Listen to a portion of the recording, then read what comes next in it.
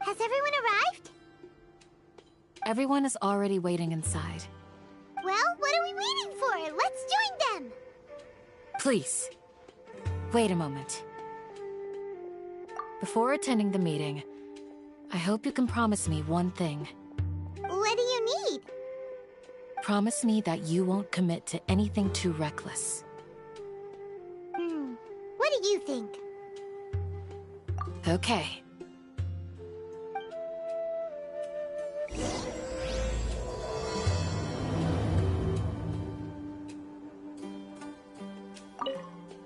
They're all waiting for you.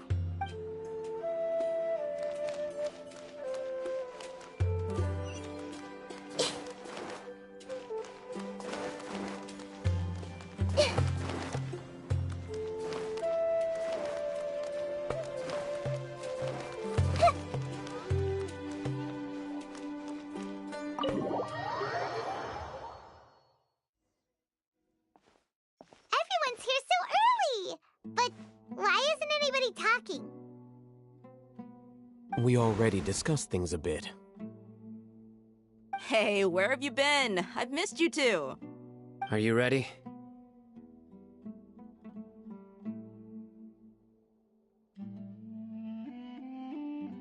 Very well.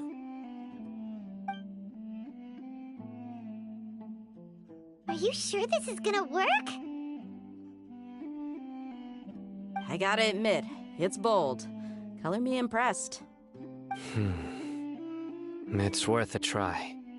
The point of discussion is to arrive at a solution. Let's cut the small talk and move to the next point. You're making Paimon nervous.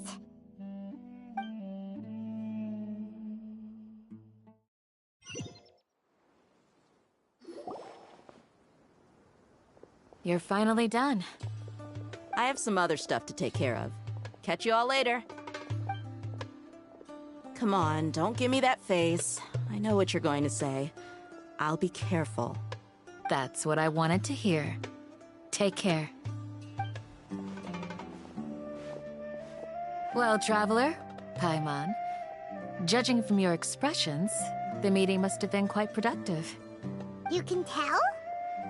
I'm not that good at scheming or strategy, but I can sense people's emotions.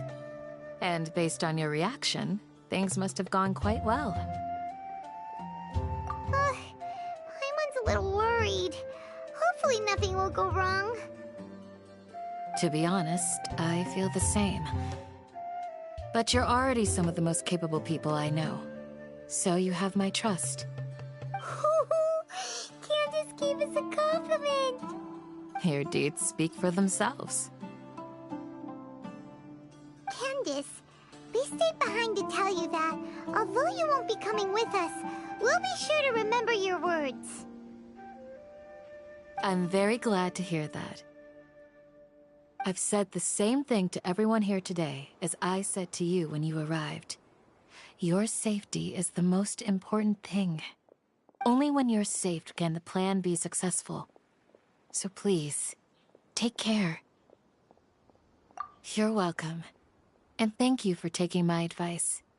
Good luck with everything. I'll be here in the village praying for you.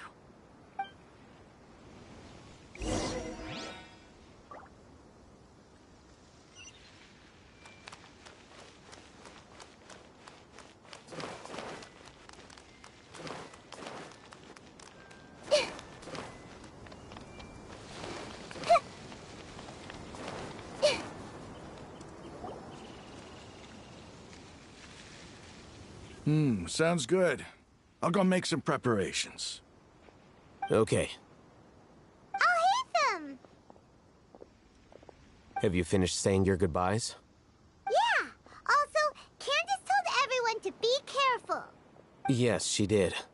But I think my point also bears repeating. Our plan is not child's play. We won't be able to achieve anything if we're simply careful. We must go beyond that and fully commit ourselves to it. I hope this is clear to you. Huh? Shouldn't you be saying something more cheerful to boost our morale right now? Didn't we already do that during the meeting? You can never have enough words of encouragement. In that case, Candace can cuddle you to your heart's content while I continue to remind you of the seriousness of our situation. We all have our jobs to do, after all. It's like how some people can be put in charge of logistics while others will fight on the front lines. Speaking of the front lines, you don't look anything like a soldier. Of course. Compared to the mercenaries, I'm merely a feeble scholar. But the advantage of not being a mercenary is that I get to stay in a safer place and offer my strategic insight.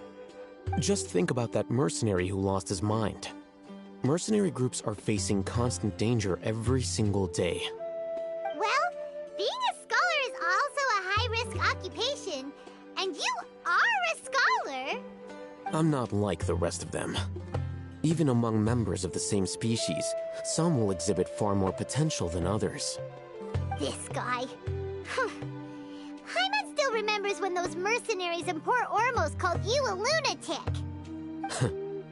All intellectuals are lunatics in the eyes of fools. I'll take that as a compliment. That reminds me. Do you remember the record we saw in the King Deshret ruins?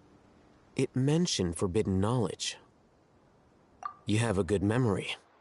Forbidden knowledge has the power to drive people insane, but this fact has never been shared with the public. Even I, who has worked in the Akedemiya for some time, was never once informed of this. I think those mad scholars and mercenaries we encountered may have all fallen victim to the corrupting qualities of forbidden knowledge. But the Akedemiya has always held a different view. They have always believed that symptoms of madness are a side effect of human contact with divine knowledge as mere mortals. Come to think of it, perhaps the Akedemiya has also never understood the true nature of forbidden knowledge, and thus always approached the issue from the wrong direction. The Withering, Elazar, and the sandstorms. Don't you think what is happening right now across Sumeru is rather similar to the forbidden knowledge pollution that occurred in the desert thousands of years ago? But Paimon thought that Irminsul's disease is what caused the withering in the sandstorms. At least, that's what Tainari told us. Wait a second. Could it be that... Ah, you've connected the dots. The cause of Irminsul's illness may precisely be the pollution from forbidden knowledge. But if that's the case, what should we do? This is huge! Wait. Why do you think Lesser Lord Kusanali would have a solution to this situation? You mean, it's related to the scene you saw when you passed out in the Avidya forest? That whole, the world forget me thing? In that case, it's imperative that we rescue Lesser Lord Kusanali. Only by working with her to save Irminsul can we completely resolve the problems Sumeru currently faces. To make sure we're still on track, I would like to check on the state of some of our preparatory work. Where are we going? To an Eremite base.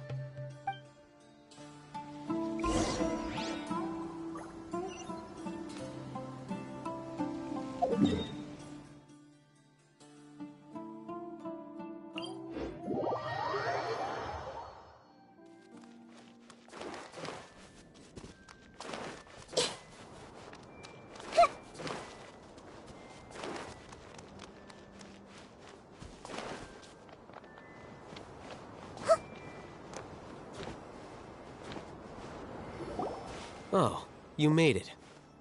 Huh? What are they doing here? I gave them some technical work to do. Ah, it's the scribe. And is that the traveler I see? How's the work going?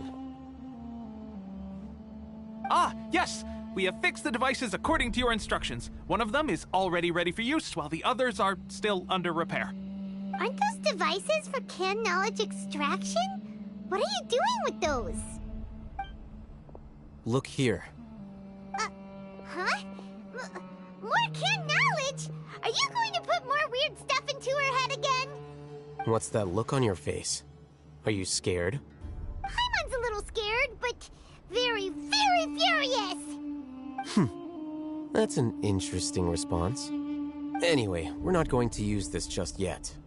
As I mentioned during the meeting, this knowledge capsule contains a decree I drew up in the past.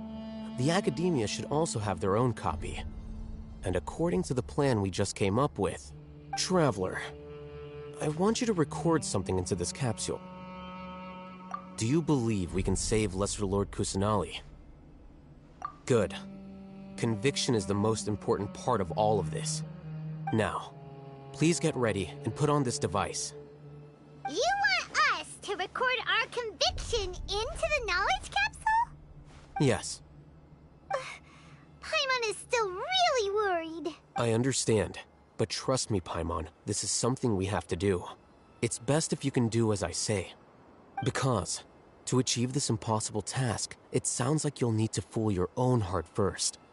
Although it may feel like a trick, self-encouragement may be the most important tool we have. Paimon can see the point you're trying to make. Imagine this. We have orchestrated our plan and successfully rescued Lesser Lord Kusanali. As a result, we have changed Sumeru's entire political landscape. Everything went without a hitch, and everyone recognizes and praises our achievements. Now, open your eyes. Here. What's this? Read it out loud.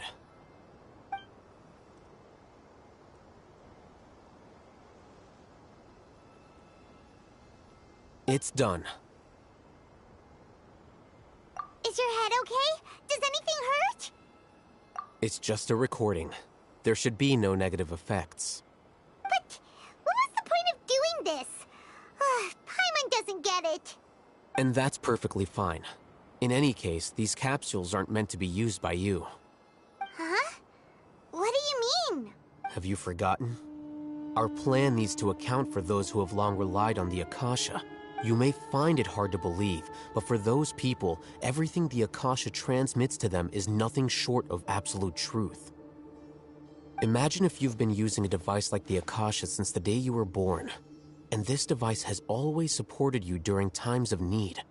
After all that time, what do you think you'd become? A fool? A machine? A slave to orders. And that's why rules are so important. In addition, those who understand the rules can delineate boundaries and identify gray areas. But why would you need to identify the gray areas? You could say that those kinds of ambiguous zones can be very interesting. One might even say they're advantageous in the right hands. Things you're interested in are really out there. Are all Sumeru scholars like this? Anyway, that's enough chit-chat. I'm going to take those two to work on some small projects. You can head to Caravan Rebot and start preparing for the next step. Small projects? We're going to tinker with the Akasha terminal and make a few modifications.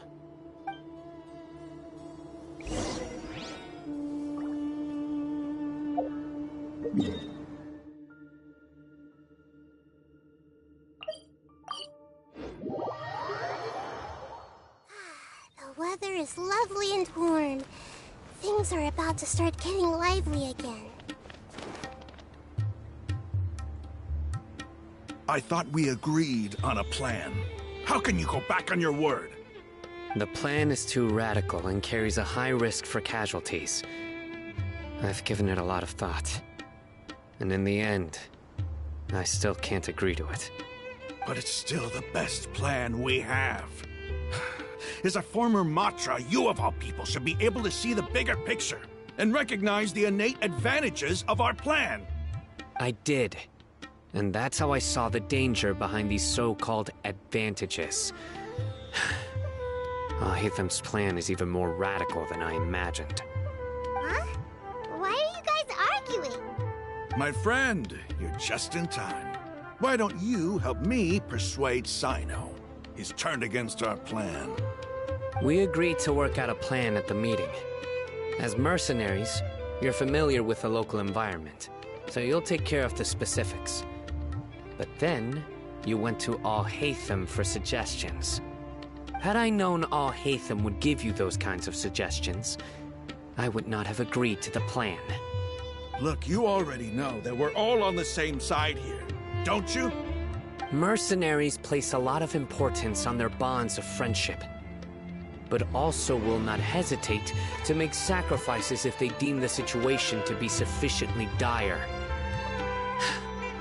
I'm sorry, but as things stand, I can't accept your principles.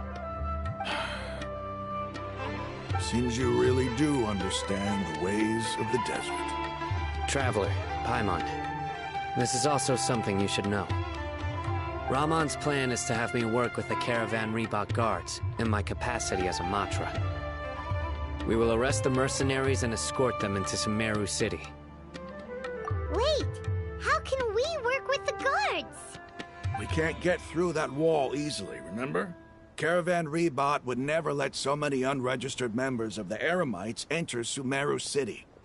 My plan will clear us of any possible suspicion, and also let us enter the city as a big group. There is no better way. That also sounds like something Al-Haytham told you. Am I right? Doesn't Al-Haytham know how dangerous this plan is? Of course he does. He told me, there is no perfect plan, but this can get the job done. He also said that with the help of Sino and the Traveler, our chance of success would increase significantly. I never blindly trust anyone, and I've always had a good eye for people. I think he made a number of valid points. It's my own choice to trust you. If I make the arrests alone, I can control myself and prevent you from getting hurt. But I can't guarantee that kind of discipline from the guards. To make the whole thing more convincing, you'll need to resist to some degree. Casualties are inevitable once push comes to shove. I'm okay with the deaths of enemies. But now that we're allies, I'm against the meaningless loss of our own. I can't believe a Matra would actually care about us. I've lived a hard life, and I can say that people like you are hard to come by. I've always treated my allies with honesty and respect. They have the right to know important things like this. Now you're making this hard for me. Hey, is there something we can do to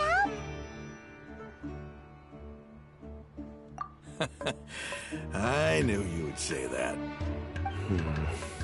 We can help fight some of the mercenaries, which should reduce the number of times you'll have to struggle directly with the guards. That should help at least a little bit. Sino, on behalf of my people, I thank you for your kindness. But this is a mission we cannot turn our backs on. We strongly value the lives of our friends, but the goal we are about to achieve is even more important. We have no fear of casualties, because we crave the spoils of victory.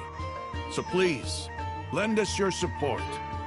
We will show you the determination of us desert dwellers. Well, now that you've put it that way, I can no longer refuse. But remember, you need to follow the plan and not do anything reckless. Candace made it very clear that we can only achieve our goals if we can ensure our safety. Since you and I both recognize the significance of this operation, there should be no more animosity between the followers of the Dendroarchon and those of King Deshret. Everyone's life is equally important. Okay, you have a deal. Let's do this for our shared dream. The guards should be stationed in the courtyard nearby. You can find them there.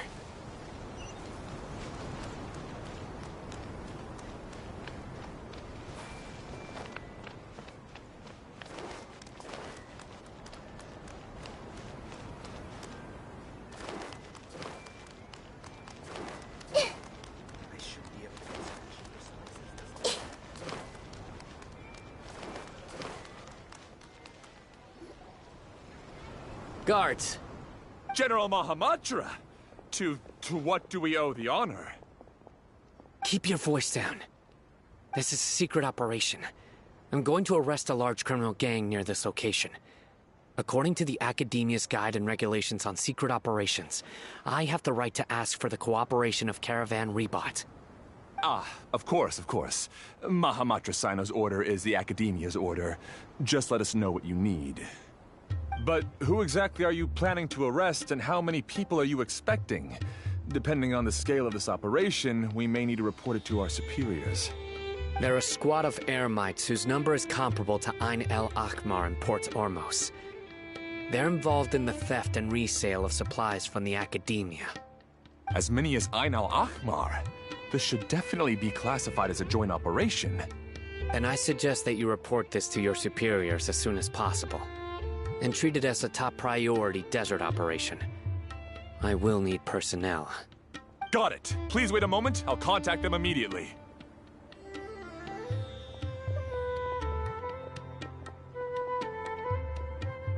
Because this is work.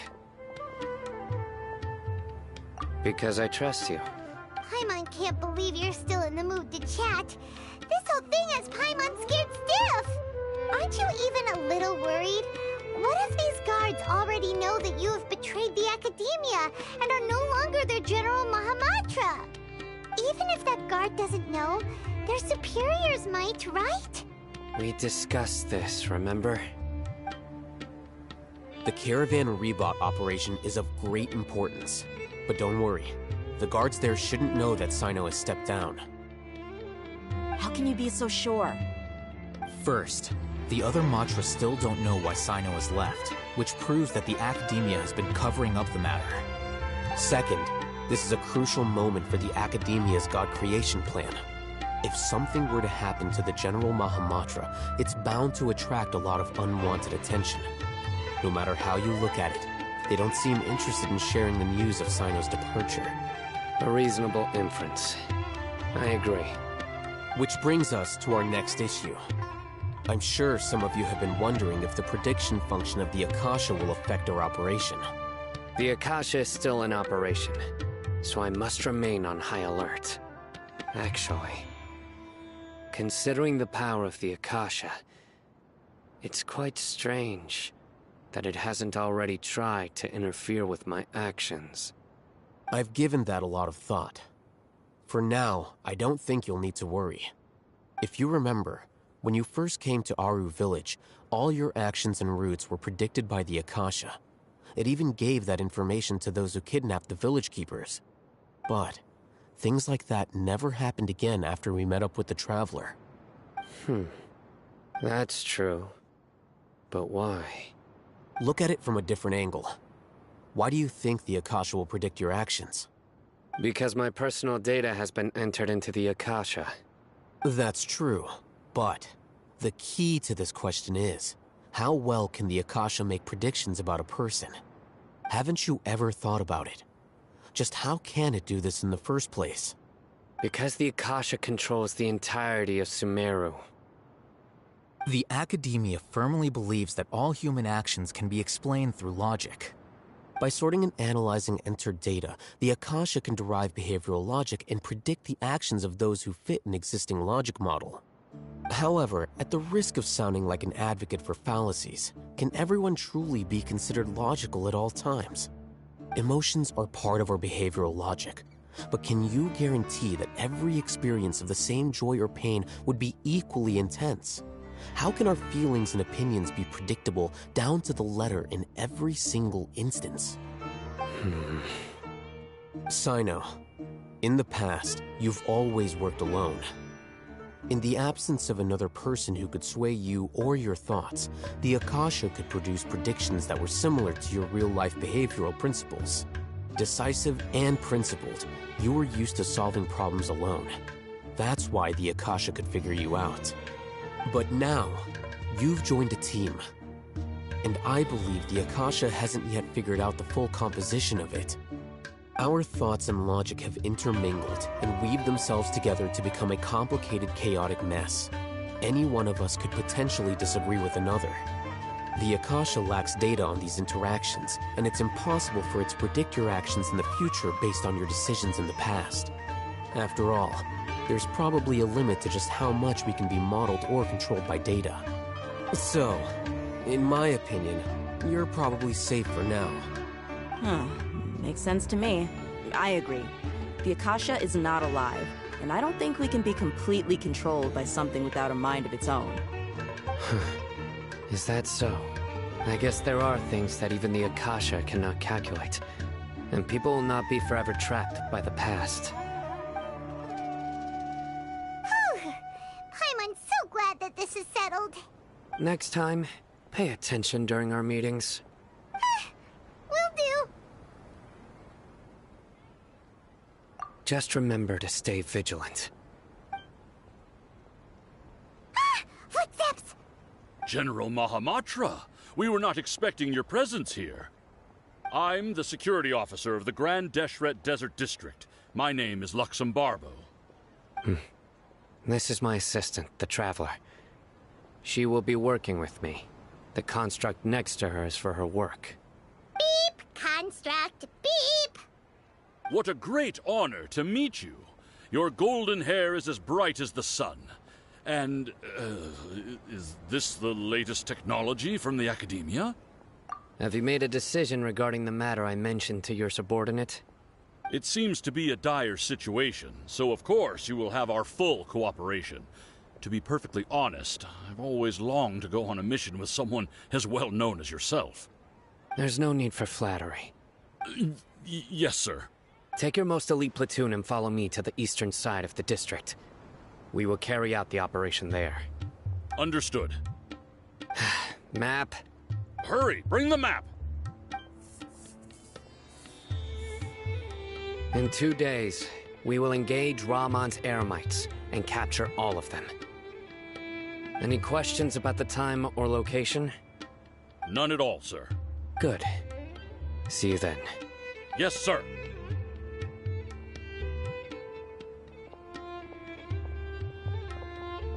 Maybe hanging around the General Mahamatra isn't so bad after all. Everyone's so respectful towards us. This is all due to the absolute authority of the Akedemiya. And now, we're going to strike back against that massive pillar of power. Get ready. We will move out in 2 days.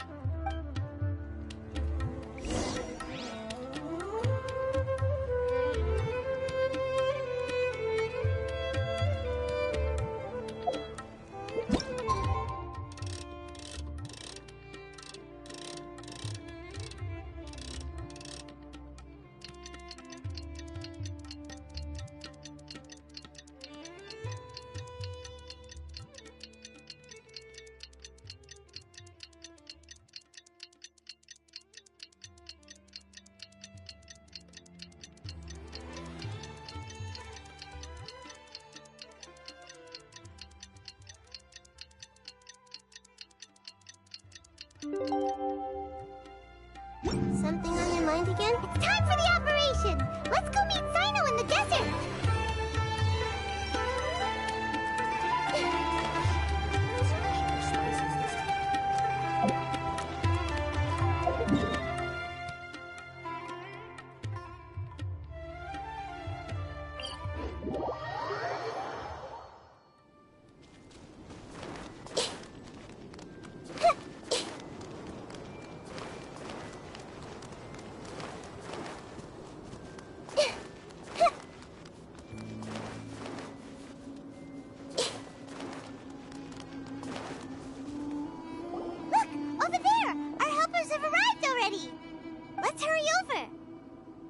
Wait a moment.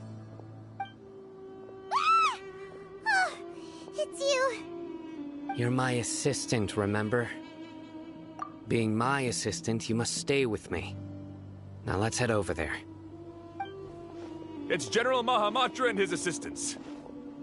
We meet again. You're here early. It's to show how important we think the operation is. Since this is a big case for the Akedemiya, we are prepared to give it our best. I'm glad to hear your sense of resolve. Remember, we must capture them alive. They are our only leads for the case. If they die, we will be unable to continue the investigation. Understood. Everyone! The Eremites are approaching from the west! Make preparations and be ready for combat. Halt! Oh? What a warm welcome! What do you want? Judging from those shiny weapons in your hands, it seems like you're not interested in a deal. Rahman, the Akedemiya has caught wind of your smuggling and illicit sales.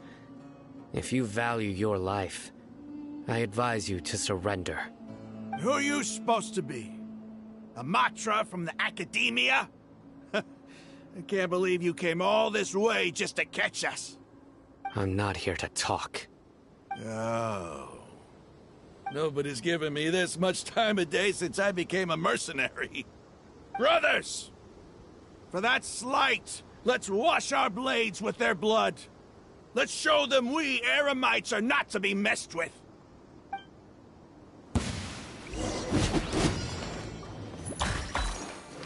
Yeah!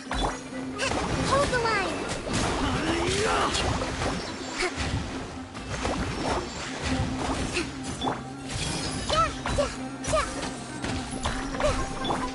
The fuse is lit!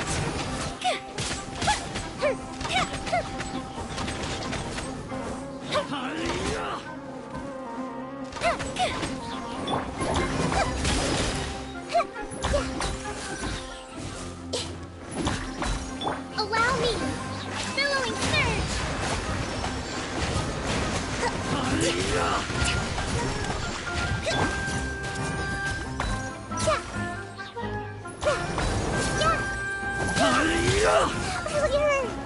Let's wait for you. Yeah.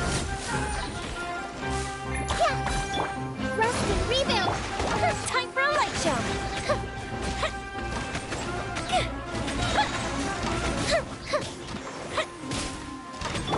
Committed to memory.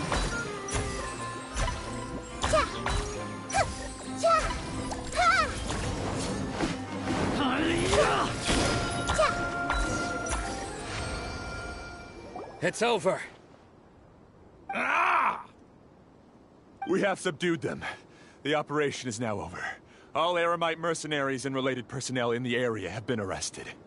Ah, you pitiful Dendro Archon dogs! You'll regret this! I'm afraid you'll regret it first. King Deshret will curse you, and you will all! Silence! Oh, Restrain them and take them back to Caravan Rebat. Count their numbers and send them to the Akedemiya as instructed by the General Mahamatra. Yes, sir!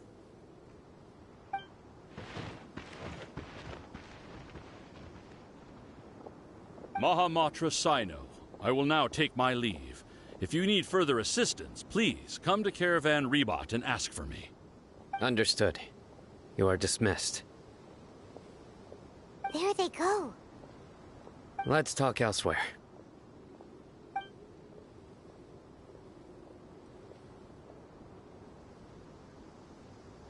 This part of the plan went really well. Yes, things went perfectly. That's fantastic! And that punch you gave Rahman there sure looked convincing enough. Once we're done here, I'll return to Caravan Rebat and oversee the group's transport. I promise. I'll get everyone into Sumeru City safely. Yeah, you're the reason why everything went so well.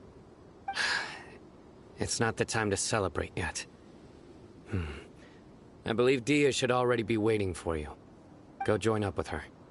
She will need you to introduce her to Tighnari. Speaking of which, is it really okay for us not to share the full plan with Tighnari? What if he'll feel miffed about it and refuse to work with us? I have a very close relationship with Tighnari. Given how well we know each other, I believe my message alone should be enough to bring him to our side. He knows I won't make jokes about things like this. If we need help, Tighnari is the best option. Get ready for the next phase of the plan. Don't keep them waiting.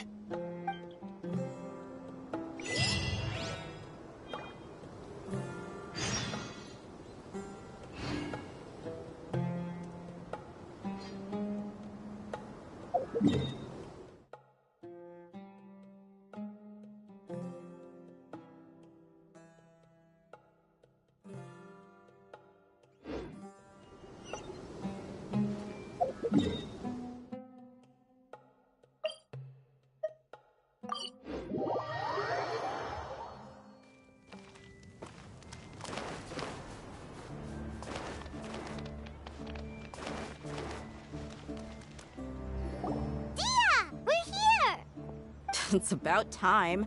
Didn't you say our part of the plan is the most important of all? And here you come rolling in late.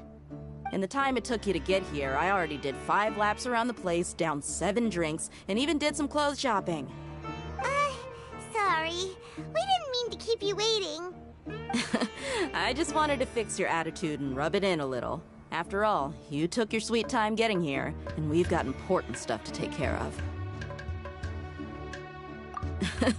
I just like seeing that serious look on your face. Alright, I'll stop. All joking aside, I'm glad you're here. Let's get moving and take care of this as soon as possible. Well, where should we start? Our responsibility is to get a status update on the Fatui Harbinger known as the Doctor. We need to make sure he won't get in our way when we rescue Lesser Lord Kusanali. Dealing with an institution that controls all of Sumeru is already hard enough. If the Doctor were to crash the party, it would be next to impossible for us to achieve our goals. Yeah, we sure don't want him showing up. Ooh, he really gives Paimon the creeps. Right? Hearing his name just reminds me of those stuffy old geezers in the Akedemiya. I'd rather not have to deal with someone like that. According to the plan, we should first go to Pardis Di and ask for Forest Watcher Tainari. If all Hatham and Sino's sources are solid, then we can be sure that Tainari still has the Akademiya's trust. So, we'll find Tainari and convince him to get us the latest intel on the Doctor. Then, depending on what we learn, we'll make any necessary adjustments to our plan. The sages have placed spies everywhere on the other side of the wall. I'll follow you as a bodyguard. You should be honored. I don't offer my services to just anyone you know. But Paimon thought mercenaries would do anything for Mora. That's certainly true. But when multiple employers are vying for your services, you should always go with the best offer. Let's see. If I were to charge you a bill, I guess I can apply a discount. How much more do you want? Paimon's not sure we can afford it. How much do I want? Hey, how about paying me with a smile? What do you say? I haven't seen you smiling much recently. If you ask me, someone like you must look lovely when they smile. Come on, give me a smile so that I can be less worried. Looking good! I hope this pretty smile will become our lucky charm. There are many kinds of smiles, but only a truly joyous one can bring blessings to others. Let's consider this smile a down payment for our future victory. Let's go. It's time to pay a visit to Pardis Di.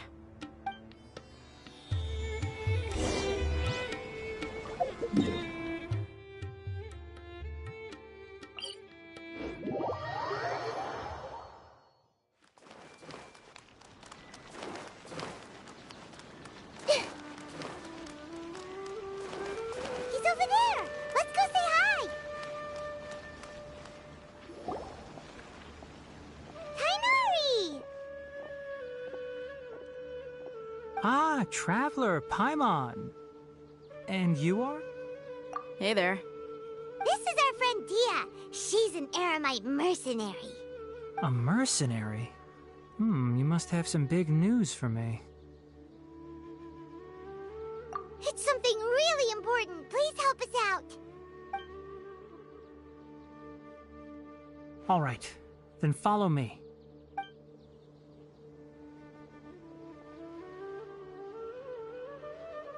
This place is better. We won't be disturbed by any passerby. Okay, what is this important thing you want to ask me? The Doctor, huh? He's that strange-looking Fatui Harbinger with the mask. Paimon thinks he has blue hair. Yes, I know him. Actually, he left Party's DI just a little while ago. He left already? Yeah, he came looking for me. Can I ask what it was about? Sorry to ask you like this after having just met, but your answer is very important to us. For now, all we can share with you is that your friend Sino is working with us. Sino, you say? I see. So that's why he hasn't been at the Akedemiya. Okay. I will answer your questions and will assist you any way I can. You don't have to tell me everything that's happened. Sino's name really does work wonders. You're not even a little worried that we might have made it all up? Despite having just met you, I can sense that you're the serious type. Between you, the Traveler, and Sino, none of you strike me as the type that would conspire to deceive me. You don't need to tell me anything you don't want to. I'll also get straight to the point.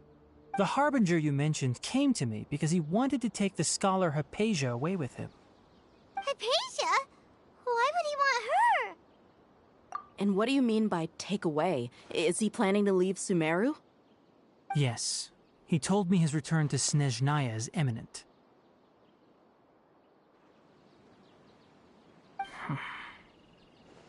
So you mean... you're leaving this place soon? Indeed. Otherwise, we could have perhaps talked a little more. I was just about to set out when I remembered something important. To that end, I made a final trip to Pardis Di. Let me ask, have you been taking care of a scholar by the name of Hypatia? Your sources are accurate. No doubt because you recruited many informants. But you're right. Hypatia has indeed been receiving treatment from me.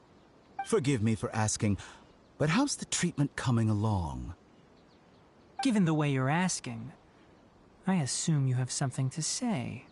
Since you asked, I'll be frank. I would like to take Hypatia to Snezhnaya. It's incredibly difficult to transfer a patient. As a scholar yourself, shouldn't you at least be aware of this? Oh?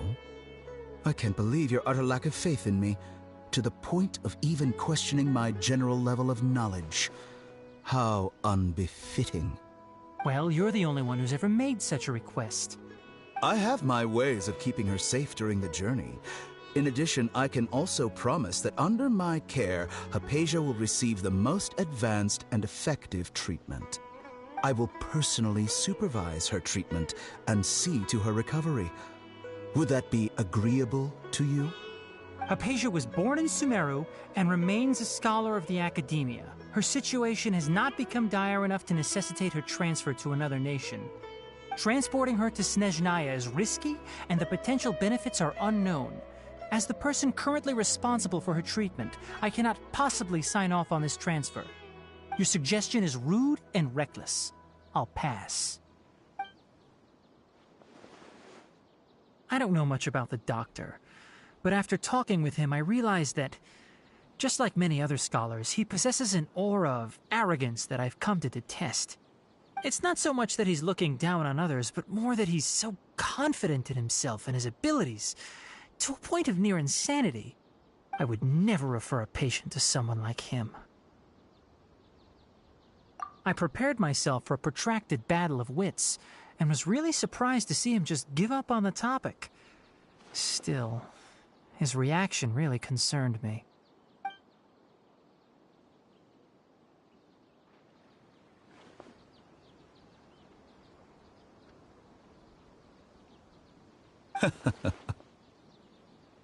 I see. Of course, your opinion makes perfect sense. You're still young, but already quite stubborn. I must say, you are not like what I had expected. Under normal circumstances, I wouldn't just let you off the hook like this. But unfortunately, I'm in a hurry today, what with Her Most Noble Majesty the Tsaritsa calling for our return. Luckily, there is still some time left for me to take care of everything before I leave. It's just as the Akedemiya said, you're a responsible and gifted scholar. Sadly, even with all of that, you're still lacking a bit of shrewdness. And that's also why people like you can never realize that sooner or later, everyone must pay the price for what they've learned.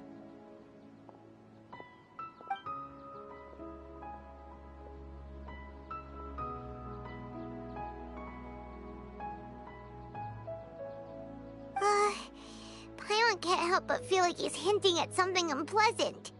He asked a question, yet didn't care for my answer. Perhaps I'm nothing but a talking rock in his eyes. He never came off as malicious, but an utter lack of compassion permeated throughout our conversation. From his tone, I can sense that he's always looked down on others. I can barely believe it myself. But if that's true, the situation will be in our favor. I don't think I missed any details. Frankly speaking, I don't want you to do anything too risky. Now that you know a little more, it should be easier for you to stay safe. Sorry we can't tell you everything. We appreciate that you helped us anyway. I won't forget your kindness. It's okay. I have an obligation to do so. To be perfectly honest, all of this may have started because of me.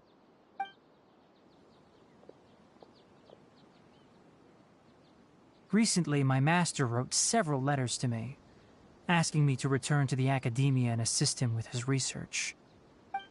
Hasn't he already asked you several times before? Yes, but there's something off about this most recent batch of letters. The handwriting and tone are both familiar, but some details have been omitted. My master will occasionally leave a few dots on the back of the letter. 1 dot means that he wrote the letter on a sunny day, and 3 dots stand for a rainy day. This has been a habit of his for many years, but I didn't find any dots in his recent letters. I believe something may have happened to him. I get it. Since you are always at Gandharvaville, you would like me, someone already working at the Akedemiya, to investigate this matter, right? I'd like to ask you to do that for me. If you can keep yourself safe, please withdraw immediately at the first hint of danger. I can do that, but I have a feeling it won't be that simple. The Akedemiya has been working on a big project.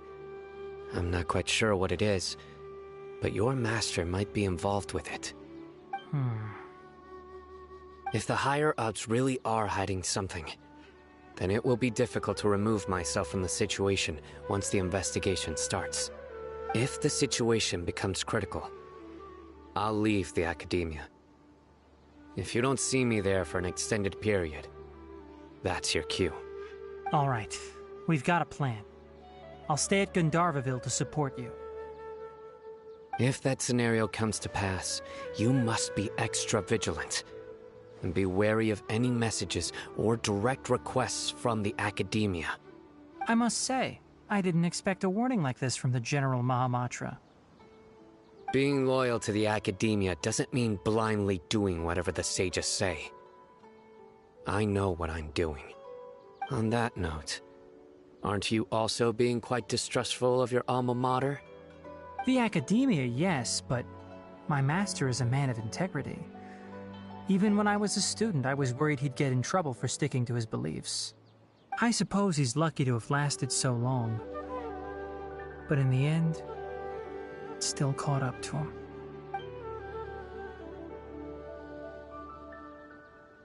I see.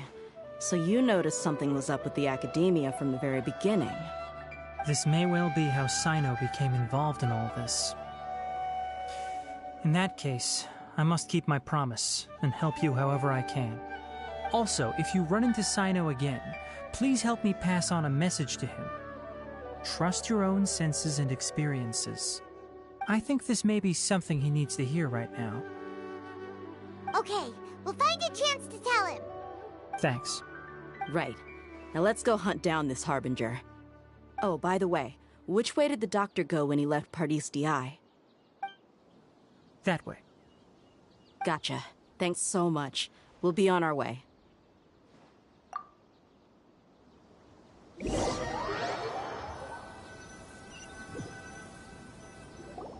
According to Tainari, the doctor is leaving Sumeru soon.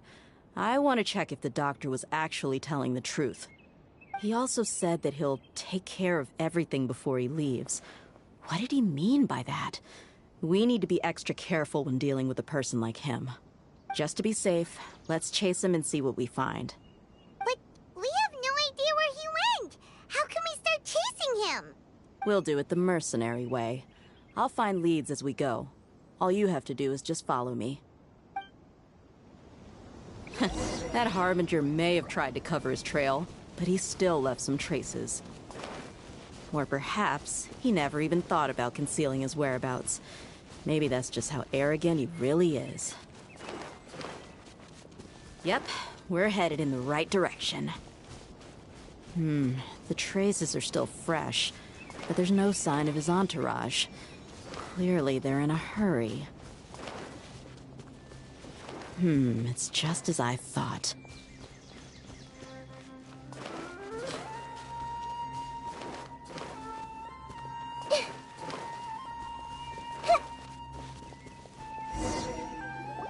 We can stop here. I think I know where the doctor went. To the south of here is Port Ormos, which seems to be where they're headed. Port Ormos? They're going to leave by boat? That's right. Let's go to the port and have a look for ourselves.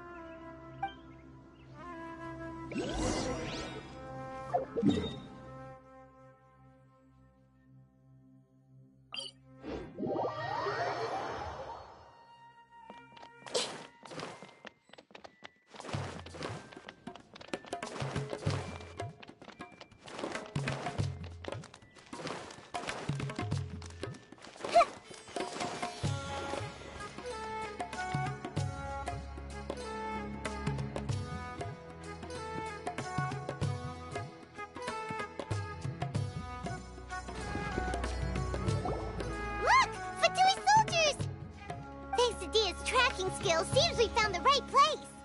Shh! Don't draw their attention. The port is crawling with Fatui soldiers. Let's keep going and see what we can find. Now this is a proper farewell ceremony for a Snezhnayan Harbinger. The Lord Harbinger is leaving. I've still only seen him once or twice.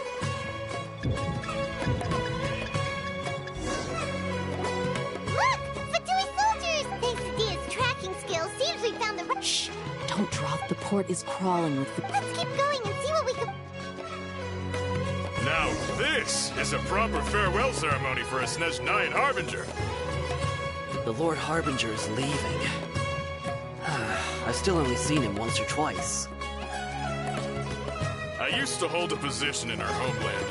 Back then, the doctor spoke in a very different way from the way he speaks now. Maybe the way people talk in Sumeru has rubbed off on him? It's always like that when you spend too long away from home. When he gets back to Snezhnaya, perhaps it will also take him some time to get used to the life there again. Huh? But, sir, that can't be right.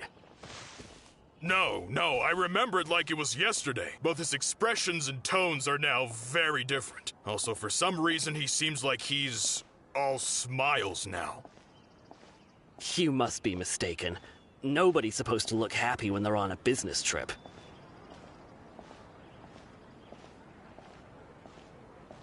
The doctor is on that boat. So he told the truth after all. He is actually leaving Sumeru. Let's get closer and find a place to hide so we can observe him.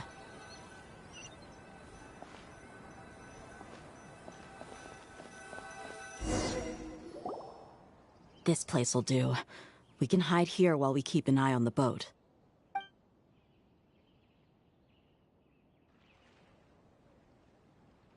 Huh? Uh-oh. He saw us.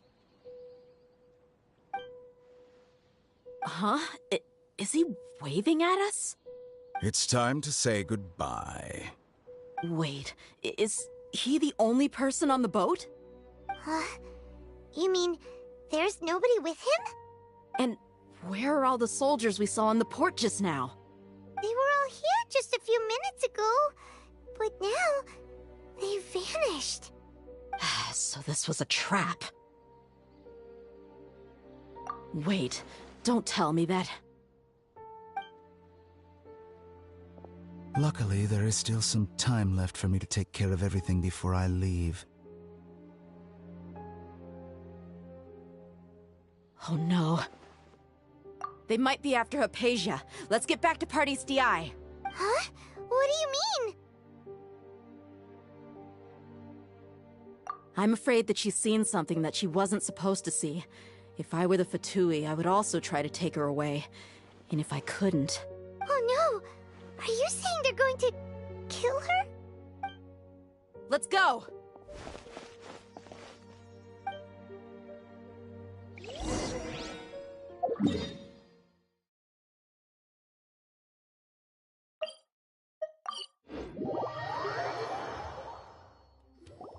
Paradis DI is not a place you Fatui can just show up and do as you please. I believe we've already made ourselves quite clear. Our superior gave us permission to search for and collect medicinal herbs in Paradis DI for research purposes. But you've been in Sumeru for some time already. I find it coincidental that you chose to only come here today. Even the Grand Sage himself may not have the right to question our research, much less an ordinary scholar like yourself. I've done my duty to inform you. Don't make things difficult for yourself. It would seem that my words have fallen on deaf ears. You can keep trying to deny it, but coming to Paradis DI now? I'm pretty sure you're not just looking for herbs. With all due respect, your baseless speculations will only lead to unnecessary trouble. Well, you only have your Harbinger to blame. He knows nothing about keeping a low profile. I may be staying at Paradis DI as a scholar, but that doesn't mean I'm no longer a forest watcher. It is still my duty to protect the peace and safety of the scholars who have contributed so much to Sumeru. Then it seems our conversation has hit an impasse. No one will lay a hand on you, Hypatia. Not on my watch. Tighnari! Are you alright? I'm fine. These Fatui have really crossed the line. Time to teach them a lesson.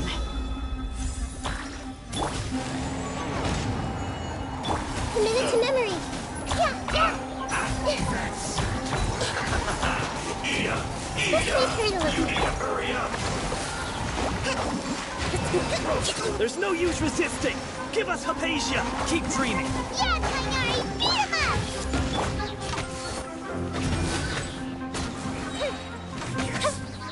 This is it. Let's move. The doctor's orders are absolute! Yeah? You've been someone's lapdog for so long that you don't know anything else now!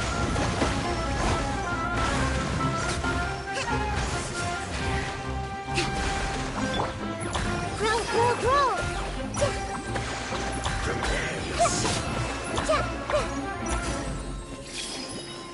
Leaving so soon? Hey! No escape! The Temple of Wisdom! This may hurt a little. Rest rebuild! No escape! A brash maneuver! We're not getting anywhere. Traveler, Paimon, please go to Hypatia. We need to make sure they don't try to sneak around and attack from behind. Got it! Hypatia's still here. Doesn't look like anyone's broken in.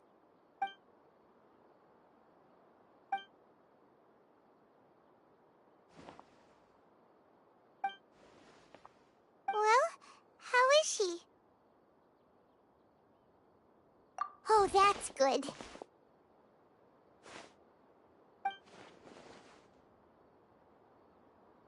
So, you think this is over?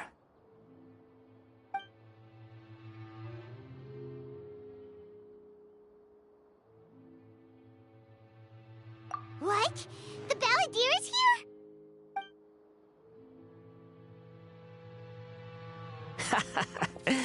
I've missed that look of abject horror.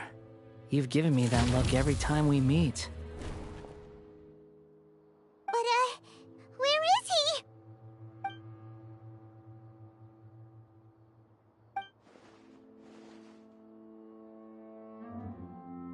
I can hear all of your thoughts, you know. Don't you remember? I already saw you the first time you came to Parties DI and made contact with Hypatia. I didn't need to do anything. It is her honor to be able to connect her consciousness with me. Who are you talking to? It can't be the Ballideer, right? That's impossible. I know you must be curious. I might as well tell you that I decided to enter Hypatia's consciousness the moment I sensed your touch. I wanted to observe you on a fool's errand. Hey, Traveler! What are you doing? My deification is nearly complete. All that's left now are just some final details. Do you understand? Even if you manage to rescue Lesser Lord Kusanali, it will be impossible for you to defeat a bona fide god like me. Is it wise to force that childlike god into a divine battle against me? Scholars consider the God of Wisdom to be the sum total of their faith. It's how they can justify reverence for a god as they construct it. But this also shows that humanity's worship of gods is a combination of blasphemy and exaltation. It's truly laughable. Yes. What is it? Yeah, I'm in a good mood, which is why I'm talking to you like this. What do you mean?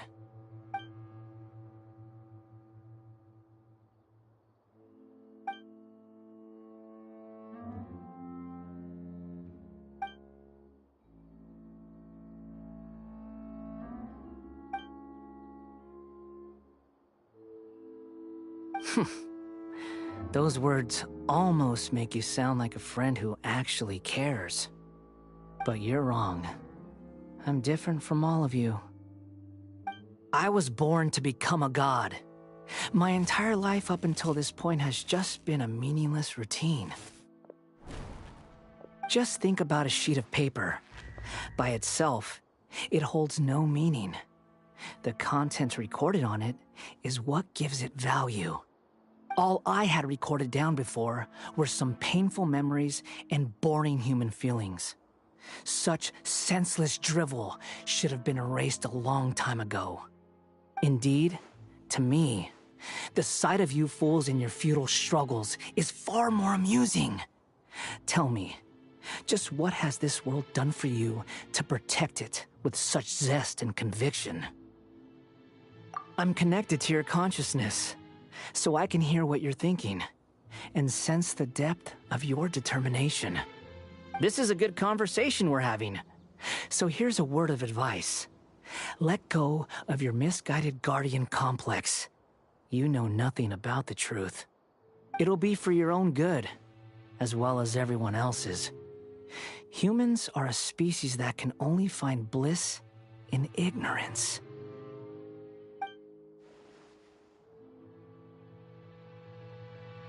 Ah, you've seen my affection for her. If you were in my position, I think you'd feel the same way. She peered into my consciousness and saw my past. Someone like that is qualified to become my first follower. All gods need followers. So Hypatia has been chosen. Her appearance heralds my imminent arrival at the throne of divinity, while her worship shall become my glory. You're doubting me again? No matter. Soon, you'll know what kind of authority you're challenging. Who wants to hurt my devout follower?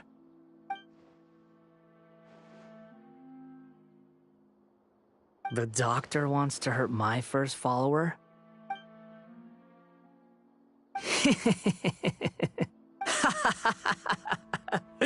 How very amusing. Has anyone ever told you that you're not good at sowing discord? The doctor has never known his place. Even now, The puny human thinks himself capable of interfering in the business of the new god. You're still too naive if you think a few words will be enough to convince me to destroy the Doctor.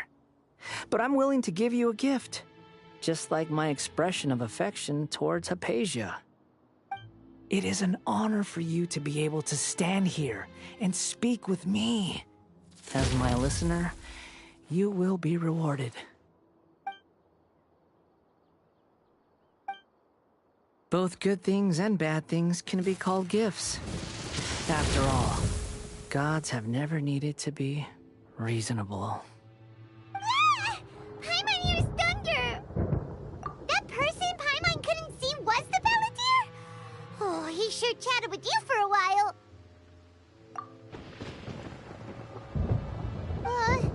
Where is the storm headed? That means anyone outside is in danger! Let's go! Tainari and Dia still must be fighting!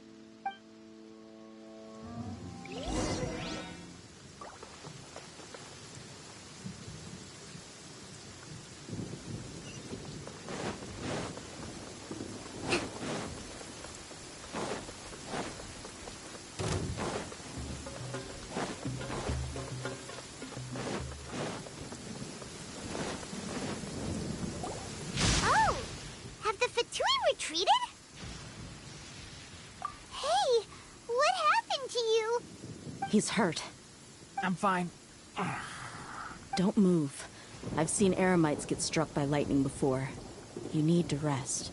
Struck by lightning? We were fighting, and just as things started looking grim, the weather suddenly became extremely strange. Lightning started attacking everyone, almost as if it were alive.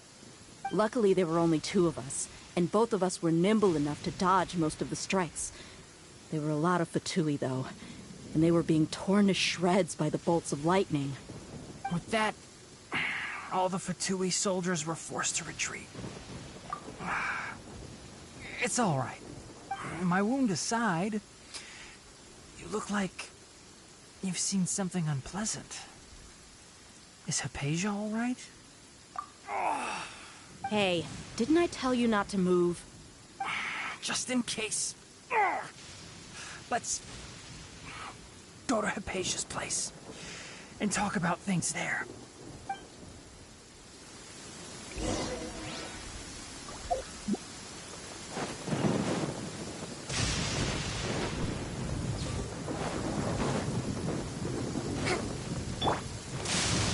Did you know that the sound of thunder is the prelude to new life?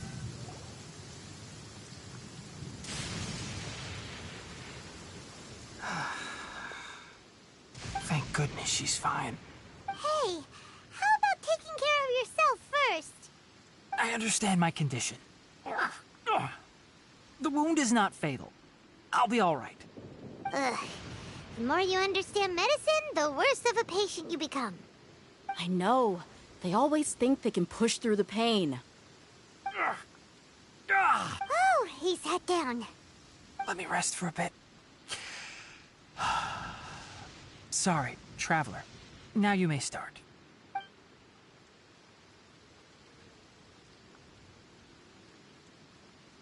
So that's what you were talking to the Ballideer about? Oh, Paimon can't believe what he's thinking. The Akedemiya's God creation plan. How ridiculous. That sounds, ambitious, I guess? Anyway, this is all way beyond me. As long as I can enjoy every day with a drink in my hand, tasty food in my stomach, and a good night's rest, that's enough. I'll only work when I have to. I must be the least ambitious person who's ever set foot in Party's DI. Don't say that. I haven't even thanked you for your help back there. Don't mention it. Well, if nothing else, all this proves that the doctor really did have some urgent matter to attend to, and left Sumeru in a hurry.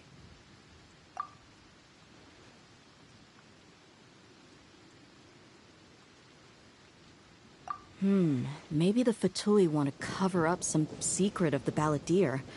Is that why they tried to seize Hypatia? You said the Ballideer claimed that Hypatia has seen his past. So, what could be there? Have you noticed? The Ballideer is not happy with the Doctor's actions. He thinks the Doctor has no right to consider himself as his equal. So, if the Doctor was to show up again, would the Ballideer zap him with lightning? Based on what the Traveler has said, I think he would. Having the Doctor gone benefits him as well as us. In other words, we've successfully completed the stage of the plan. The Doctor is out of the picture now. Yay! That's a big accomplishment! I'm also happy for you. Thank you for the help, Tainari. Make sure you rest up for now. Yeah. All right. Okay, that wraps things up for us here at Parties DI. Traveler, it's about time we rendezvous with the others at the Grand Bazaar. Let's continue to keep a low profile. You can head there once you're ready.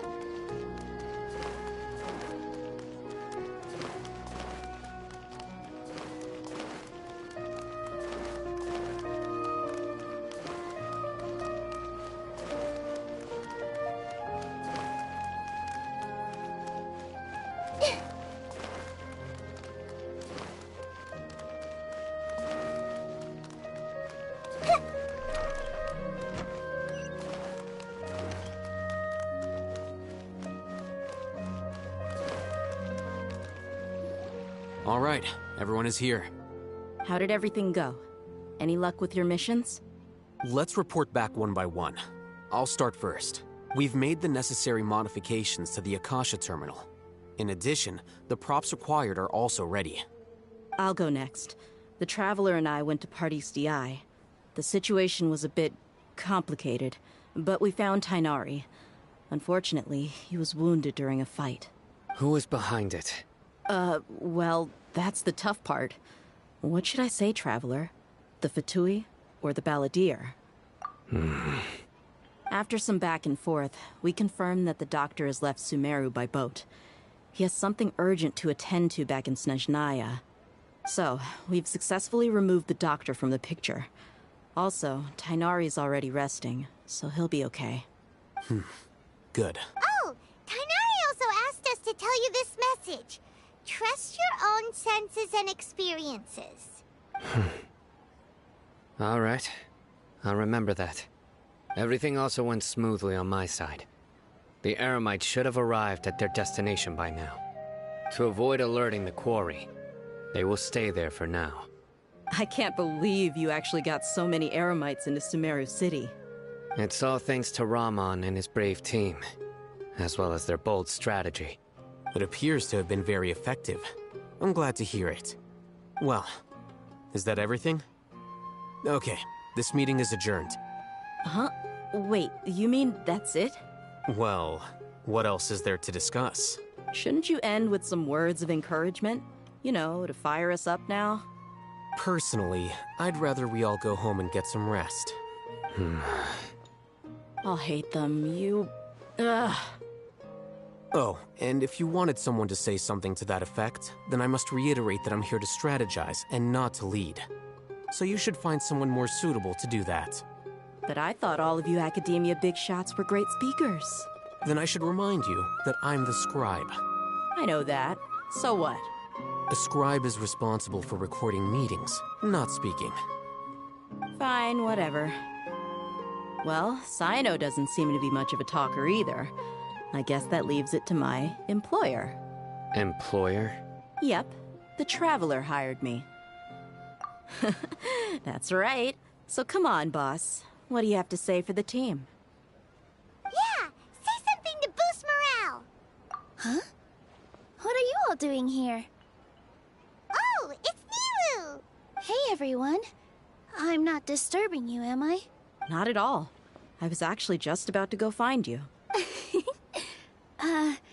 Judging from the group and all your serious faces, you were discussing something important, weren't you? But you also look like you're up to no good. Seems pretty interesting. Welcome, Nilu. Would you like to join us? Huh? Join you? You mean, you also want to discuss something important with me? Yes. Something very important. Nilu, are there any breaks in your performance schedule in the upcoming days? Huh? Wait, you're seriously inviting me?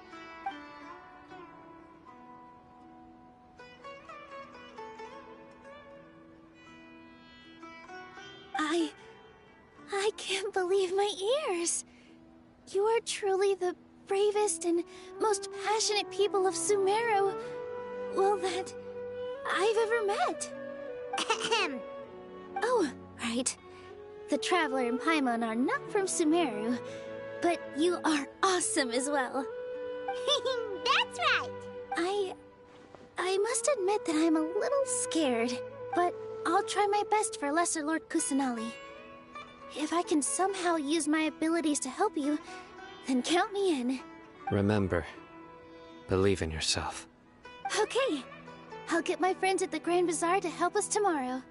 Just remember not to say too much. Be discreet. Yep, you got it. All the preparations are done. Now, can we finally conclude this meeting? So, have you thought up what you'd like to say, boss? Yep. It's a grand plan and we're all super awesome!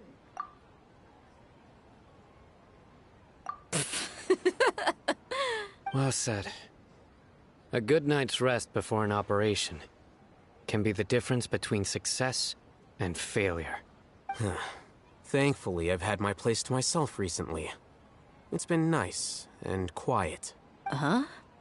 Oh, nothing. Alright, let's all go home and get a good night's sleep so we can be up early tomorrow. Okay. So I guess that means it's time to say goodnight now. Yep! Good night, everyone!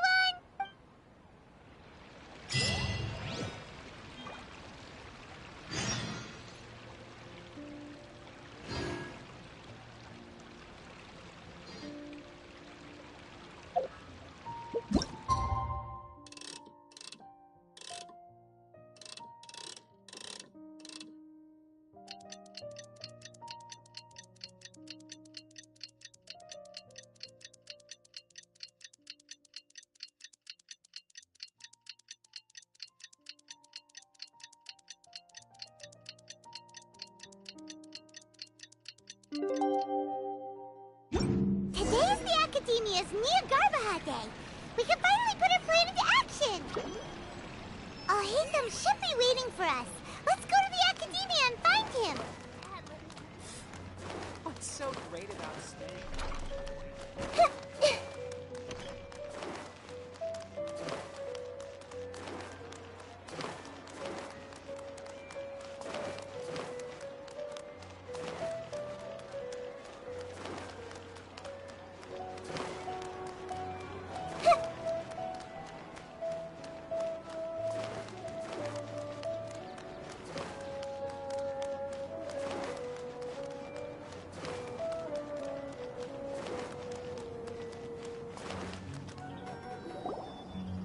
Hello, you two. Sleep well? Not really. Paimon got too nervous thinking about today and didn't fall asleep until the sun was almost up. What about you, Alhaitham? Naturally, I slept just fine. After all, a good rest should be considered part of the plan, since energy is an important resource. You just want to show off how calm you are. It's crucial to dissipate any tension before we execute our plan. The only thing you're doing is being annoying. Anyway, do you need me to go over the game plan again? Our target is Grand Sage Azar's office. Everyone in the Akedemiya knows that's where the Grand Sage's console is. Only they can operate it. Many restricted commands and operations are executed via that console. I'm sure that console has a way to free Lesser Lord Kusanali. You know, Paimon's been thinking, what kind of technology could let the sages imprison even a god? That isn't something they could have accomplished with their scholarly talents alone. In the Sanctuary of Suristhana, there's a device of Greater Lord Rukkhadevata's that she once used to isolate herself while meditating. 500 years ago, the Grand Sage at the time modified the device so that it could no longer be controlled from the inside. They were effectively trapping one god with the power of another. So, how are we gonna get to the Grand Sage's office? Don't forget, today is Nyagarbha Day, arguably the most important day to the Akedemiya. The sages and core Akedemiya personnel are busy loading the latest batch of research developments and legal decrees into knowledge capsules so that they can be entered into the Akasha. All the Darshan's researchers have their noses to the grindstone, and the Akedemiya's grounds are flowing with all sorts of people. It's the perfect time for an infiltration. When the Grand Sage leaves his office to supervise the entering process, that's our cue to access the console and free the Dendro Archon. Well, yes. That's just the visible side of our plan, after all. If precedence holds, the Akedemiya should have already started preparing for Nyagarbha Day. Everyone should be in position. All that's left is for us to lead the charge. Let's go. So are we just gonna walk in through the front door, or...? Yes. Were you expecting a stealthier approach? Paimon can't think of a good comeback. Alright, it's all on Alhaitham if things go south.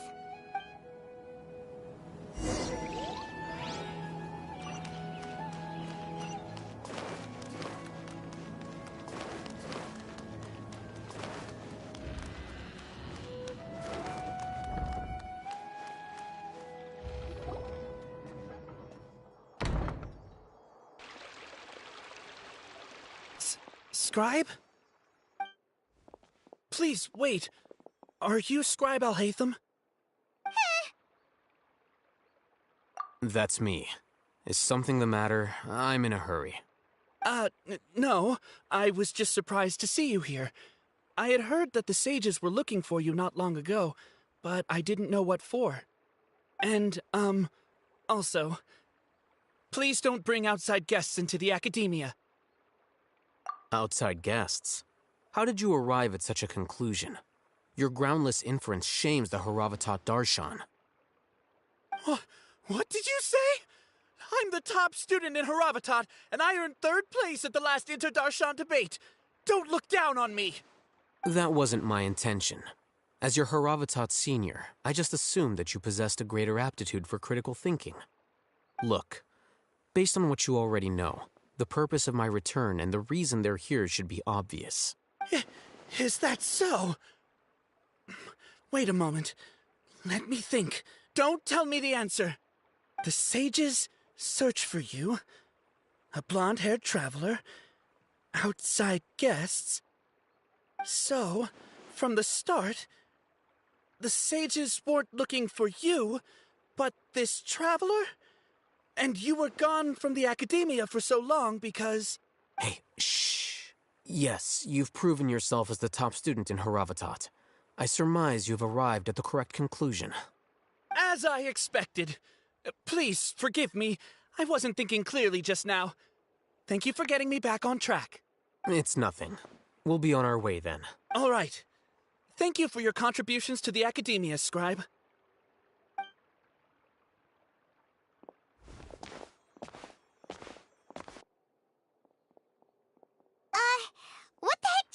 now. What did he just guess? I'm afraid I don't know either. You have no idea? Mm-hmm. He convinced himself of whatever truth he came up with. That is the so-called pride of a scholar. If someone questions their academic facility, they will instantly feign understanding to keep up appearances. Nowadays, the academia is rampant with this type of scholar. Their obvious farces of intellect only serve to highlight themselves as fools. Wow, so there are special ways to deal with smart people. We don't even need to make up our own excuses. We shouldn't waste any more time. It would be problematic if we missed our window of opportunity. Let's go.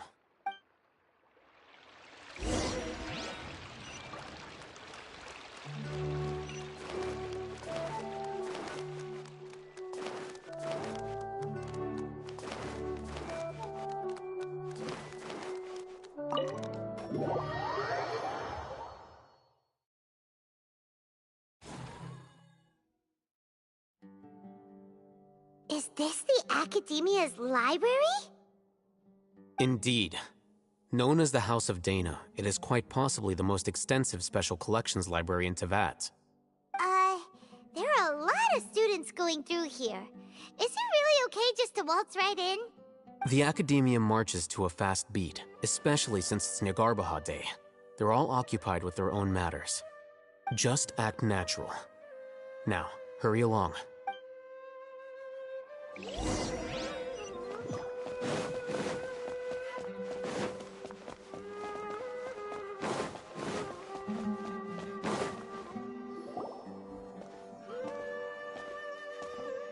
What's this platform for?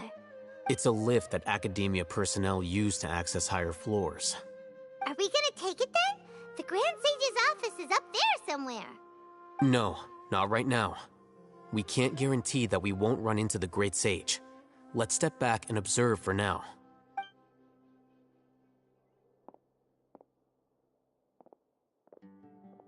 You think the Grand Sage will exit from there? And after he does, we'd sneak past him? Oh, Paimon thinks that's really dangerous. Who knows? However, if we can confirm Azar's current location, our operation will be much safer if we... Allow me to offer you a hint. If you wish to know his location, look behind you.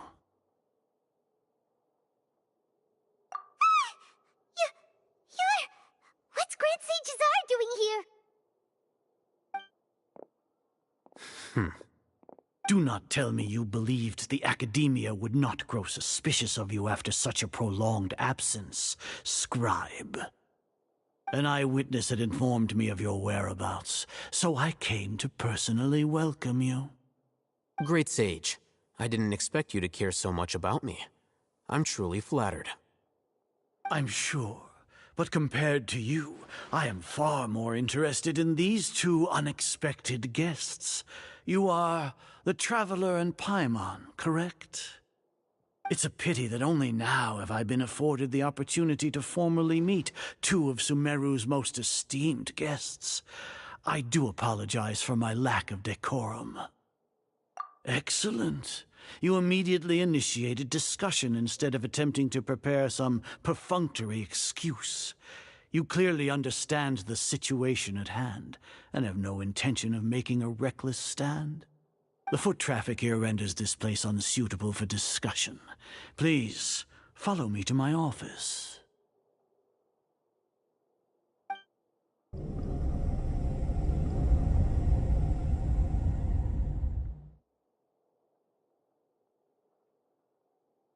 This place is crawling with guards. There's no way out for us. All right then, Traveler. What did you wish to discuss with me? Today is Nagarbaha Day, so I still have many responsibilities to attend to. There is little time for idle chit-chat before I detain you all. You seem to know quite a bit about our endeavors. If that is so, then you should be praising our great work, rather than using your trivial misgivings in a futile attempt to sway me. Trivial? Then tell me, what do the Fatui want from me? Worthless. Those are all completely worthless. Benefits, divine power. These materialistic words do nothing but debase our great work. Creating a god. Yes, we are using human wisdom to create a god. If humanity cannot attain omniscience and omnipotence, then we shall create a god to reveal them. This is the pinnacle of human wisdom. We shall regain a god's guidance at long last. No longer will we flounder in the interminable void of consciousness and knowledge. Even Ermin's soul will be freed from its plight. For our nation of scholars, this is the ultimate aspiration. No cost is too great to realize it. You will never understand the rapture of having a god be born within your very hands. With your degree of knowledge, you cannot even comprehend such an emotion. Gods exist on a plane that far eclipses humanity's. Lesser Lord Kusanali, what can she even do? Care for the people? Fend off sandstorms? Fabricate silly fairy tales? These are but child's play for the Akedemiya. Does that make us equal to the gods? We are a people favored by Greater Lord Rukkhadevata. Though I may have personally not seen it, our forefathers bore witness to true wisdom. The ascension of the Lesser Lord has brought nothing but bewilderment to the scholars. They all ask, is that truly what true wisdom is supposed to look like? With that in mind, it is better to keep her isolated in the sanctuary of Suristhana, so our academy will not become embroiled in turmoil. What a pathetic justification! Do you really think that only the super smart or powerful should be able to call themselves gods? As per your judgment, Grand Sage, they are indeed dangerous individuals. Not only are they acting against the Akedemiya, but their ideologies have the potential to lead scholars astray. Looks like there really was merit in my assignment. Alhaitham? Are you talking about us? Anyway, I've brought them to the Akedemiya as ordered, but it took some time and trouble. Oh, that reminds me. Here's the investigation report you had requested. It's a summary of my time spent with the Traveler, an array of information about her ready for your perusal. Alhaitham? So you're still on the Akedemiya's side! We finally started to trust you!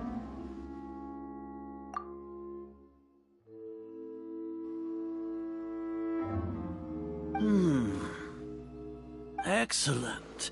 Detailed contents with no errors. I would expect nothing less than an immaculate report from the scribe.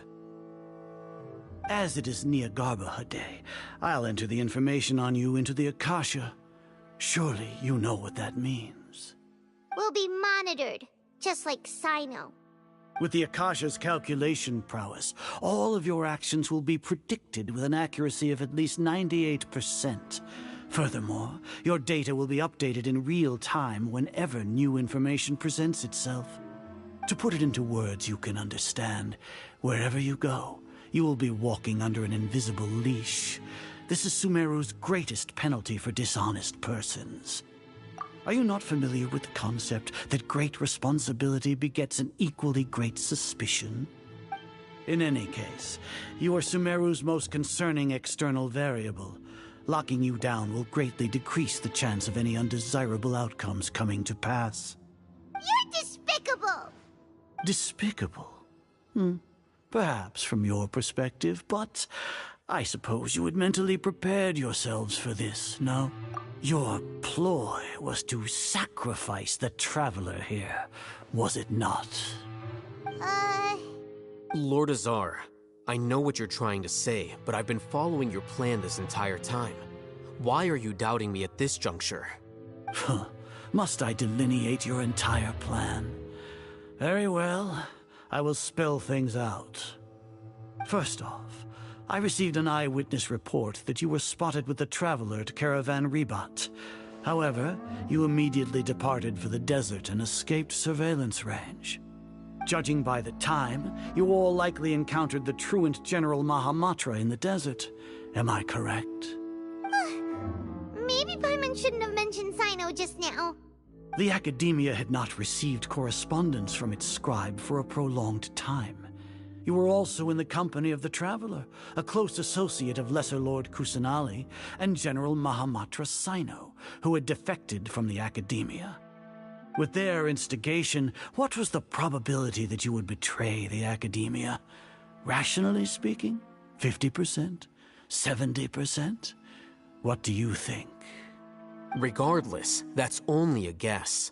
The facts are that I've brought the Traveler right before you, and I gave you my report. Indeed, your boldness deserves praise. To think that despite status as an outlander, the Traveler is still willing to sacrifice for the sake of your plan. If I'm correct, you have a contingency plan to save Lesser Lord Kusanali and ruin our great work.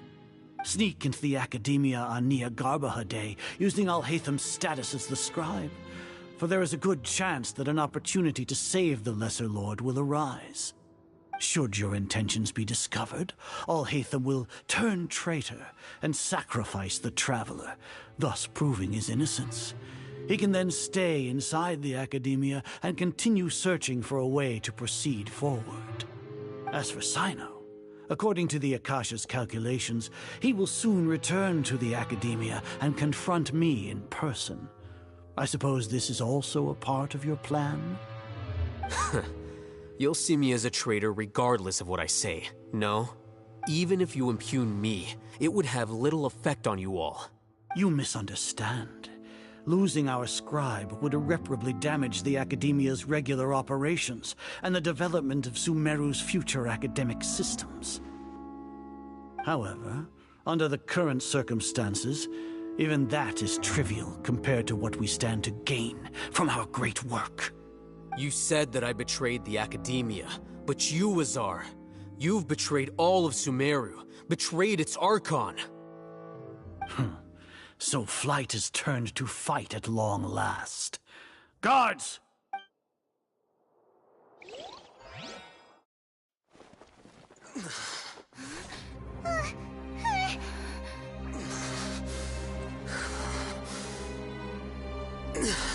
Azar.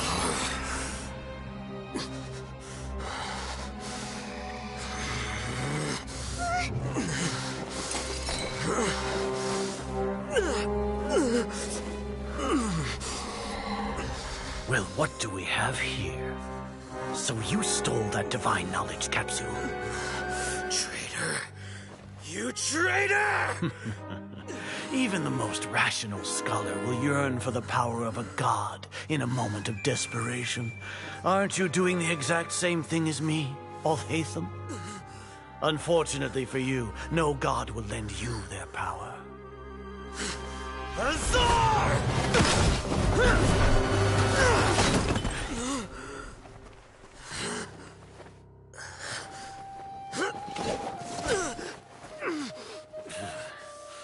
He has gone completely insane.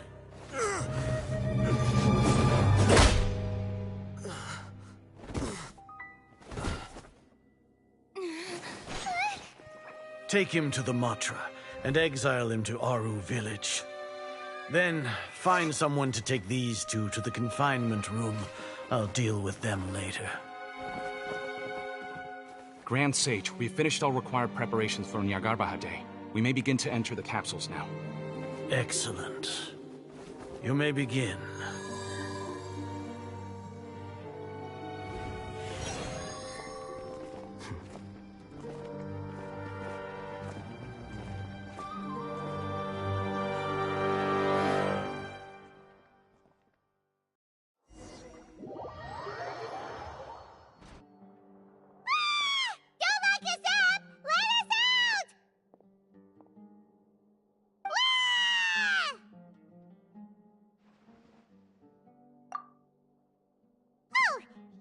Paimon got a bit carried away there. How was Paimon acting just now? Great, huh? Everything's going according to plan so far. We made it into confinement, and Alhaitham's probably done with his part too. We even managed to trick Grand Sage Azar. Alhaitham sure knows how to cook up a plan. What are we doing next? Paimon has trouble remembering things when she's worked up. Right. Paimon thinks it went something like this. Apart from that, we still have yet another goal in the first stage of our operation, which is to send the Traveler to the confinement room. What? Why do we want to get her locked up on purpose? She's always been the person the sages are most afraid of, as well as the greatest obstacle to the successful implementation of their plan. They are very aware of the risk she poses to them. Once the Traveler is imprisoned, the sages will likely think that everything is under control. And with their guard down, the next phase of our plan will have a much higher chance of success. I can already see the pompous looks on their faces. Oh, that's a super tricky plan. But Paimon still thinks it's not really worth it. That isn't the only reason, of course. She has a more important task once she's in confinement. According to the Akedemiya scholars in Ramon's custody, Lesser Lord Kusanali has sealed off her consciousness in the Akasha ever since she was captured by the Doctor. That way, they can't pry any more information from her. Even if we break into the sanctuary of Surasthana, it will take time to awaken Lesser Lord Kusanali's consciousness. We need to do that in advance. So our job is to wake up Nahida! Okay, totally worth getting thrown in jail for. The confinement room is inside the Akedemiya, close to the sanctuary of Surasthana. It's a completely enclosed space, and you won't be receiving any visitors. I'll work with Ramon's scholars to make some modifications to your Akasha terminal. Once you're in, get as close as you can to Lesser Lord Kusanali and try to connect to her consciousness. However, as for whether she'll actually wake up, that will depend on our luck.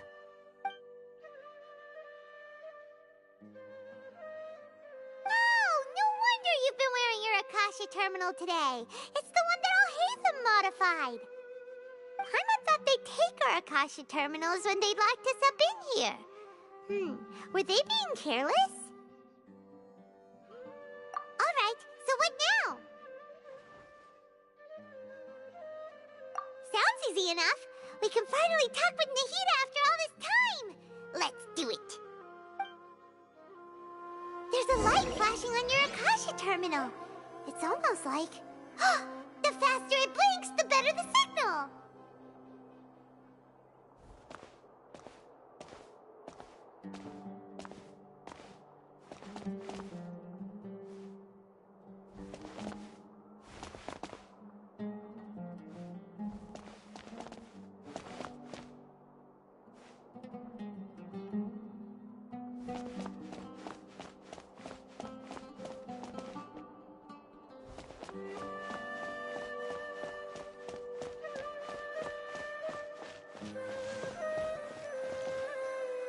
Here? No signal again. Is it getting jammed?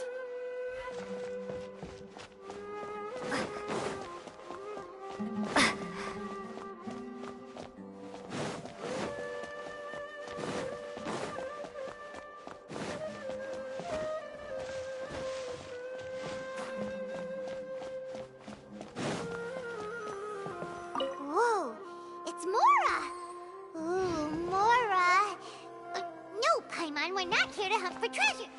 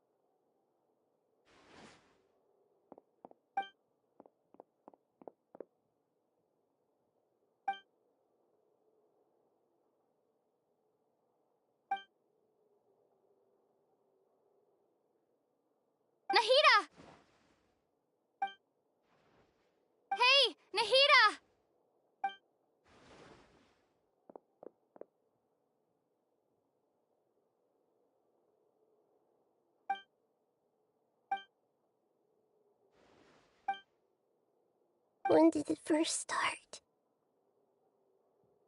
Oh, right.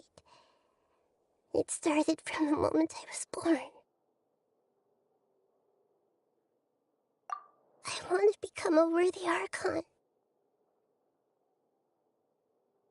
So I've kept studying. Kept listening to my people and their hearts. Kept looking for a way to save Irminsul. So I can catch up. Catch up to Greater Lord Rukkhadevata. But I'm stuck in the sanctuary of Surasthana. The sages are creating a god to replace me. And I'm forced to lock my consciousness in this boundless darkness. Nahida!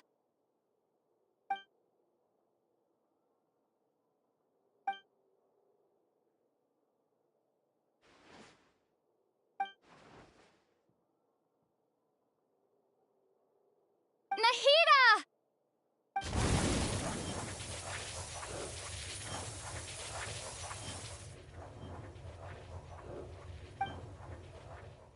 It's so quiet here. Now that I think of it, I don't think I've ever actually listened to my own inner voice. Do Archons have them? Should Archons have them? Have I been doing the right thing?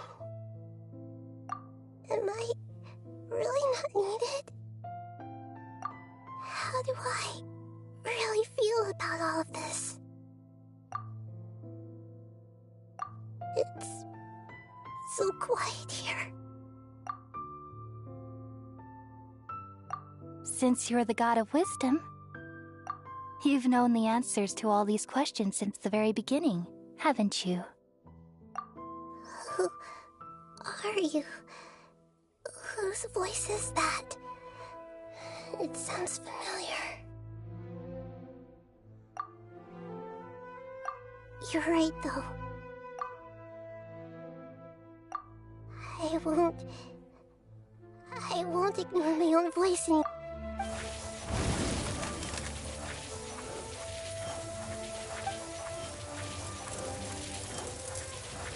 Nahida!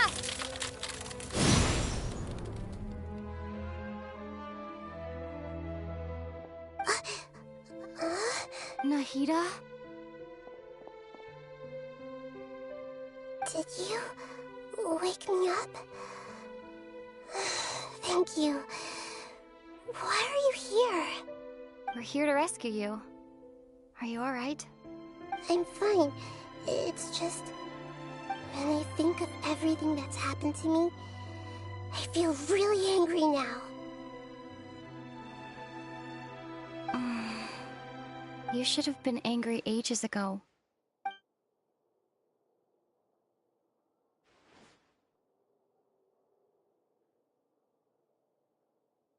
Huh? Oh, you're back! How's everything? That's wonderful news! Great! We weren't locked up for nothing. When you went to wake up Nahida, Paimon was listening for any sounds outside. You were out for a long time. There are fewer and fewer scholars going about now. You think everyone's done with their Nyagarbha Day stuff? Yep, so that means our next act is Nilu's performance!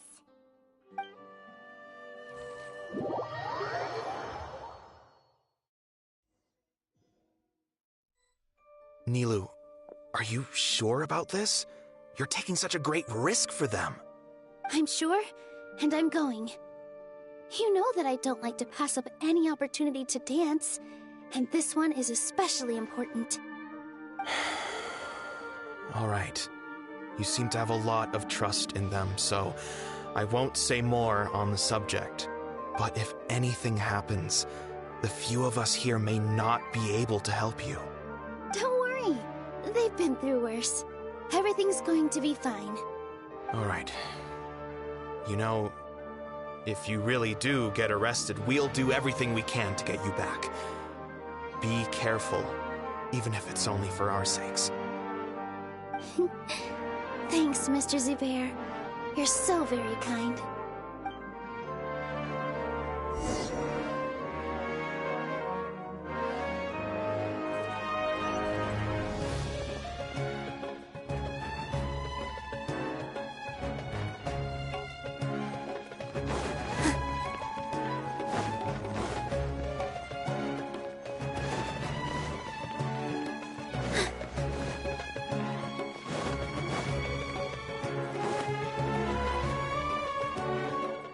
Nilou! How's it going? Nervous? Definitely more than usual. But it's because I'm worried I won't dance well enough. It's okay. Just focus on your performance. We'll take care of everything else.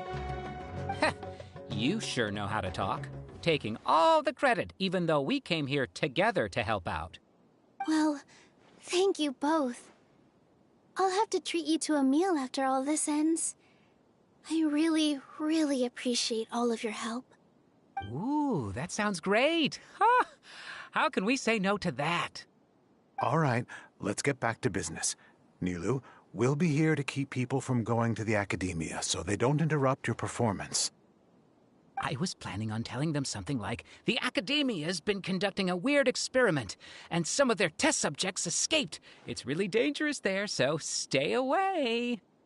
Oh, you couldn't think of anything better? Oh well, I guess it does sound like something the Akedemiya would do. I think it sounds great. I'm counting on you guys. Don't worry, it'll be a piece of cake.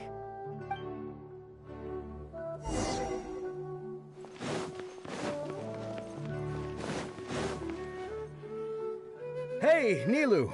Sorry, it's great to see you, but I'm really busy right now. Our Bait People Away with Yalda Candies plan is working beautifully. Do you want some candy? We have more than we can give out. Vihar, thank you so much for doing all of this. And even dressed up as the Knight of Flowers, no less. I'll pass on the candy, though. I cut back on sweets in the period leading up to a performance, and I'm about to start one. You have a point. The stage is cleared and everything's ready, so you can start your performance at any time. Yeah, thanks to you. I'm really grateful. All right, time to hit the stage. You're welcome. The honor's all mine, since I'll have such a great view of the show.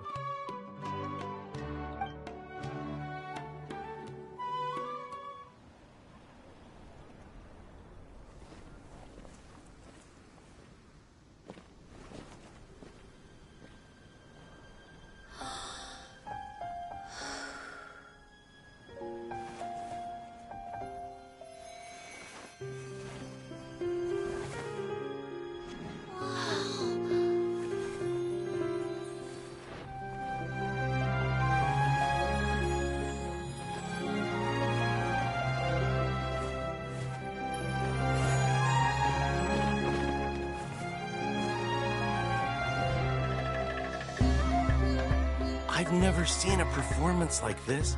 This is incredible. Yeah, but I heard that public performances like these have been banned.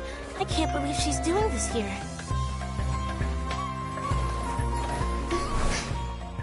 Grand Sage, there's some commotion outside. How uninteresting. Issue the new Prohibition Act from the Akasha to the guards. They'll know what to do.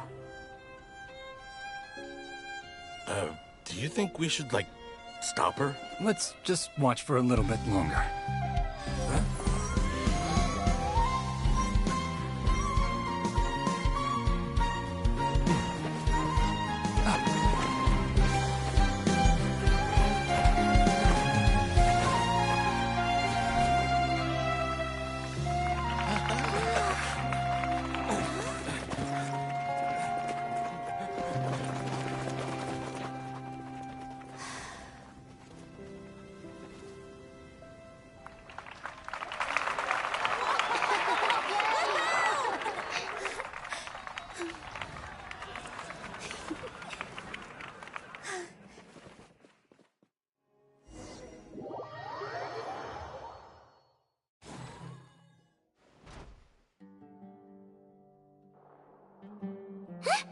Did you hear that? It sounds like a lot of guards just ran by. Does this mean the plan has moved on to the next stage? Yep. It's great that everything seems to be going well. Come to think of it, when did Alhaitham replace the knowledge capsule that was about to be entered into the Akasha? Oh, so that's when he did it! Paimon was too nervous to notice. Speaking of, didn't Al-Haytham also yoink the divine knowledge capsule from that mercenary leader in Port Ormos when everyone else was distracted?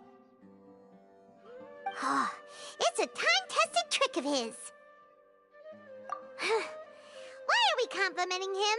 Yeah, he's smart and all, but he still makes Paimon's blood boil. Let's review our plan for this stage again. It's not like we have anything else to do right now anyway, and it'll help us feel more confident. Paimon remembers that Nilu's task was supposed to go a bit like this.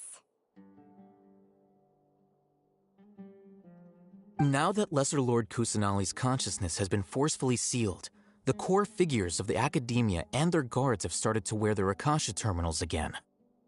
With the Doctor's technological support, they think they have nothing to fear. How despicable of them to rely on such a person. But this is also our chance. I was originally asked to draft the knowledge capsule for the Artistic Performances Prohibition Act when I was still at the Akedemiya. It should be on the Grand Sage's desk right now, and will be entered into the Akasha during the next Nyagarbaha Day. Are they really going to stop all artistic performances? That's horrible! I'll make an identical knowledge capsule, but this time, I'll smuggle some misleading information into it. We only need to find an opportunity to switch the capsules. Once it's been entered into the Akasha on Nyagarbaha Day, if someone were to be seen performing in public, the sages would definitely use that opportunity to announce the ban, and so the misleading information will be disseminated amongst the guards. Sure sounds complicated, but it seems like if everything goes well, we'll be able to get rid of all the guards in the Akedemiya without any effort. That's pretty clever, getting right into their heads. I just have one question. Even if we manage to get the misleading info out to the guards, how can we be sure that they'll believe it?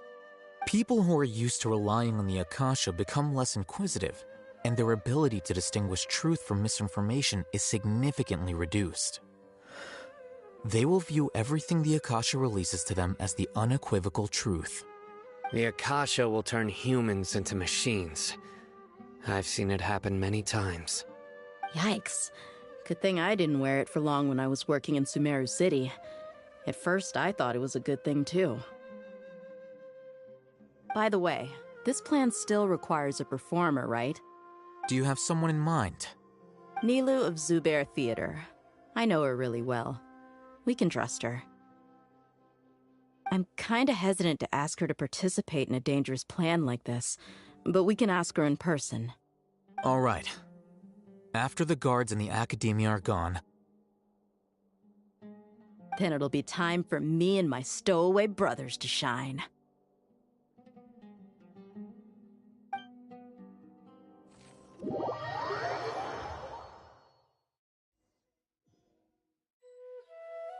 Here they come. Did you see that, Raman? They came out from the Akedemiya in droves. After laying low in the city for so long, this is the moment we've been waiting for. My brothers have already sprung into action. We couldn't do anything to them inside their coop, but outside the Akedemiya, this is our hunting ground.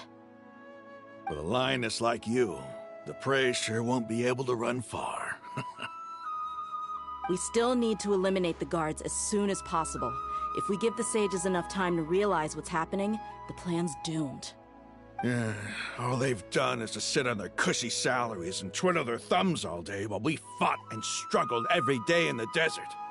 The only advantage they might have is their numbers. Speaking of which, most of the guards who report directly to the Six Sages belong to the Corps of 30, but they have a completely different reputation. Following those blasted sages every whim, throwing away all the principles of being a mercenary. As someone in the same profession, I'm obligated to teach them a good lesson today. Indeed. The trap has been set. All we need to do is lead them there. All right, let's each take a road and herd those scattered guards back into one place. Make sure to attract their attention. Isak will be the key. You gave such an important task to that child. Will he be okay? It'll be fine. Isak was so determined to help, so let's put our faith in him. Besides, even if he's caught, the guards would be too scared to do anything to him. They've never seen Lesser Lord Kusanali in person, after all. You've got a point. Anyway, I think I see them coming. Let's head out. Good luck.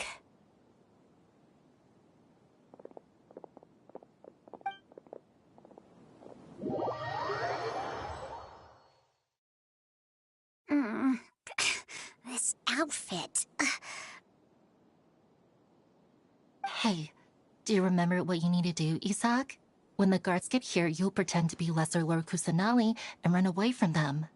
Oh, yeah, I remember. Of course I do. I'm just a little nervous. Relax. Don't think about getting caught. Even if that happens, we won't leave you behind. You only need to think about getting the guards' attention and leading them to the Grand Bazaar. Leave the rest to us. Okay, got it.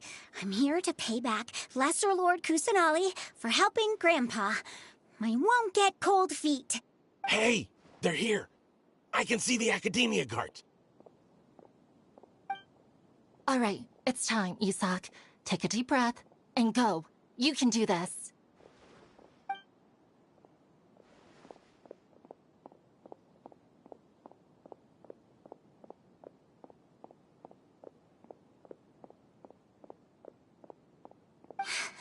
Why is there a guard over there? Did he already run ahead of me? This is different from our plan. But there's no time. I need to make a choice. Huh? Did I just see something dart by? I'd better go have a look.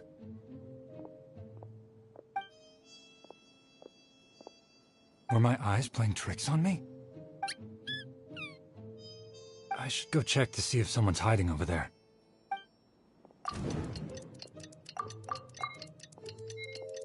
There seems to be nothing here. Just to be safe, I should look. Good thing they didn't find me. That was close. I'd better hurry and keep going.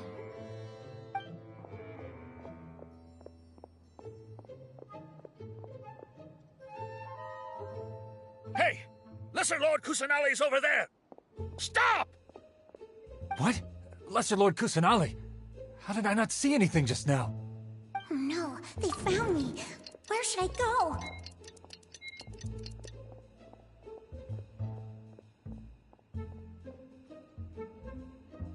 Hey! Lesser Lord Kusanali's over there! Stop! What? Lesser Lord Kusanali? How did I not see anything just now? Oh no, they found me. Where should I go? The target suspected to be Lesser Lord Kusanali has escaped into the Grand Bazaar. Assemble and arrest her!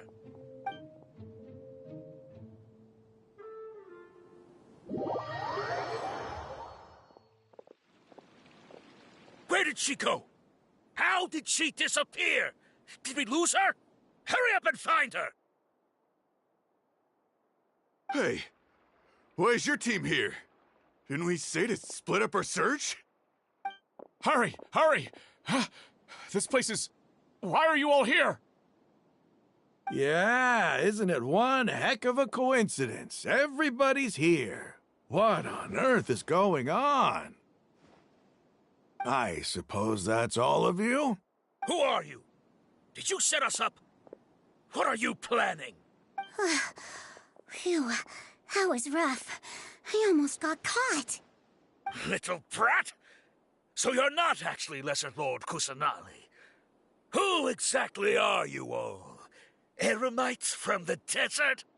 Just some colleagues. Think of this as a business competition, or a personal grudge. After stepping into our traps, stop thinking of yourselves as hunters. Behave like the prey you are.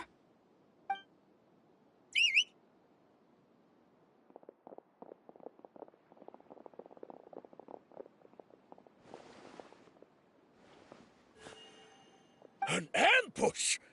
How's that possible?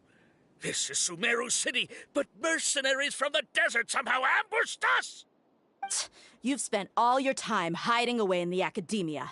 This place has long since become our hunting ground. Brace yourselves!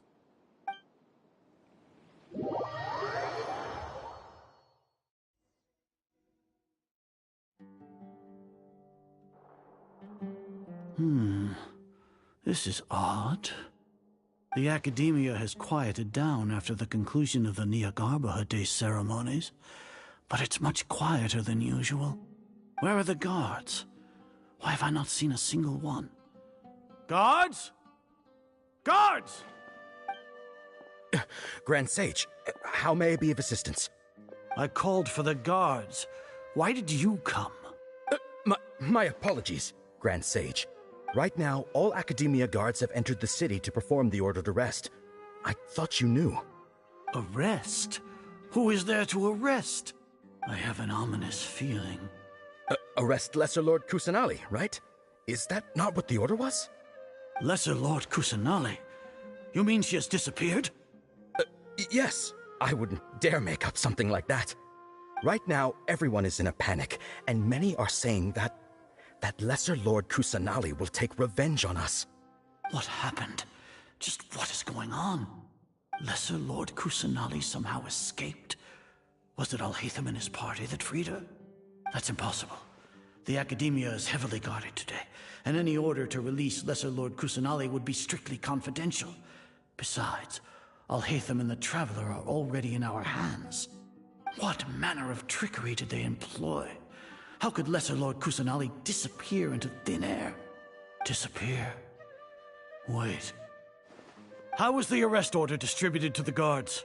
It was issued by the Akasha earlier today. Only you have the authority to send messages like that, so I thought it was your order. Let me check.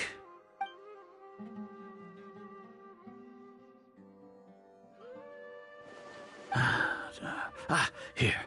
Lesser Lord Kusanali has escaped from the sanctuary of Surasthana. Go to the city and arrest the escapee immediately. The Akasha indeed contains this information, and it clearly appeared in my mind.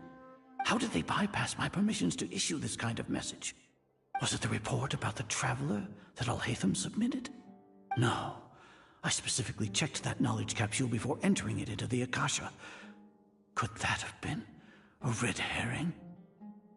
Well, even if I figure it out now, it won't make any difference.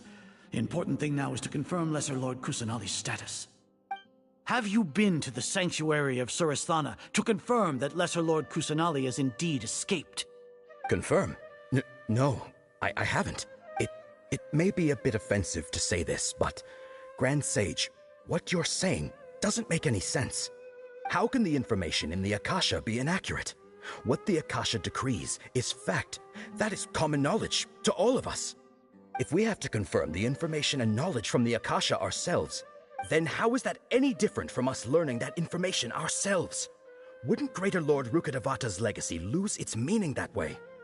In the beginning, it was I who asked you to believe in the Akasha, to believe in the legacy left by Greater Lord Rukkhadevata. Are you trying to use my words against me? No, Grand Sage. I'm merely confused because I believe in you. I never meant to refute you. Stay here and see if there are any suspicious people around. I'll go to the sanctuary of Surasthana on my own. Yes, Grand Sage.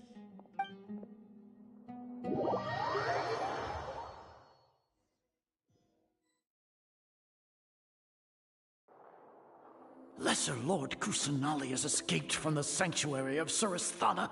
Go to the city and arrest the escapee immediately. How can that be? Stop thinking about it. Stop. It must be a trick of theirs. As long as I personally confirm it. Ah! Impossible. That's impossible. There must be something wrong with my eyes.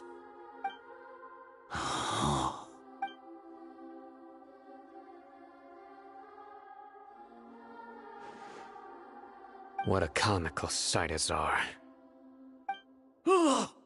Once the Akasha has put certain thoughts into your head, even the Grand Sage can no longer see what's right in front of him.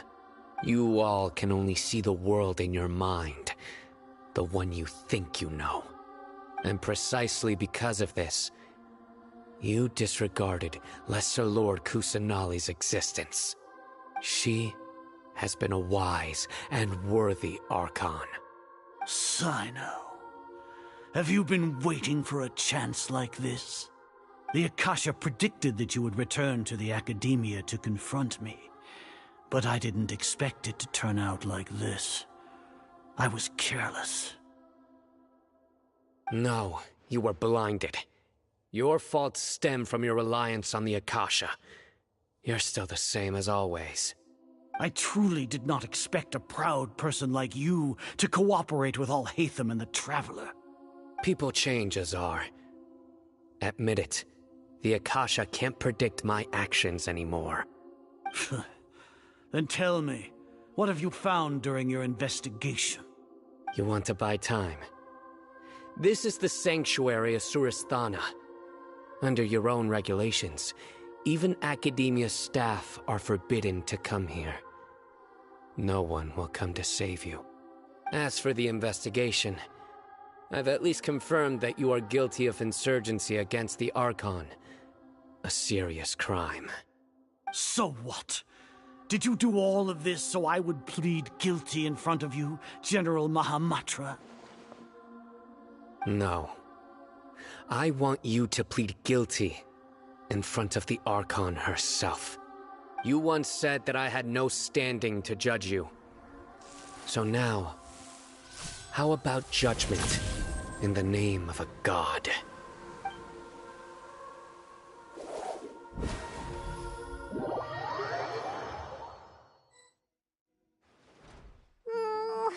How long do we have to wait? Paimon wants to know how things are going out there. Paimon hasn't heard any sounds outside for a while.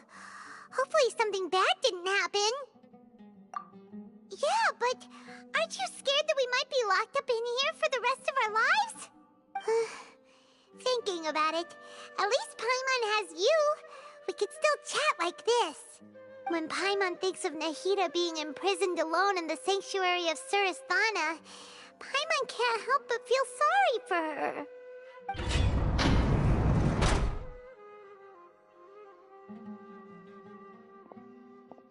Here comes your savior. Dia! Paimon just knew you would come to rescue us! You two really owe me some big thanks. I had to search through who knows how many guards to find the key here. It felt even more tiring than whacking them. I'm exhausted. Thanks a lot. Need Paimon to rub your shoulders? No, that's, I'll pass. What are you afraid of? Oh, are you ticklish? Now isn't the time to talk about being ticklish. Things in the city and on Sino's side are both going well. The guards that stormed out of the Akedemiya are all taken care of. The Corps of 30 is in charge of the city's defenses, but we already talked to Asfand. They've been fed up with the sages bossing them around. As long as it doesn't break their employment contracts, they'll turn a blind eye. That's probably because you've been super great friends with them for a long time. So, how's Sino doing? The Grand Sage is in his custody. Even I know how terrible it is to fall into Sino's hands, so he probably does too. Sino forced him to release Lesser Lord Kusanali. He has no choice but to obey. So, hurry to the sanctuary of Surasthana. Assuming nothing weird happened, we should have already rescued our Archon. Honestly, I didn't expect our ragtag bunch to do this well. We just came together last minute to save the Archon, you know? Alright, you two better go. I still have to clean up some messes in the city. See you around.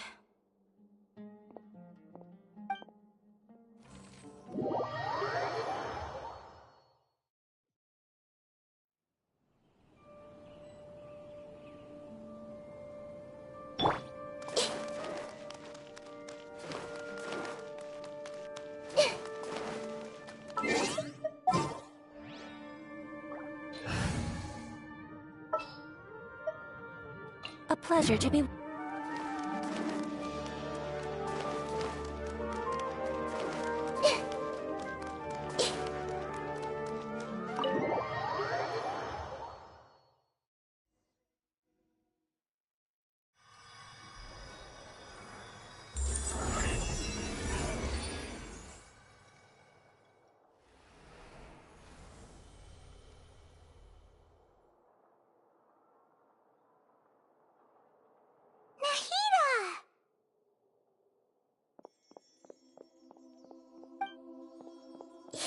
do they say? It's nice to meet you? This is the first time we've met in real life. Before, we've only met in dreams, consciousness, or when I was in someone else's body.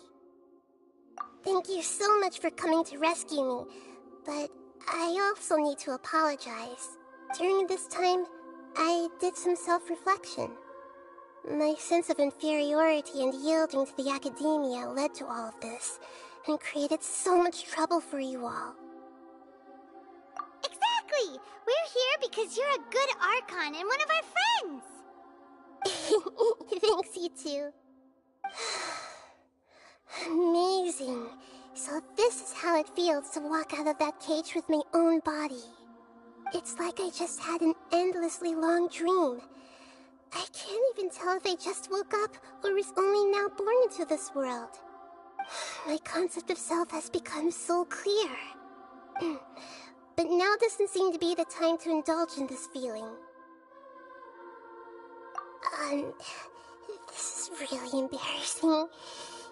You all just rescued an Archon, and now she needs your help to save her country, and even the entire world. It's okay.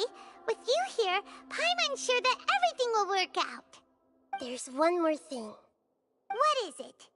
For all the things the Akedemiya did to me, and for all the folly it committed in the name of wisdom, as their Archon, I will make them pay. Ah! Wow! That's the spirit! You're finally standing up for yourself and not letting people walk all over you! I understand now. To be a better Archon, I first need to better myself. If you haven't even figured out how to be a caterpillar, how can you be a butterfly? Yes, true. That reminds me. I wonder how far along the Akedemiya is with their god creation plan. We need to hurry and prevent the birth of that false god. I need to make some preparations. Since I'm now free, I can establish a direct link to the Akasha and control it. First things first, I need to remove the restrictions that the doctor put on me in the Akasha.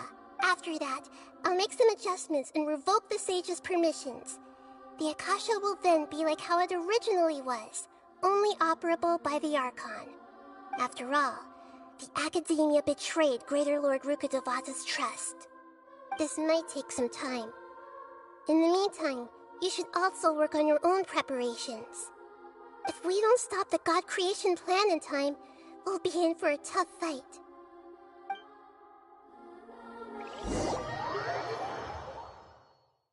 Might as well prepare for a fight. When we're done, we can take a walk around. After all, we missed out on a lot of stuff when we were locked up.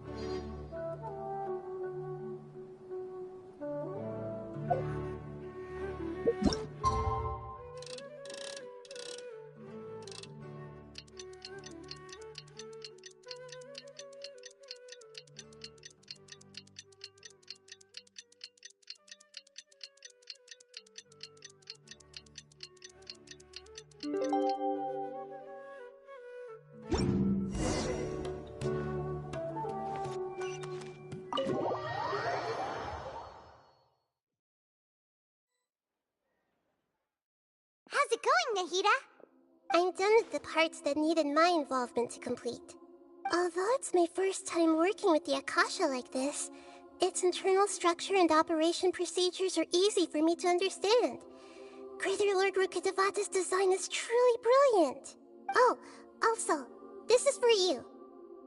Huh? What's this little floaty thingy? It's a small device I put together just now. You can think of it as an upgraded Akasha terminal. You may not need it right now, but it should be helpful in certain situations. Wait! This thing has the same characteristics as Paimon!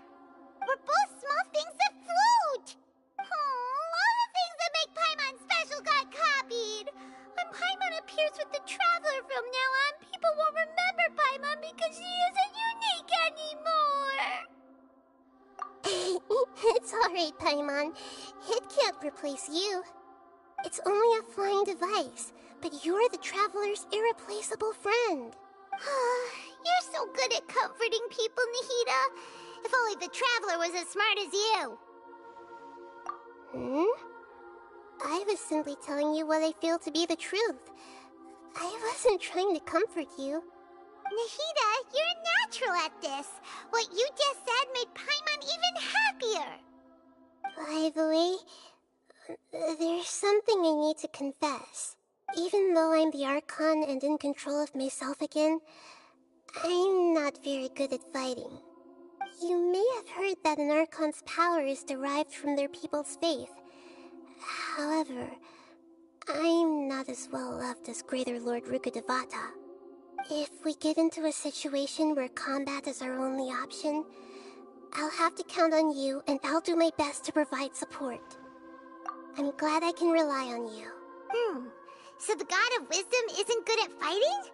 That actually sounds about right. I've located where the false god is. Time is of the essence, so let's skip to it.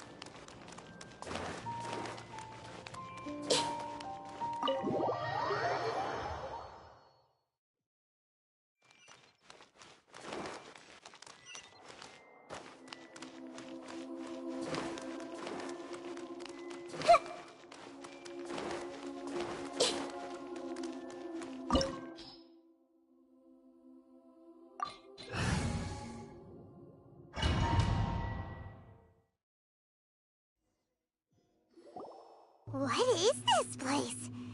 Is this really the way we need to go? Wow. Who would have thought there'd be a place like this hidden right slap bang in the middle of the city?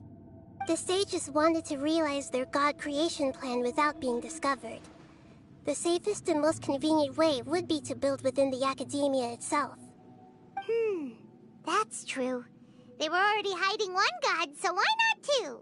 Judging from the structure here, the project is a huge undertaking. The sages really saw the god creation plan as their ultimate goal. But this place doesn't look like it could have been constructed by the Akedemiya alone. The Fatui under the Doctor sure didn't hold back. They provided a lot of technological support.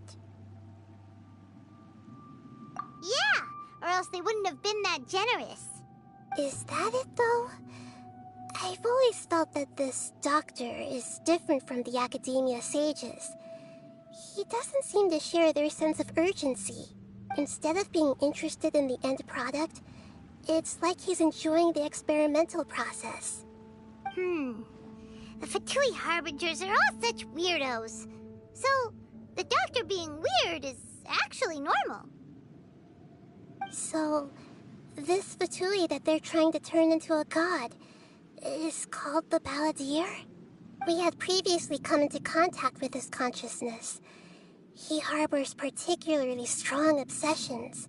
One is the desire for a gnosis, since he was created to be the vessel for one. The other obsession is probably related to his past. I can't quite explain it.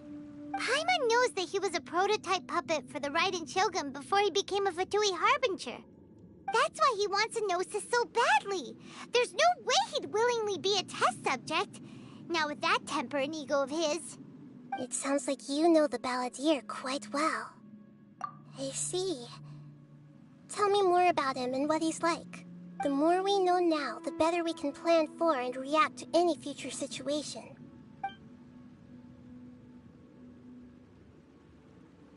Ah, I see. How fascinating. Alright, time to go. Let's get through here and meet him in person.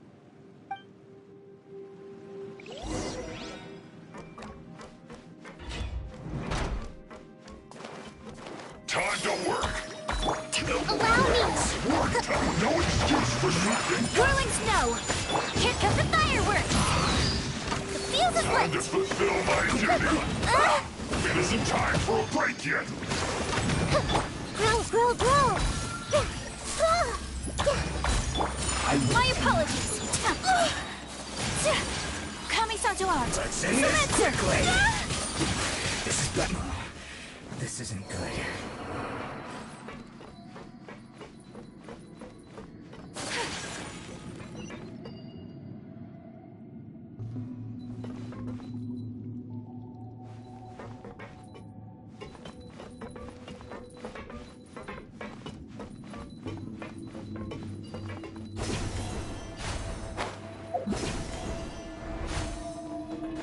It looks like we can climb up these pipes.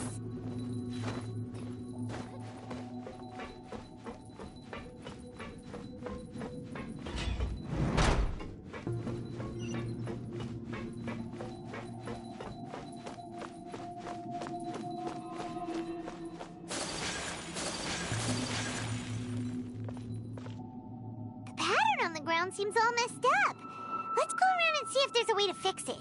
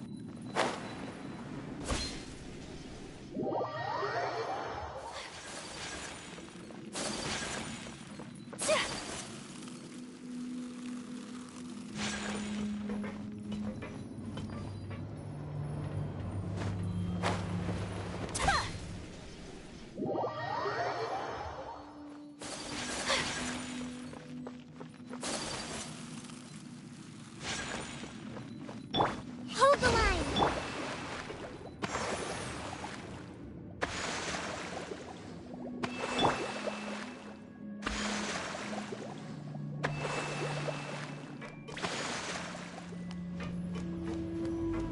It seems to have stopped. Let's continue.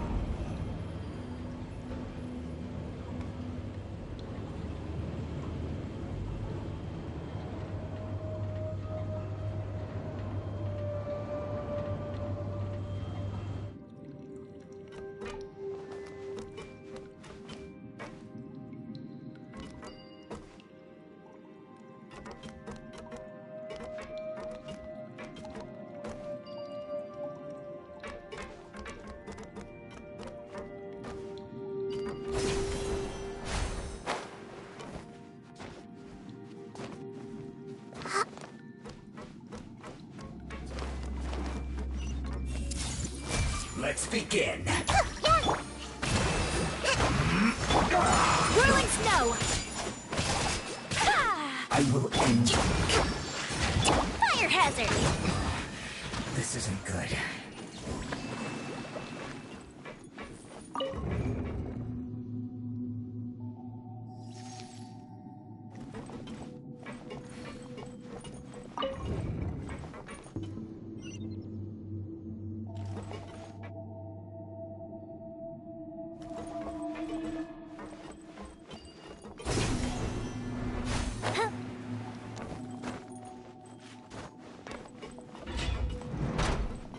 You'll get frostbite, frozen, crisp like frost.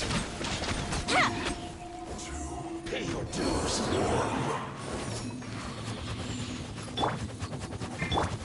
This might hurt a little. Prepare yourself. Commit it to memory.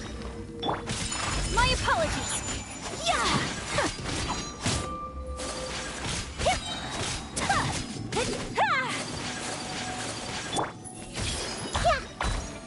Allow me. So soon.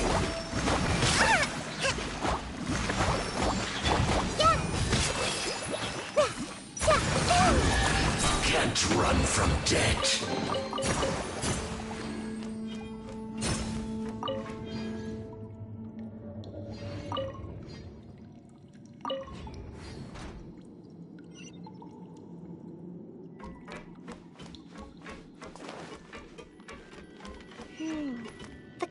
stuck. Maybe there's something wrong with the tracks. Let's try adjusting the direction of the device to clear the tracks.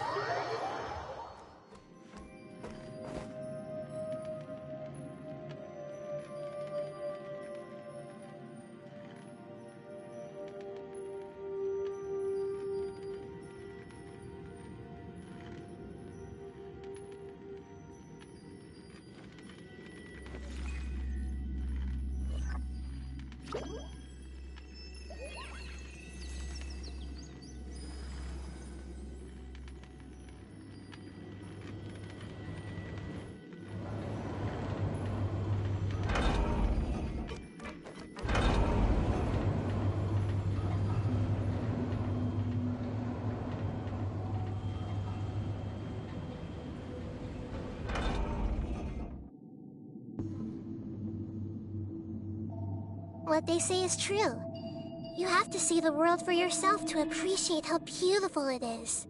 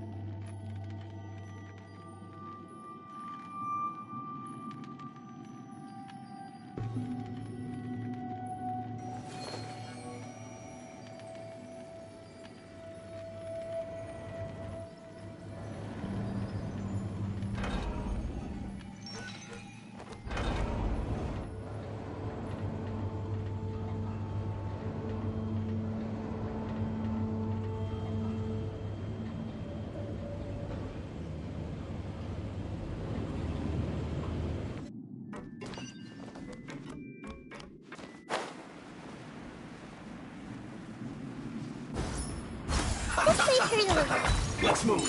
Take flight. Hold the line.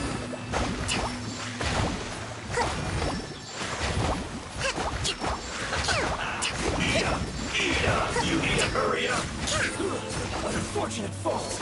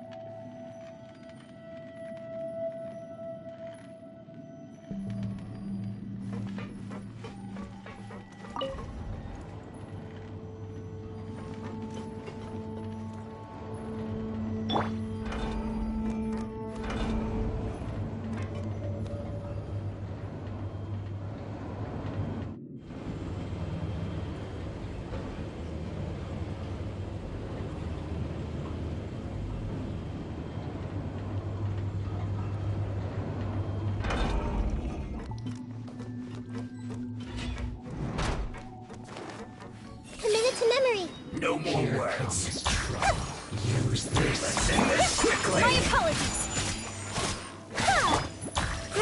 Grow. Allow me. I will end you. Time for a light show. Take flight. Let's move.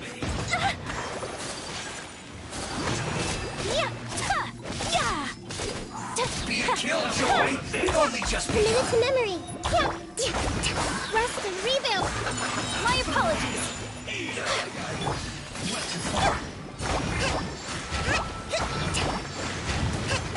Let's move out. An unfortunate fault.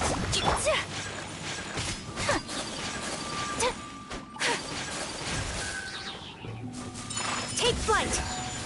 Cook this through.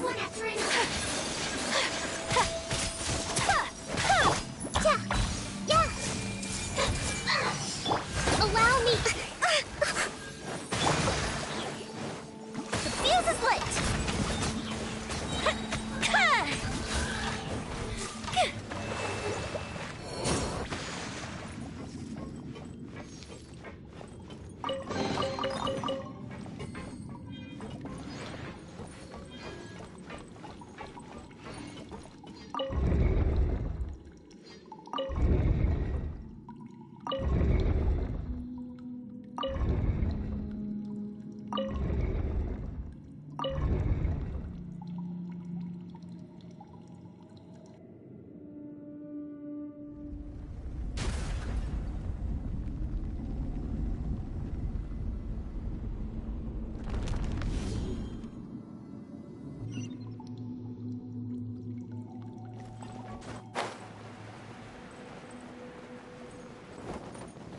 Up and away.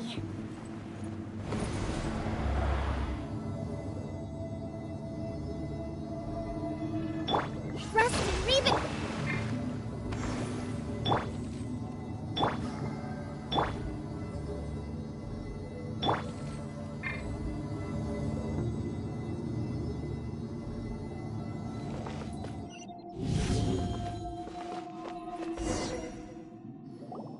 Looking at its operational status, we must prepare for the worst. The god they wanted to create is likely close to completion or already completed. Oh no, what should we do?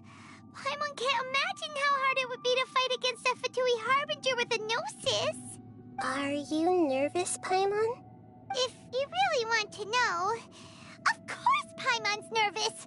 Aren't you too, Nahida? Yes, I am. This is probably the first time I faced with a calamity of this degree since my birth. I feel not just nervous, but curious as well. Curious? Curious about what? Curious about our fate. To me, everything we perceive in this world, everything we learn, and everything that happens to us is considered knowledge. And if it's a form of knowledge, then it can be understood. However, only fate is about that which has yet to occur, so it has always drawn my curiosity. So to me, fate is the ultimate knowledge.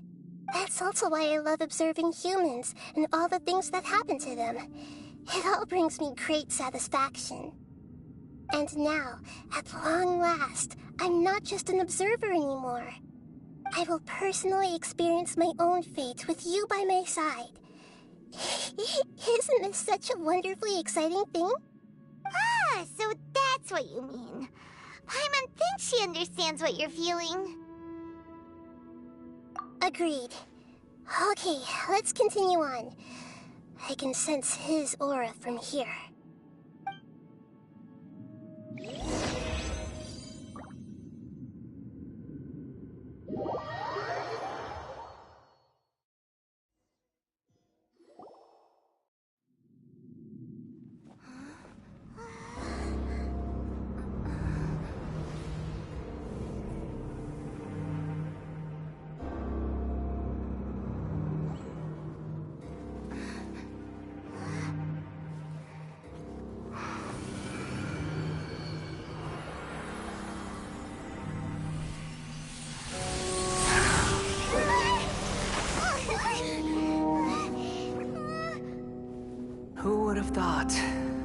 world would be so eager for my birth.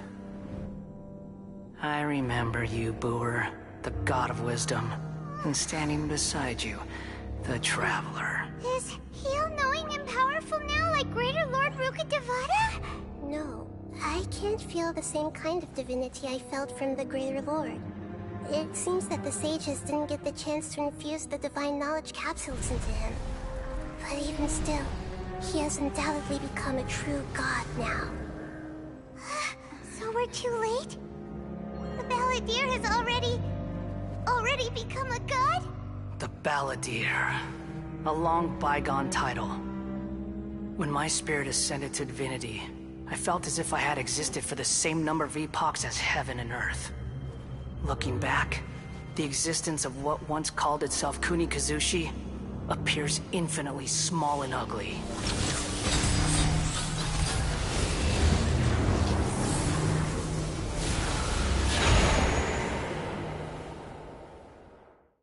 This imposing aura, it really feels like the gods! A body that capitalizes on the Ballideer's original construction as a mechanical puppet, with the Gnosis serving as a constant power supply. How much effort and resources did the sages put into this?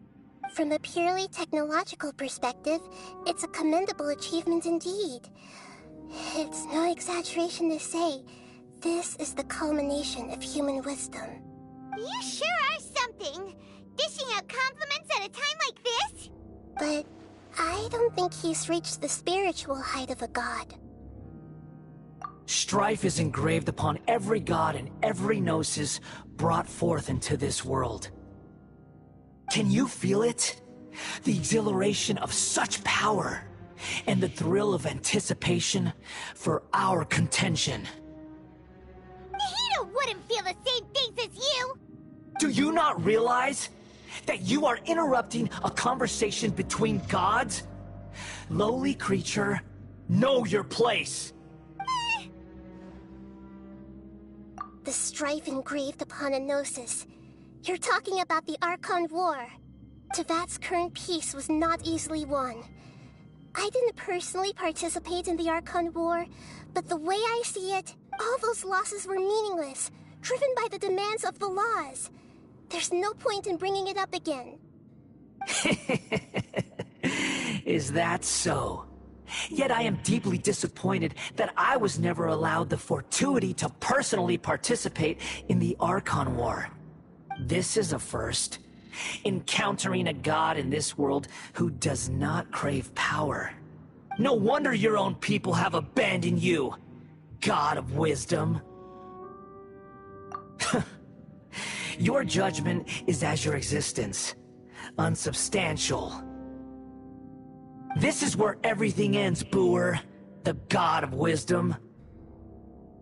You should know that wisdom cannot solve every problem. Like now, where your only option is to face me in combat.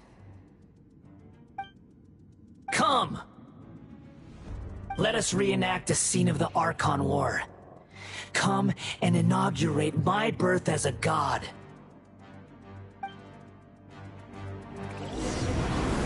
Churn!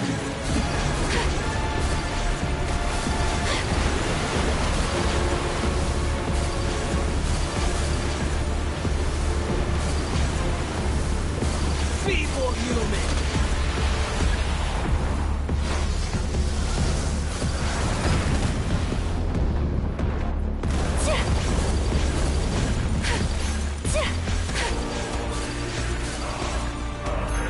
Insignificant pest!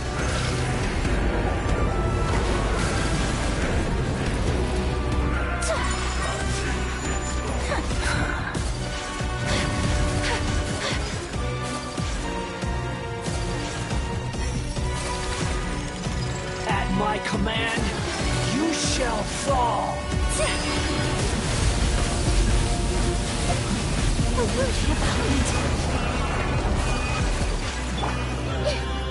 Allow me! Feeble human!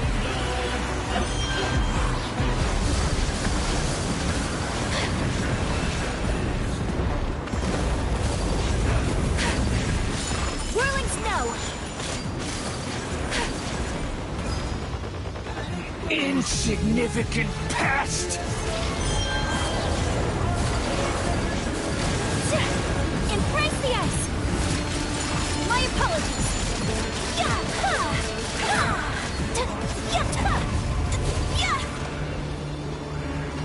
My endless cycle begins!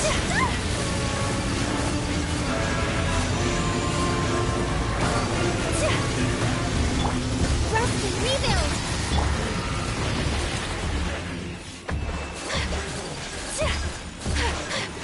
Insignificant pest! Take flight! Fire hazard!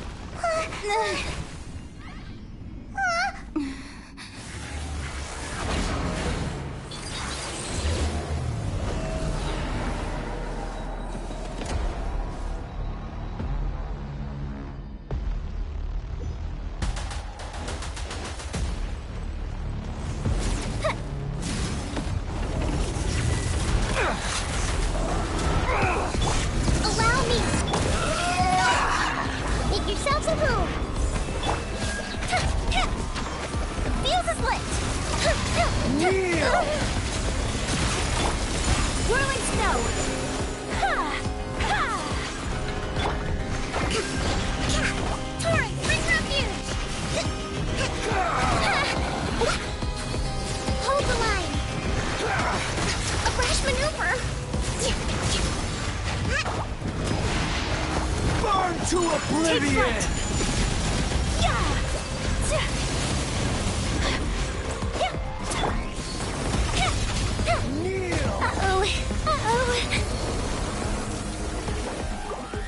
Rest and rebuild! Whirling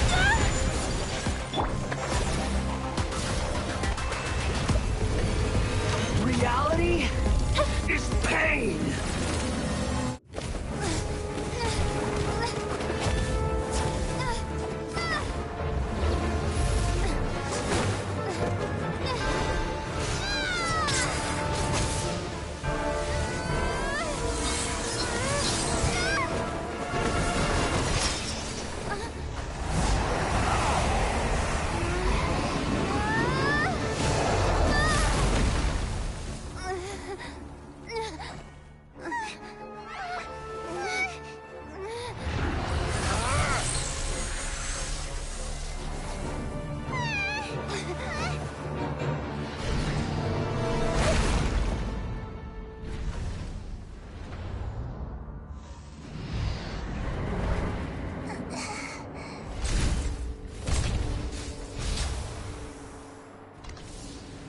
This is supposed to be a battle between gods, yet you choose to hide behind a mortal.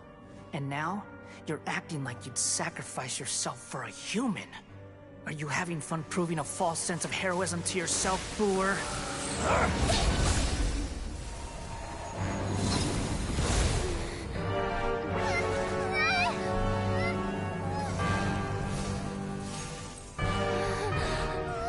The data collection is almost complete. Do you even know how many times you've tried to take my gnosis from me?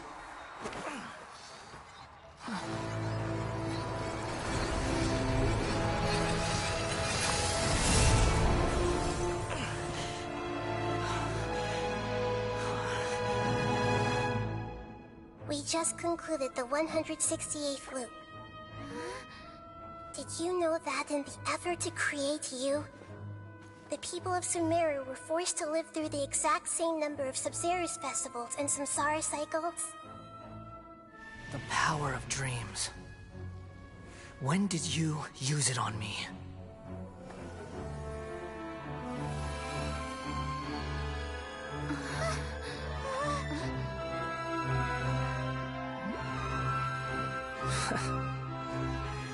You can't even defeat me in a dream. What do you hope to achieve with this little trick? Come, Traveler. Just like before. Allow me to awaken the memories in your dreams. All that battle experience! It's more than that. Compile everyone's wisdom in the name of the Archon. That is the original function of the Akasha. I've sent everything that happened just now to the people of Sumeru in the form of knowledge. I've asked them to help you find a way to defeat the false god.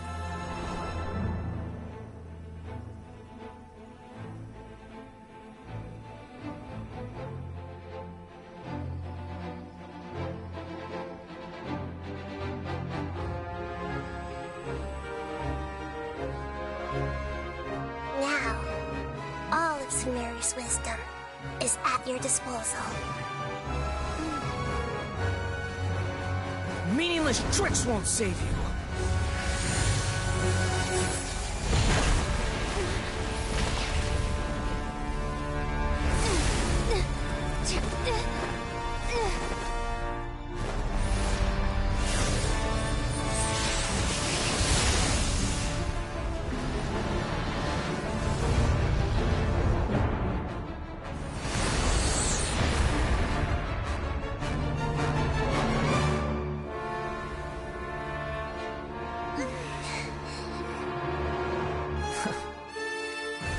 Are you done with your tricks?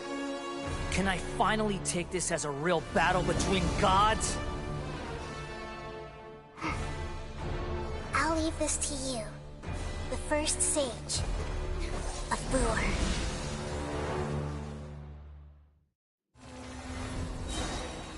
I am the all-knowing God!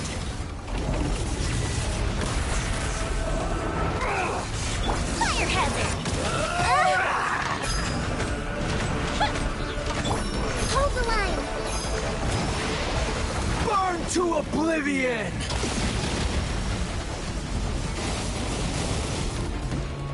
This may hurt a little. Tremble!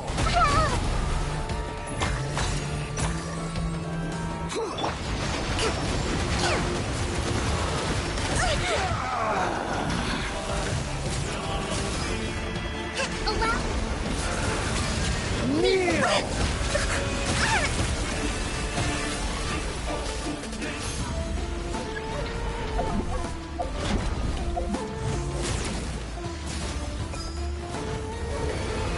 Reality is pain!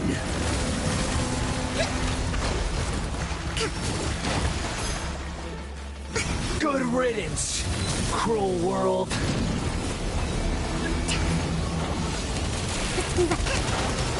Covenants of the Deep!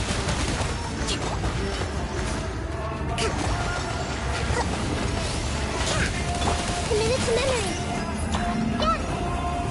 The Temple of Wisdom. Yeah. I see everything. Fuse is lit!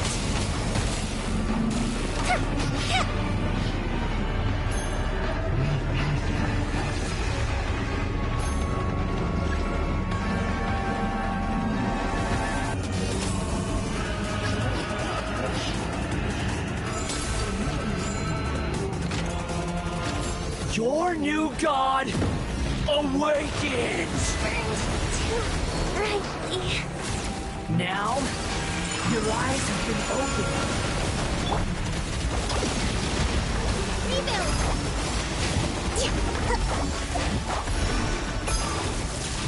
Kneel! Uphill battle! Yeah! So rude! Tremble!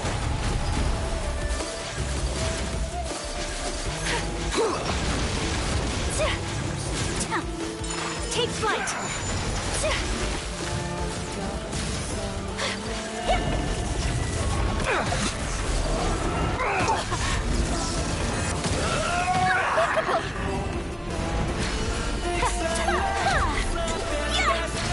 Whirling snow! Reality is pain! apologies.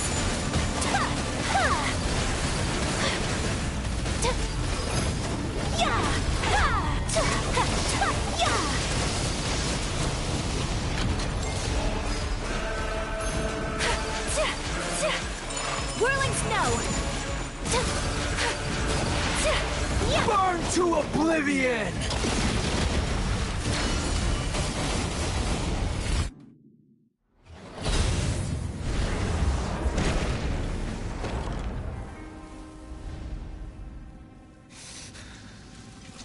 Humans. Filthy humans.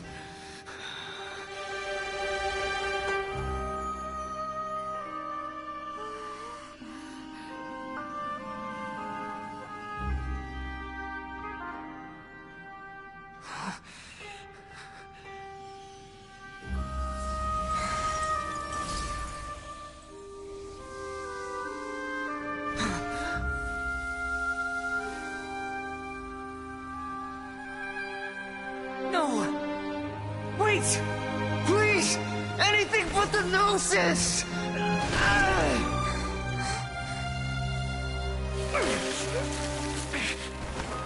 That's mine! Don't even try! I'll never go back!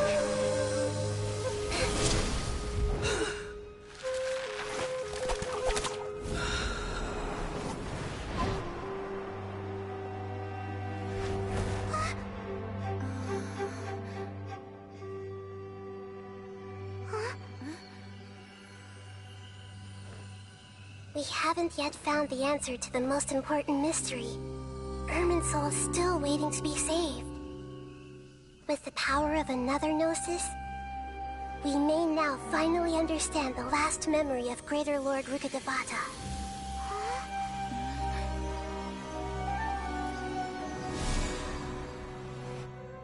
This is... That's right. This is the last memory of my predecessor.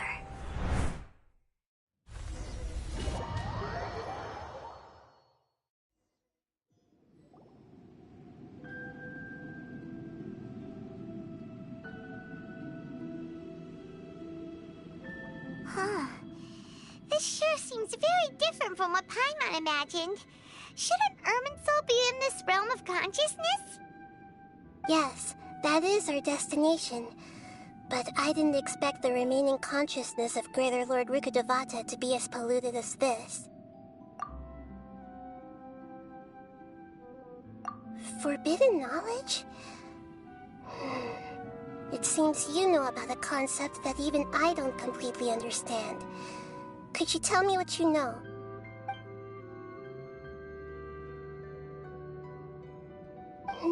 Your inference seems logical enough. Forbidden knowledge once polluted the desert thousands of years ago, but was successfully repelled thanks to King Deshret's self-sacrifice, and Greater Lord Rukkhadevata nearly exhausting her power. Then, a second instance of forbidden knowledge pollution occurred during the Conria Cataclysm 500 years ago. But I'm afraid it is much more serious this time, with Irminsul itself already in danger. So, if we're in the remaining consciousness of Greater Lord Rukkhadevata, and it's also been affected by forbidden knowledge pollution, then does that mean, in order to save us, Greater Lord Rukkhadevata? Yes. It's very possible that she sacrificed her life in the fight against forbidden knowledge. She didn't completely eradicate forbidden knowledge, but if it weren't for her actions, the pollution would have been far more rampant over these past 500 years. The way that everyone, including me, has forgotten everything about forbidden knowledge may very well be due to her restoration of Irminsul. Do you feel sad, Nahida? I'm just sharing her pain. The pollution of her consciousness here is severe. There is madness, chaos, and pain all around us. Did she fight to resist the forbidden knowledge pollution in such terrible conditions, all the way up to her last breath? She even used her last remnant of lucid consciousness to leave a clue for us to follow. Yes, Her words were distorted by forbidden knowledge, so that's all we could hear. But now, we have a chance to find the answer to this mystery. We can cross the polluted consciousness until we found the right path to meet with her lucid consciousness. And then, we'll let Greater Lord Rukkhadevata tell us the truth in person. Each of us need to be mindful of the state of our own consciousness while we are here. Even with the Gnosis' protection, we must always keep a clear mind. Otherwise, we could go mad at any moment. That's so scary. Don't worry. It should be easy enough for you to keep that mind of yours clear, Paimon. Let's go.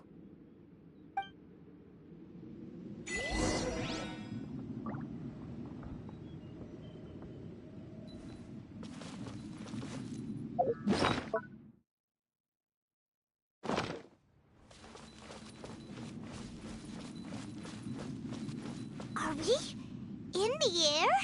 And why is there a huge boat? That's the boat of consciousness, which symbolizes reason here. Its course is the direction our consciousness is traveling towards. If we lose control over our consciousness, we will fall into madness. So let's make sure the boat stays on course. Wow! What are these?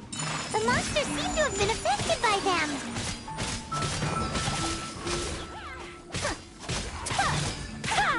Grow, grow, grow!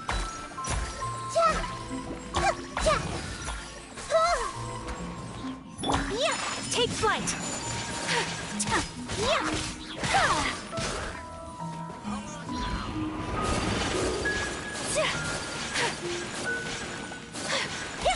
Whirling snow! Kamisato art! Sumetsu!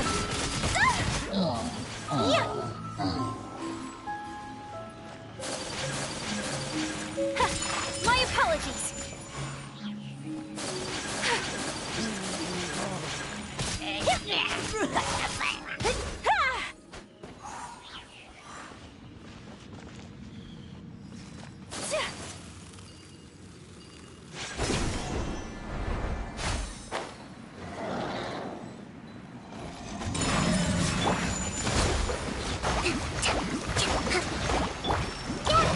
This way, turn a little. Fire hazard!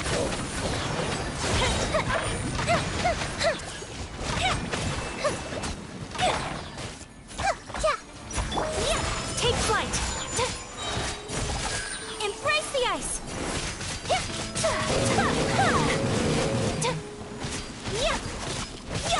Whirling snow! Grow, grow, grow! Hold the line!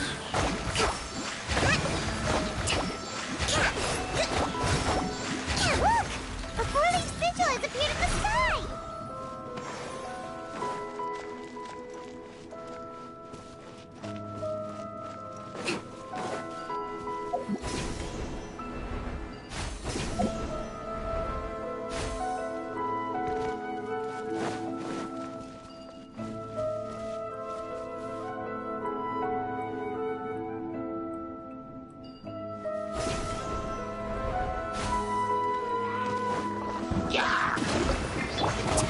My apologies!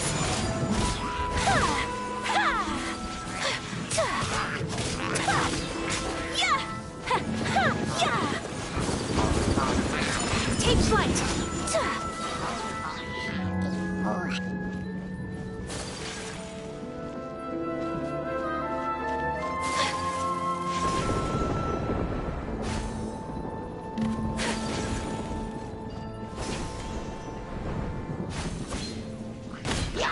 My apologies! This way, turn a little.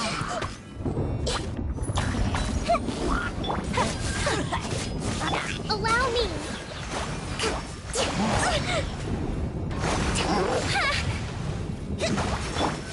Time for a light show!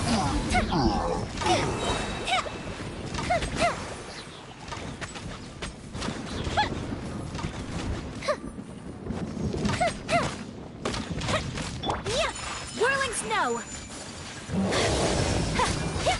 Sakura swirl! Stop fighting!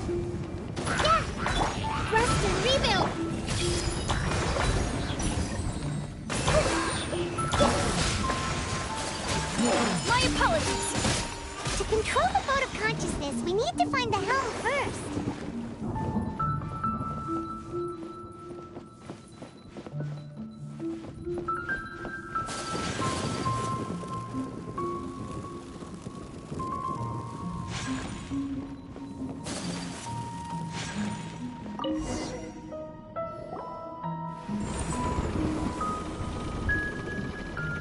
We changed direction.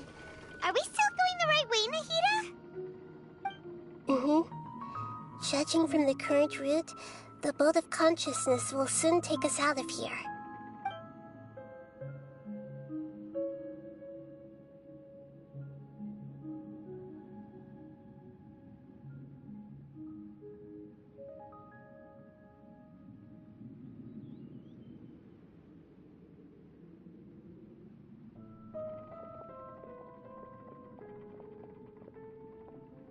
We'll be arriving at our destination soon. How are you feeling? Are your minds still intact? Huh? But everything's been completely normal for Paimon. Hopefully there won't be any more interruptions. This time, we should be able to meet Greater Lord Rukkhadevata. Are you saying you've never met Greater Lord Rukkhadevata before? No.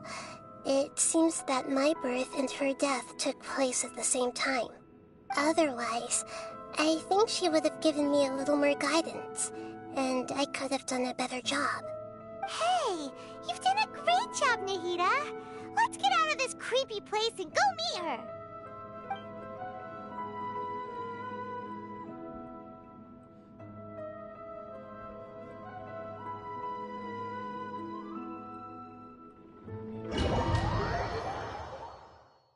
So, is this the place you were talking about?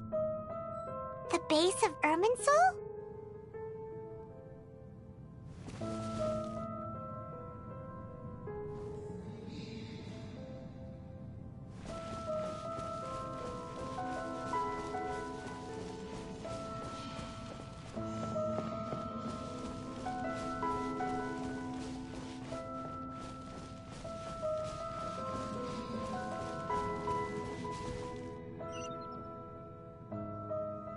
Well, this is the place.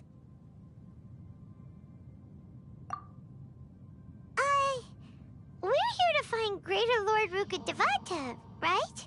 But the one standing over there is... Is that... me?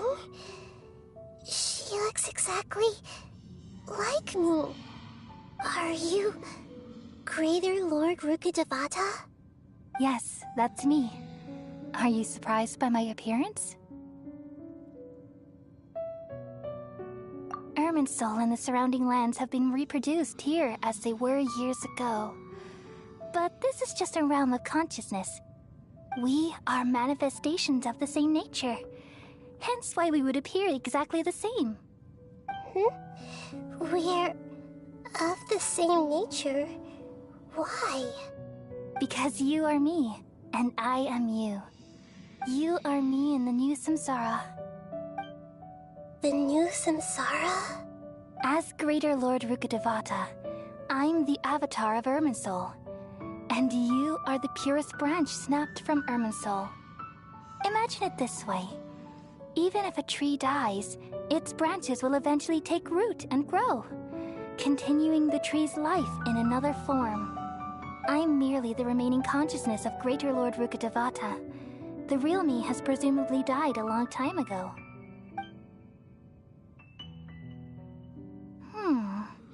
Judging from your appearance, I've probably been dead for 500 years. But you're finally here. My new self in the samsara. If this is true, then am I going to be a great Archon like you someday? Though we share the same nature, our fates are bound to be different. All things have their own fate. When a branch grows into a mature tree, it won't be the same as the original tree. That's why fate is the ultimate knowledge, isn't it? That's a great insight. Yes, very good. It's also precisely why you won't become like me. Really? But perhaps you may become an even greater Archon than I. I already see a determination in you that I didn't possess in my time, and the future that it leads you to will be yours alone, along with the blessings from your past experiences. Don't worry. The growth of wisdom is like that of a plant. You only need to wait quietly for the flower to bloom. Come to think of it, the sages never had the faintest inkling of the meaning of wisdom. Thank you. Nothing makes me happier than discovering that the Archon I always admired was in fact myself in another fate. It's so nice to speak with you, Greater Lord Rukkhadevata. I've always wanted to meet you. The feeling is mutual. From the moment I snapped the branch off Irminsul and created you, I've also looked forward to talking with you. Could you tell me why you wanted to create me? And what exactly happened when you died? Ah, I see. You're here seeking answers, right? Everything that day, even the sky itself, changed into a color like this. At that time, the seven were all summoned to the nation of Conria. Except for me. I had a more important task to attend to. I had to protect Irminsul. The disaster occurred together with the pollution of forbidden knowledge. At that very moment, with my consciousness connected to Irminsul, I sensed something was wrong. The pain started to torment my mind. By the time I reached Irminsul, it was already displaying signs of corruption. Had I not repelled the pollution of forbidden knowledge with King Deshret thousands of years ago, I might have felt even more hopeless and lost. So what exactly is forbidden knowledge? It's a kind of knowledge that doesn't belong to this world, and a form of truth that can't be understood. It came from the very bottom of the abyss. Even I could never understand it. The world is constantly rejecting it, leading to all kinds of bad phenomena. If we allow forbidden knowledge to pollute Irminsul, I'm afraid the entirety of Teyvat could fall apart. So, there's knowledge that even the God of Wisdom can't understand? At that time, I knew I couldn't repel the forbidden knowledge with my strength alone, which is why I created a device that compiled human wisdom and named it the Akasha. It's truly the world's most amazing invention. Thank you. For a long time, I thought dreams were the fruit of human wisdom. Though it was selfish to do so, I borrowed people's dreams using the Akasha.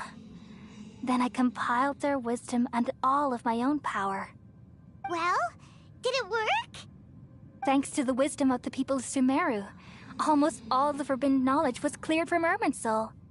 But things didn't go as smoothly as I thought. I had a terrible headache, which gave me an uneasy feeling.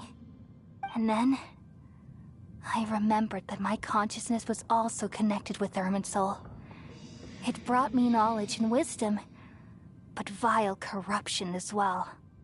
From the very beginning, my existence had been polluted by the forbidden knowledge. Oh no! How could that happen? I've experienced that pain in your consciousness. It must have been a horrible experience. Yes, but my feelings weren't important. The important thing was that even if I died, my existence and everything related to me would continue to exist in Irminsul as memories and knowledge, meaning that the forbidden knowledge couldn't ever be permanently eradicated. And there's no way for me to eliminate myself. It would be a sort of paradox. So, I took the purest branch of Irminsul as my incarnation in the next samsara, and left a trail of clues, all in hopes that you would come here and remove me and my pollution from Irminsul forever. Wait, no, I can't. So you realize what that implies. You are very smart indeed. Ermin's soul has all the knowledge and memories of this world. And as you've realized just now, removing me from Ermin's soul means I essentially will never have existed in this world. But this is the only way to save Ermin's soul. People love you so much, and they've missed you so much over the past 500 years. I am exactly the same. So how can we just forget you like this?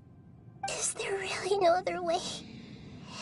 There must be something else I can do. You're the god of wisdom, Booer. You should know that there is no other way. But this is so cruel. I don't want to forget you. No need to feel so sad, Booer. As someone who delights in wisdom, you should feel joy at finally finding the answer. These are the words in their entirety. The answer you've been seeking all along. Let the world completely forget me. We all nestle under the great tree of wisdom, peering out to perceive the world.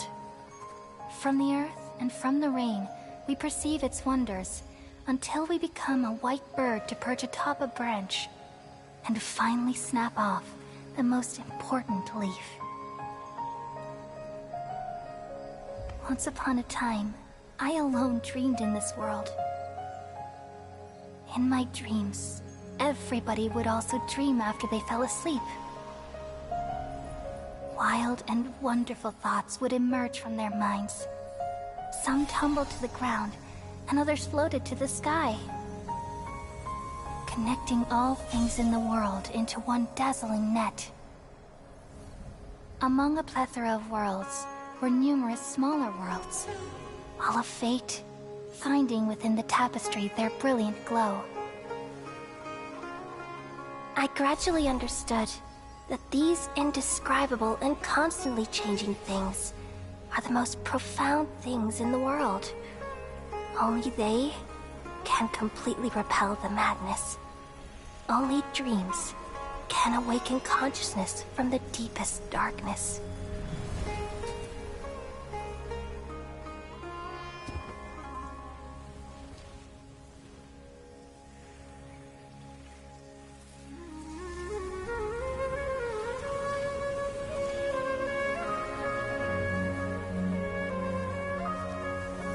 I'm the one who posed this question, yet also the one who sought a solution. Saving the world with the dreams of the people used to be my answer. And now, you've also found your own answer, and I shall return all the dreams to the people.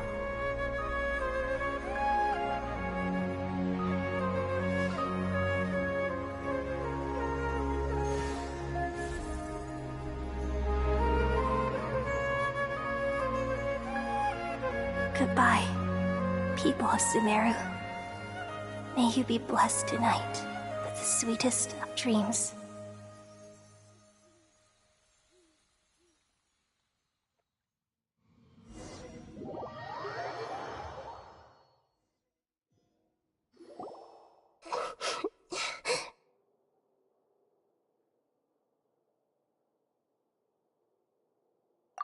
I'm alright.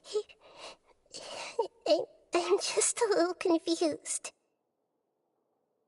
We've just saved the world, right? So why am I crying?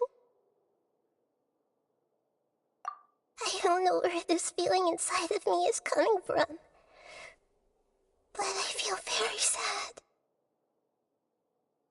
Just now, we used the power of two gnosis to successfully connect with the Ermin soul consciousness from 500 years ago. Then, we removed the remaining pollution from Ermin soul. Yeah, what's wrong? Weren't you there just now?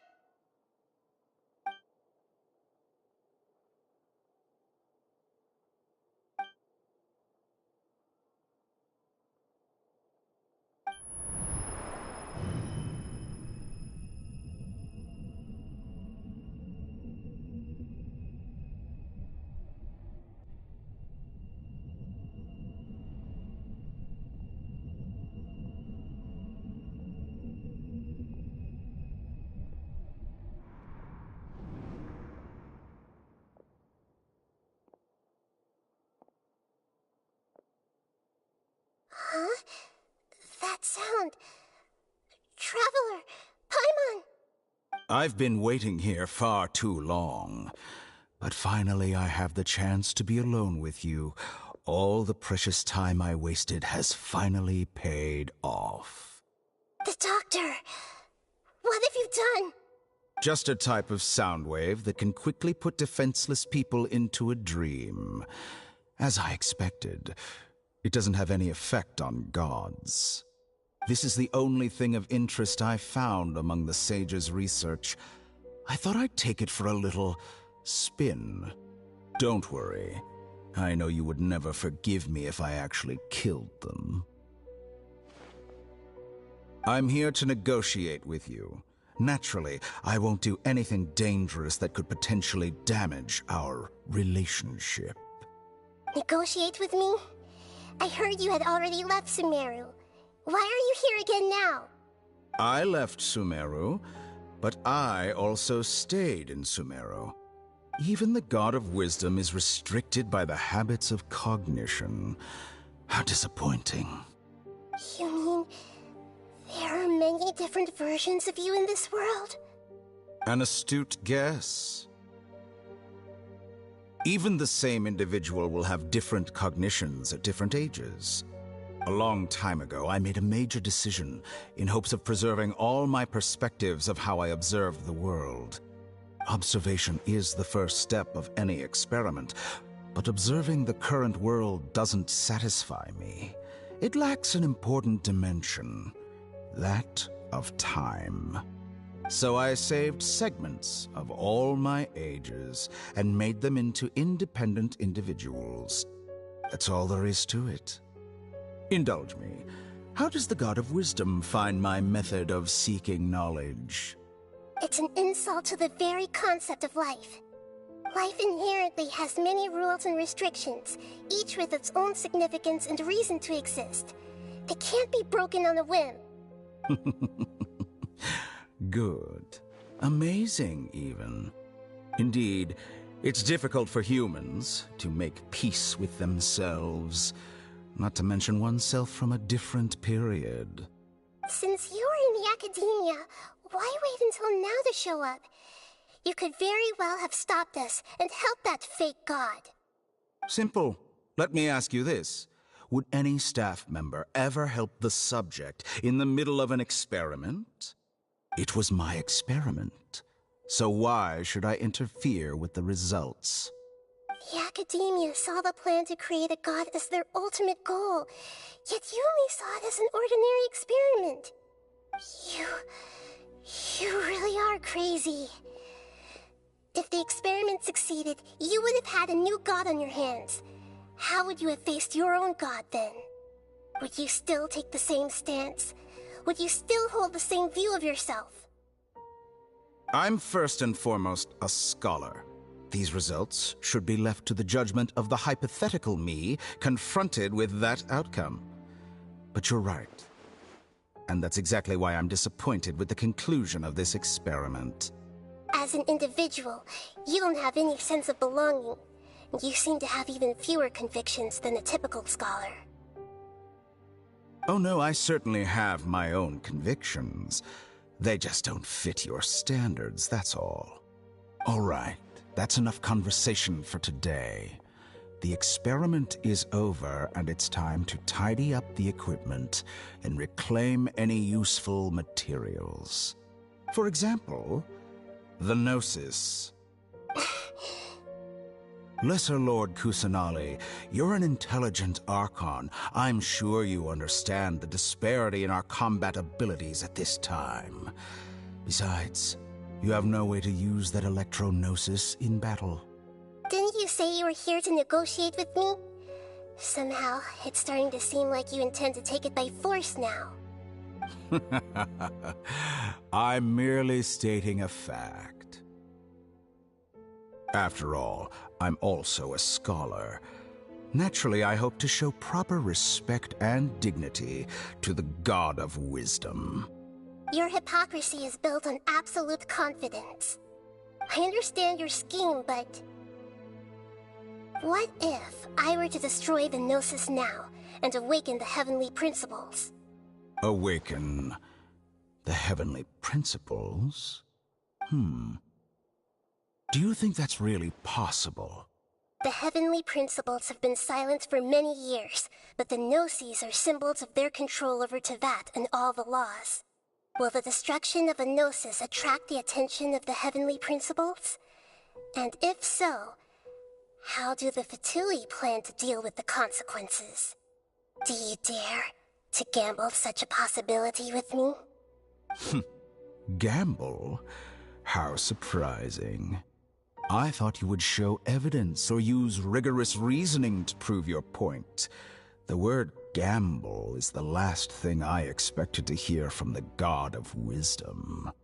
But this is a clever move. You must have seen through me when I first captured your consciousness. As a scholar, I respect all possibilities. This has always been my principle and is an essential trait as an experimenter. Indeed, I can't ignore this possibility. So tell me then, what are your conditions? This foreign Gnosis will only lead to disaster if it stays in Sumeru. But this Electro-Gnosis is the prize I obtained after defeating one of your fellow Harbingers. Now, as the one who initiated this cascade of events, shouldn't you pay the corresponding price? Price? Interesting. What price would you have me pay? How about erasing all your other segments? So this is how you wish to restrict me, the most threatening opponent of the Nation of Wisdom. What you request of me is like plucking out the eyes I have placed in the dimension of time. Segments are extraordinarily difficult to make. They require extremely rare resources and enormous amounts of time and effort, requiring me to destroy them all here and now. Bravo. A suitably wise decision on your part. Yes, how very interesting. Can I assume that you have long been wary of me? Among all the versions of me, this segment you see now is the most selfish. If it weren't me, your idea wouldn't have worked. What did you see when you were imprisoned? You were observing me, and that's how you know I've long grown tired of their doubts and endless arguments. Like you said, it's difficult to make peace with yourself. Being as smart as you are, have you managed to do that? I see. If you think all those versions of me are worth a gnosis, then deal. You sure didn't hesitate much.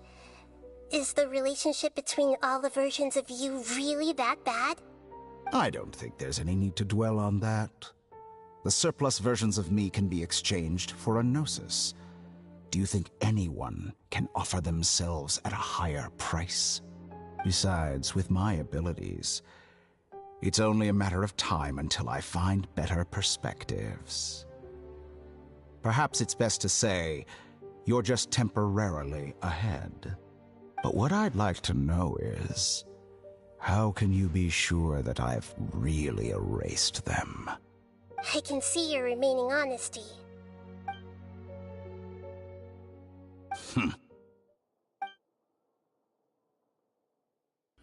What a ridiculous decision! You can't be serious!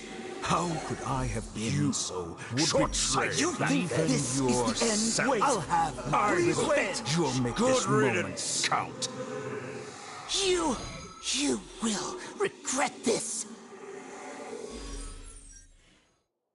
Well, have you confirmed that it's complete? Here, take it. The future of Sumeru City will be in my hands alone. I will shut down the Akasha and let curiosity and the thirst for knowledge drive the realm of academics once again. There won't be any further gaps for you to exploit. It truly pains me that my academic achievements have never been appreciated in my homeland.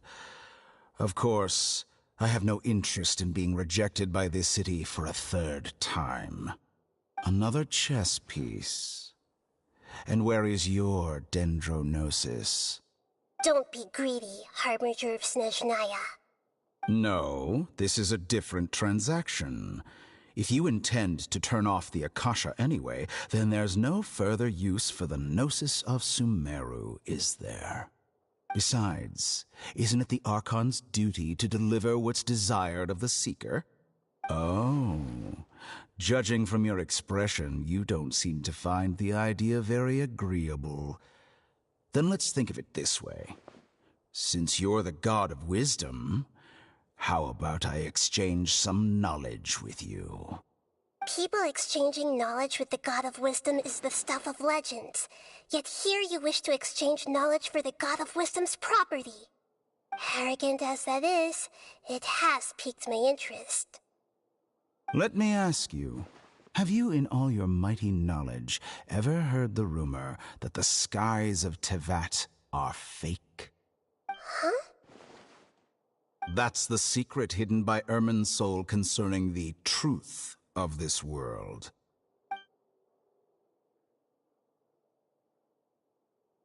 Once I finish telling you about this, it will be time for me to say goodbye. With negotiations, we've all gotten what we wanted. I'm very glad I got to meet you like this. Your arrogance may know no bounds, and convictions may mean nothing to you. But I'll still listen to what you have to say.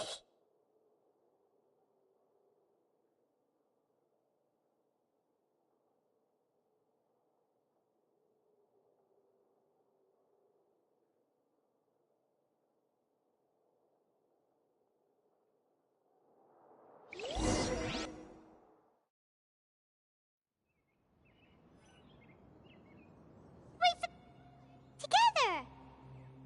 Okay. Wake her up.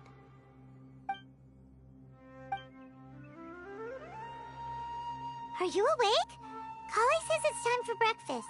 Come on, get up! Good morning! How are you feeling today? Good to hear. It looks like we've recovered pretty well. Not even Tainari could stop us from going out now, right?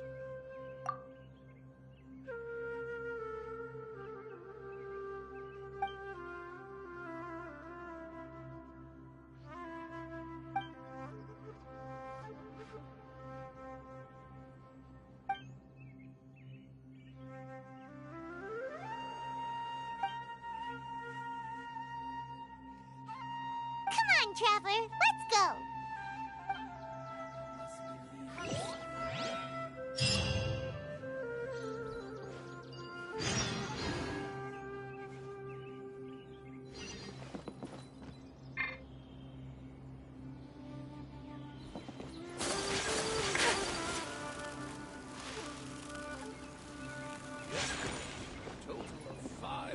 Good morning.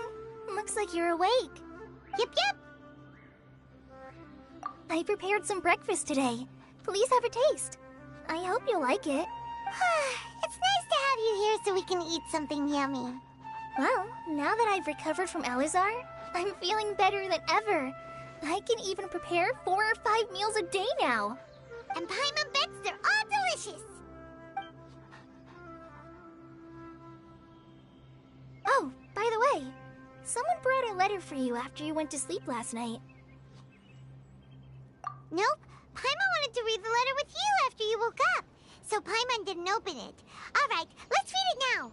Oh, it's from Nilu. Ahem.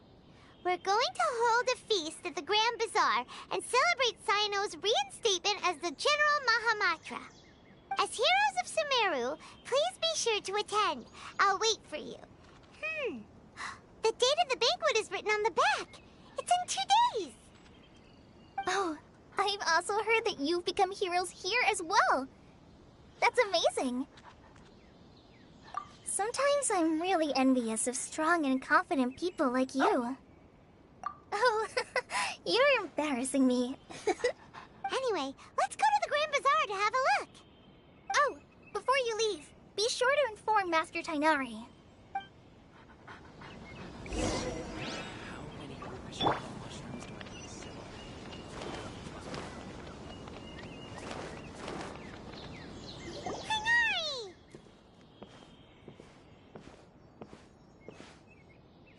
Good morning. How do you feel today? We feel much better. How about you? I'm recovering well. Thanks for asking. But from the looks of it, you seem to be already busy with work again. It's fine. I'm not that busy, really. The Elazar patients have recovered, as well as Hypatia.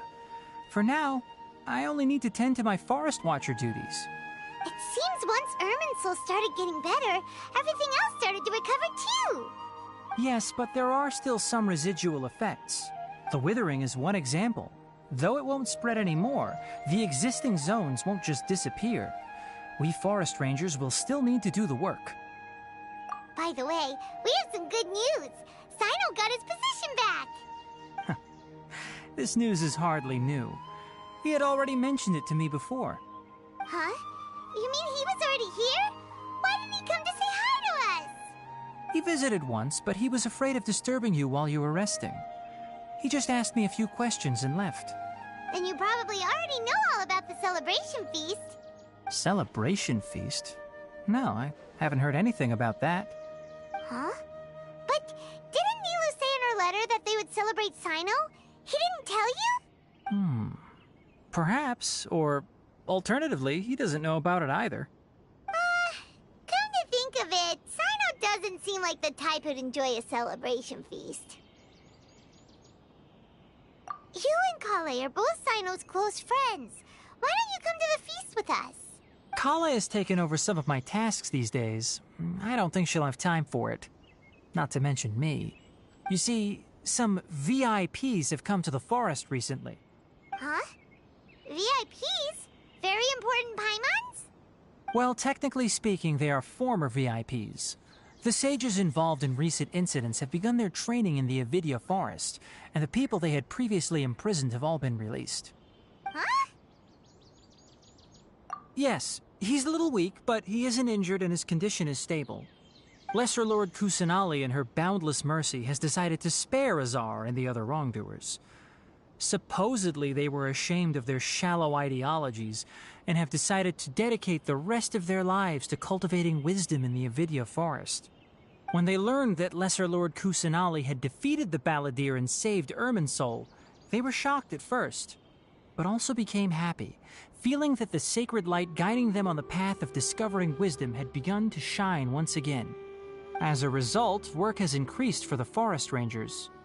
That sounds really exhausting. There's nothing we can do, really. But that's another topic. Back to the matter at hand. Are you two planning to head out? Ah, right! We're here to request permission to head out. Would that be okay? You've recovered well. You may go, but be careful. Yay! Will do!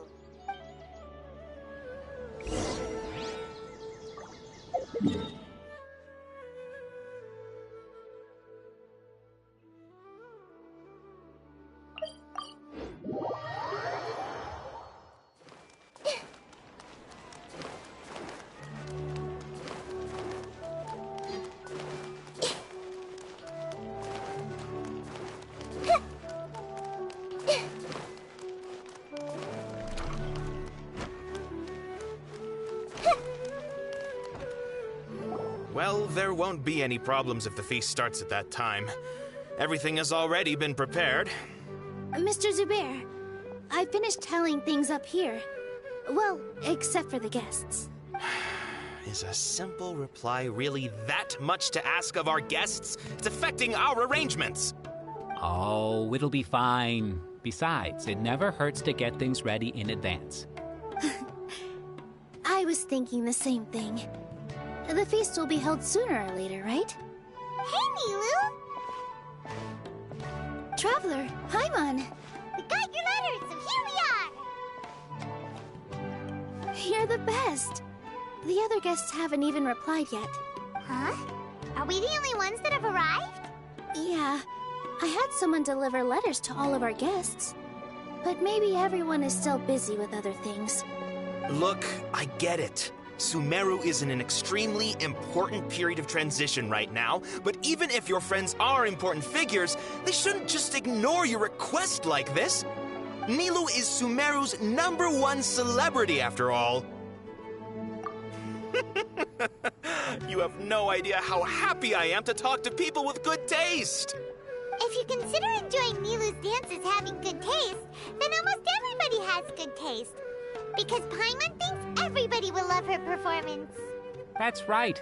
We all think she's amazing too. Nilu is an absolute favorite among those of us who frequent the Grand Bazaar. For Outlanders, you have a great eye. Master Zubair, let's have a vote for the most outstanding audience members next time. I think these two may win. Nonsense! It is not for us to determine the value of an audience. But indeed, we could try giving gifts to people with particularly good taste. I heard there's a device in Fontaine called a camera that can record people's appearances as pictures. Such pictures would make superb gifts. Ooh, good idea. I wonder where we can find one. I don't want you giving pictures of me to everyone. I'm satisfied just being able to perform here. There's always a lot going on at the Grand Bazaar. Yeah, and that's why I love it here. Traveler and Paimon, could you help confirm if the letters were actually delivered? If for some reason they didn't receive the letters, then please tell everyone that there will be a feast here. Yeah, we can also check out how everything in Sumeru is going now. When I wrote the letters, I heard that Dia was in Port Ormos, and Alhaitham was at the Akedemiya. As for Sino, we've only heard that he appears at the Akedemiya from time to time. I'm not too sure about Rahman's whereabouts. My guess is that he's with Dia. As for Dunyarzad, I just hope she's feeling better. I sent her a letter, but I was afraid of disturbing her. If you have time, please ask about her for me. Okay, got it. Let's go, Traveler.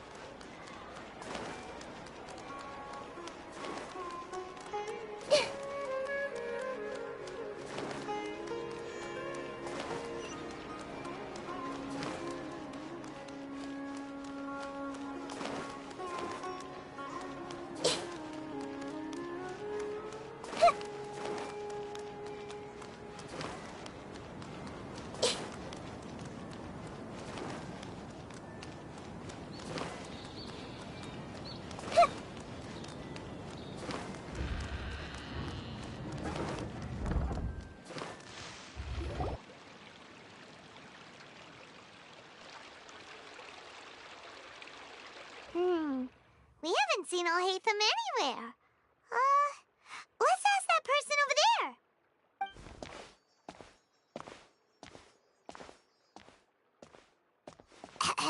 Hey there, have you seen Alhaitham around? Yes, it seems Scribe Alhaitham has gone to the House of Dana. You should be able to find him there. But you're already the second group of people I've seen looking for him today. He must be quite the busy man. Oh? Who else was looking for him? Mr. Cavey was just here asking about him. You wouldn't believe how terrible their relationship is. And now you two are here.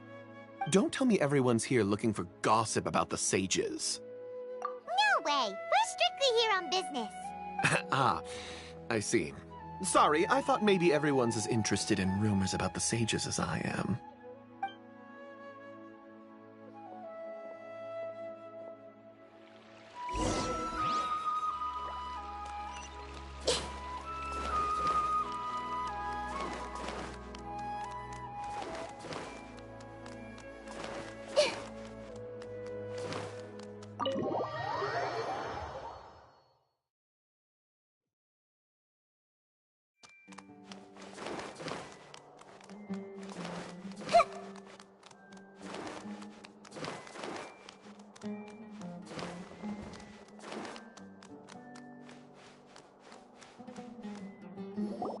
Hatham should be around here somewhere, right? Oh, he's over there! But it looks like he might not have time for us. Just put down that worthless book and tell me what happened in the Akedemiya. This is not just some worthless book. Do you have any idea how difficult it is to find a physical book like this in Sumeru? It doesn't matter. It's probably just another thing that you used your authority to get your hands on anyway. Just put it aside. Listen, I came back today only to hear that the sages have disappeared. Oh? You sound surprised. I thought you would already know the inside story. Would I be here asking you if I knew? You're the scribe, not me. So just tell me what you know already. Well, I almost became a sage. Huh? Oh, don't sound too surprised now. You're the renowned Kaveh, light of the Ksharawar. Besides, as a master builder and craftsman, chances are you'll be appointed as a sage too. Why do I feel like you don't really mean it? Huh. What makes you say that?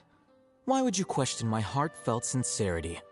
Maybe it's because you've never said anything good about me before. Yeah, well, I share a similar sentiment, and anyone who knows you as well as I do would surely do the same. Oh, you... See? This is why I hate discussing anything with you. Your ridiculous and arrogant attitude always gets in the way. It seems that you really can't stand my personality. Ha! What was your first clue? Well, then you might as well move out of my house. Are you threatening me? Stooping to a new low, I see. Ugh, and don't change the subject. You, a sage? What a joke. The Akedemiya might as well just close tomorrow. Are they having a fight? Forget what's going on with the Akedemiya. Haven't you been busy with your construction project? Tell me, when are you going to build yourself a mansion? Don't get me started. I get angry just thinking about it. So, what great building did our master architect work on this time? Like I need to tell you. Keep your nose out of my business. No, I think we deserve to know. Where were you when Sumeru needed you most? I was in the desert for a large project, but considering Haravatat's utter ignorance of architectural and aesthetic matters, you probably wouldn't understand. Which is truly unfortunate. I can only pity the man who doesn't understand the first thing about beauty and romance. Unlike a true... Hold on, wait a second. What do you mean by when Sumeru needed me most? Well, while you were out fiddling around in the desert, many people came together to save Sumeru from a crisis. Ha! And you think I'd believe that? Look, all you really need to know is that Azar and all his accomplices have all been overthrown. Huh? What nonsense are you talking about? It's no skin off my nose if you don't believe me. It's not like my Darshan was the one trying to apply for funding from the Grand Sage. Yours, though, on the other hand... You know what? I'll ask around. I'm sure someone knows what's going on here. You're dead if I find out you're lying to me.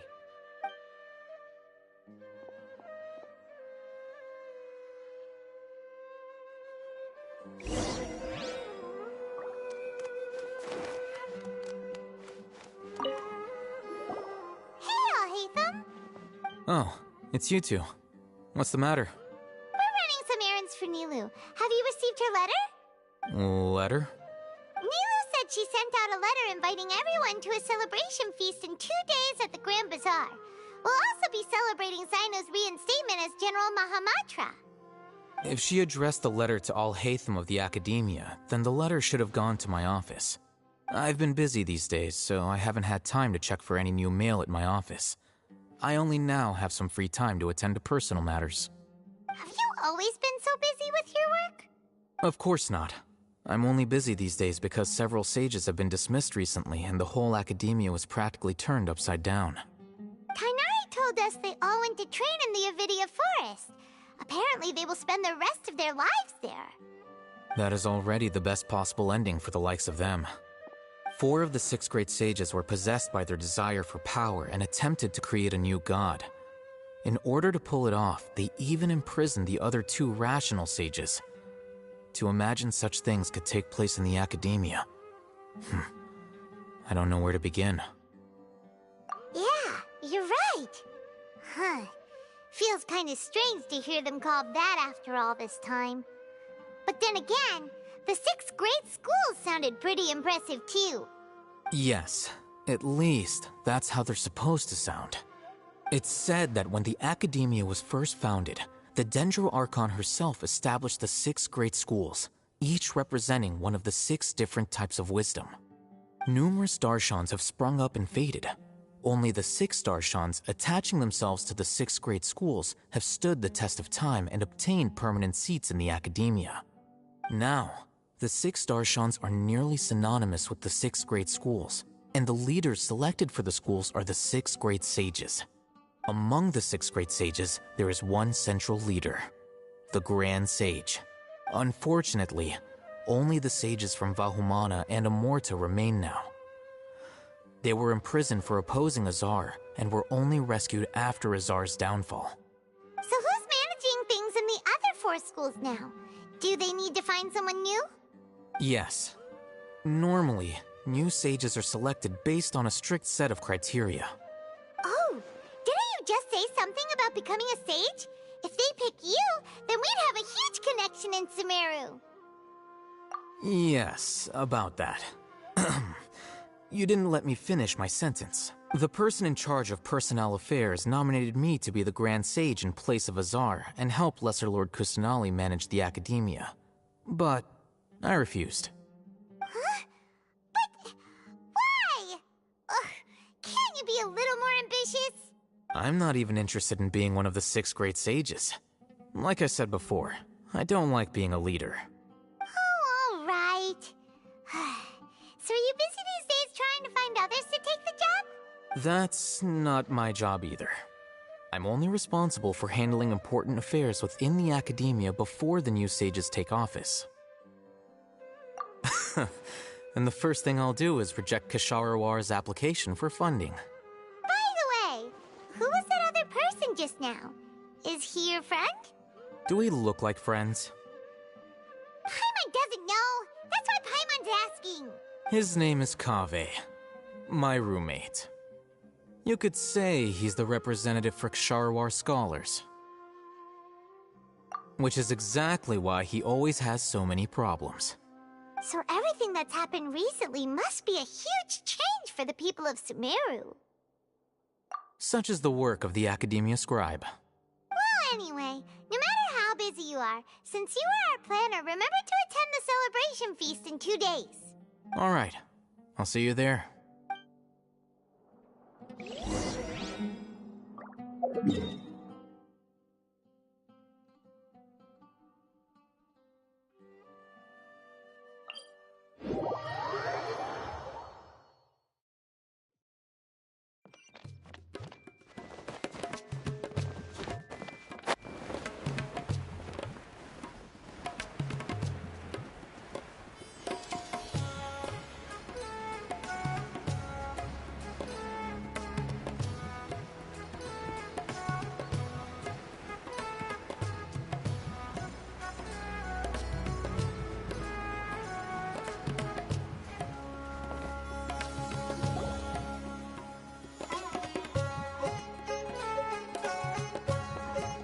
This is Port Ormos.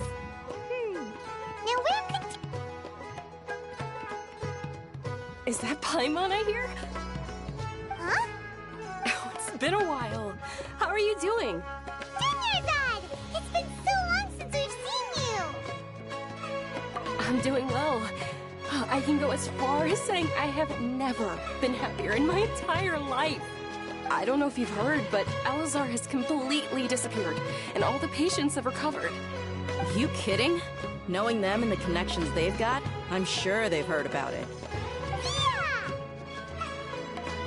That's right. My lady is feeling better now, so I'm accompanying her for a walk. Why do you still call me that, Dia? You've already informed my father of your resignation. I guess I'm just used to calling you my lady. Old habits die hard. Resignation? You mean you're quitting? Yeah, I might start losing my edge if I keep being a bodyguard for the Homayanis.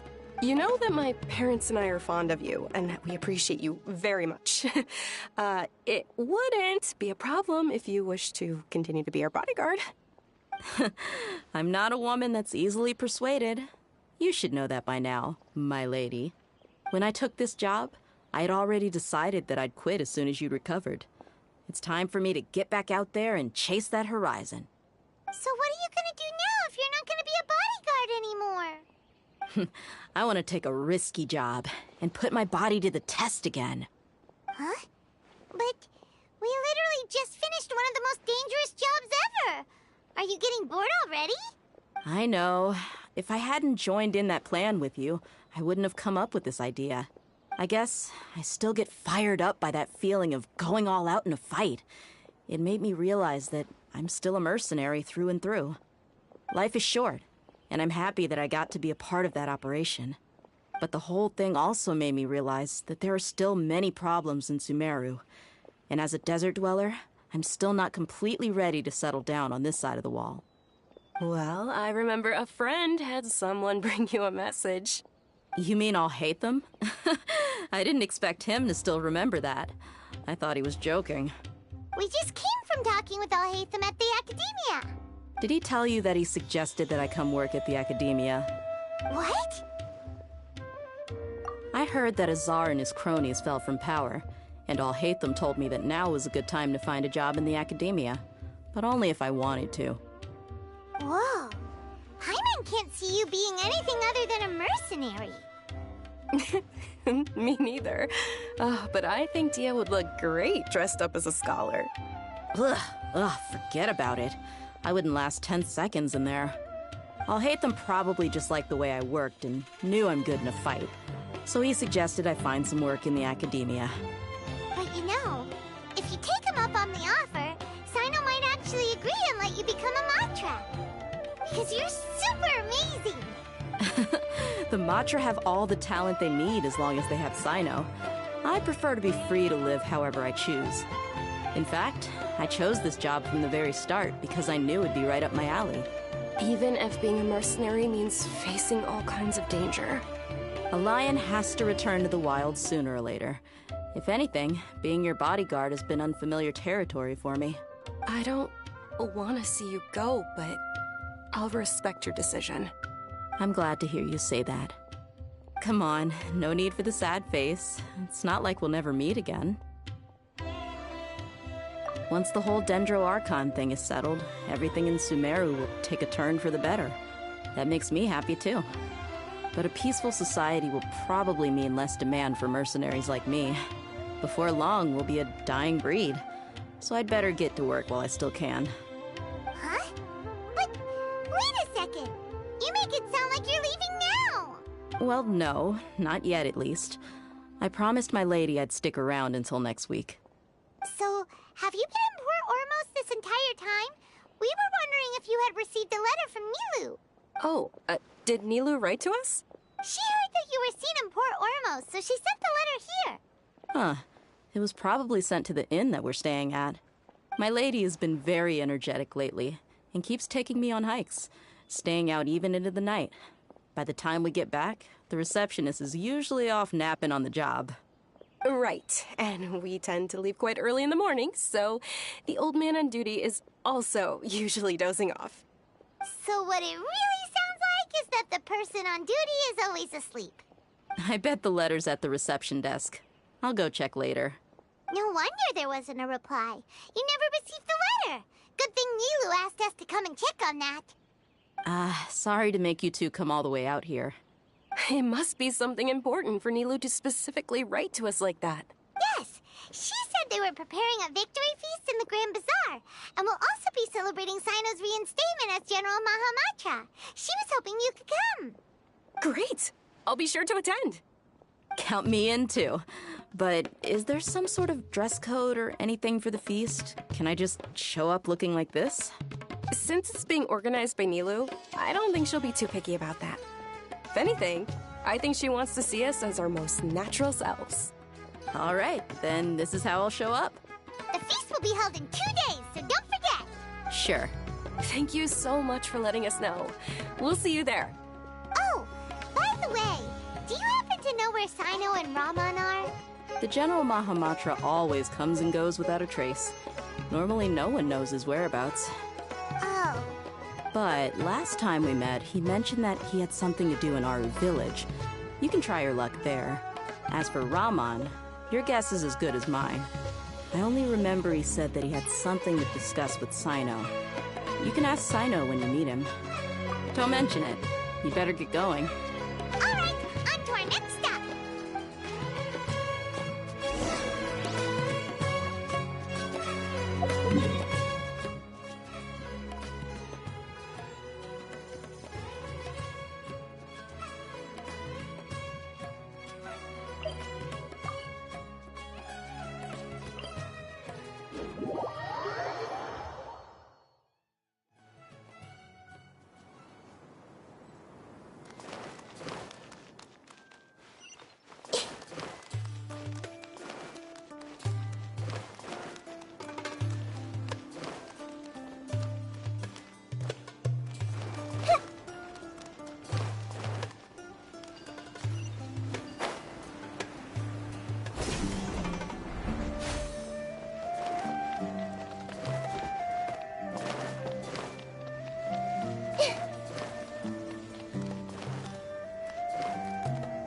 It's been a while since we last visited Aru village. Ah, there's Sino!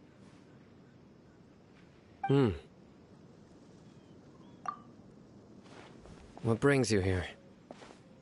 We recovered well, and Tainari agreed to let us leave, so now we're out and about again. It seems Gandharvaville's medical treatment is still as good as ever. Mm-hmm, and Tainari is recovering well, too. That's good to hear.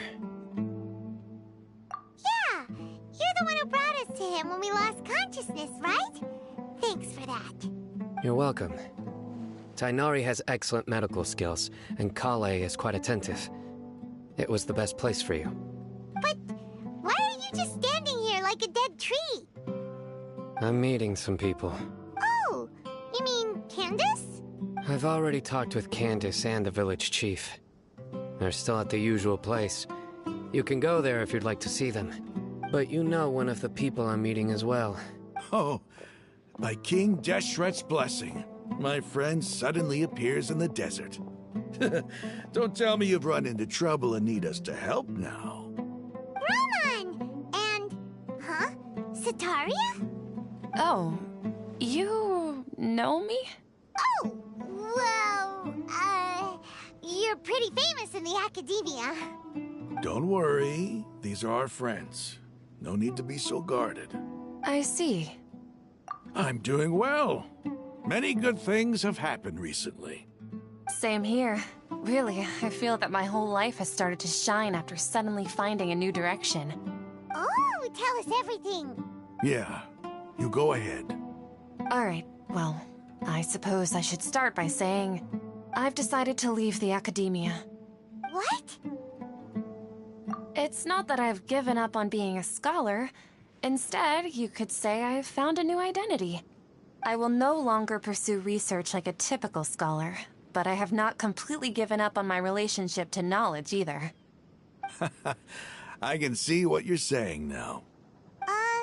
What do you mean? I plan to leave the Akedemiya and return to teach here in the desert. Wow, so you want to become a teacher? Sataria will return to support education here and teach people from the desert. She can't teach everyone on her own, but there are many of us Eremites all over Sumeru. She came to discuss a collaboration with me and hoped that I could bring her ideas to the Eremites. Yes, it's my hope that the Eremites can help me select a group of smart people with the best aptitude for teaching. I'll teach them, and after they've finished learning from me, they can go educate more people. That is the true meaning of education and the spreading of knowledge. The people of King Deshret suffer from sandstorms, exile, and ignorance. Miss Sataria is more than welcome to come teach here. Her arrival is like a star shining in the desert night. The stars have always guided caravans, thieves, soldiers, and travelers who get lost in the night. They lead those in the dark out of trouble and back to safety. Oh, please. Where's all of this coming from? I'm starting to feel a little embarrassed. You deserve these compliments. Mercenaries are accustomed to danger and don't fear death, which is why we recognize extraordinary actions that common people would easily overlook. Setaria's idea will bring much good to many people. At first, I feared it was destined to fail. Everyone knows that the Akedemiya doesn't allow scholars to teach in the desert without permission. As you know, all knowledge is under their surveillance and control, and very few desert dwellers are as lucky as me. But what I heard at that time has been haunting my heart, as if there were lightning bolts constantly bombarding my soul. Setaria, you tread a treacherous path, and the longer you ignore it, the tighter the Akedemiya's grasp on you will become. Setaria, why haven't you gone home? Never forget that the desert that belongs to you lies elsewhere. Miss. These words sparked something in me, and I knew that I had to bring something back to my people after going home. I gathered up the courage to approach the Grand Sage, only to find that he was no longer at the Akedemiya. Lord Sino told me that Azar didn't belong there anymore. Azar has received much-needed punishment. Though, if you ask me, it may have been too light. You probably have already heard. Lord Sino helped me obtain permission to leave the Akedemiya for the desert, and accompanied me here to discuss collaboration with members of the Eremites. My plan was able to go smoothly thanks to him and Rahman. You're all doing so much for the desert. Aside from that, I also have some other business to discuss with Sino. Lesser Lord Kusanali has allocated many resources to support and develop the desert. I've done some business for her, and part of it required the assistance of the Eremites. I applied for a few batches of educational materials from the Akedemiya, and sent them to several groups in the desert, as instructed by Lesser Lord Kusanali. I believe the people will make good use of them. That's exactly what the people here need. Physical books and other related items. If it weren't for Sino and Lesser Lord Kusanali, I'm afraid we'd never be able to get our hands on them. Apart from this, the Akedemiya is also recruiting scholars that are willing to teach in the desert. I'll let you and Setaria know as soon as I have any more news.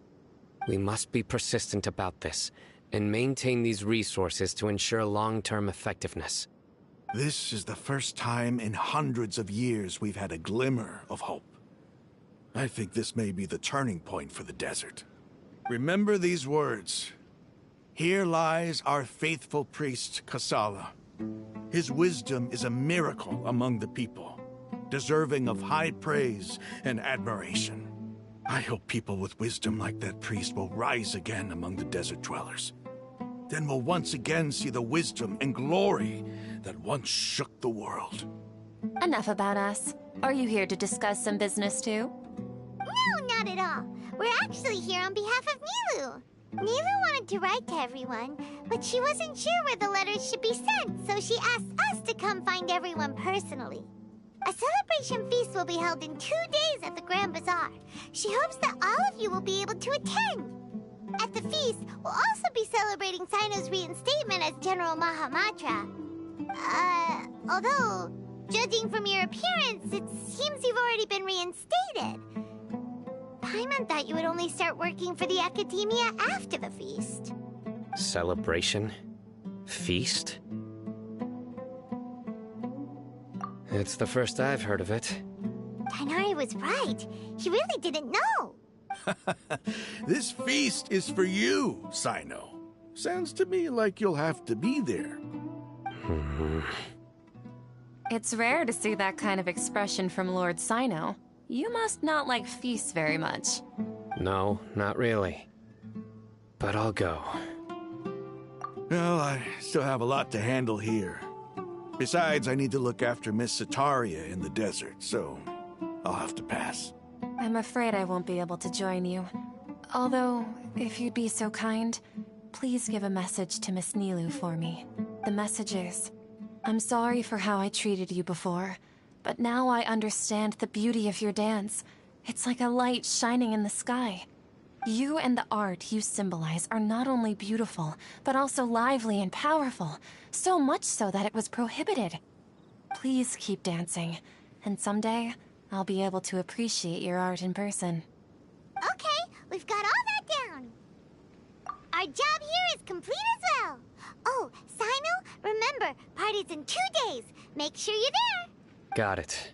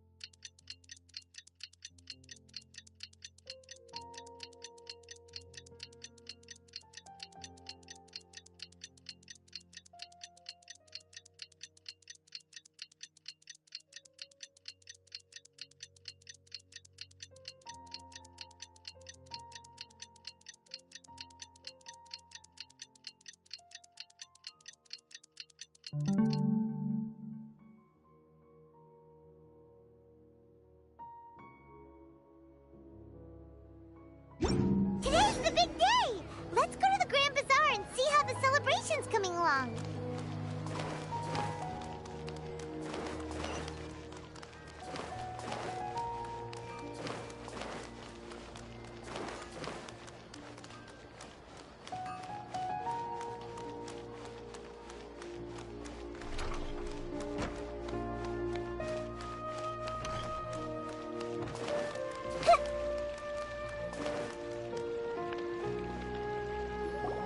Everybody's already here. Looks like we're the last ones to arrive. I'm here. Ah, there you are. Well, look who finally decided to show up. You look like you came here immediately after finishing up some work. I'm very happy to see you here. But we're not late, are we?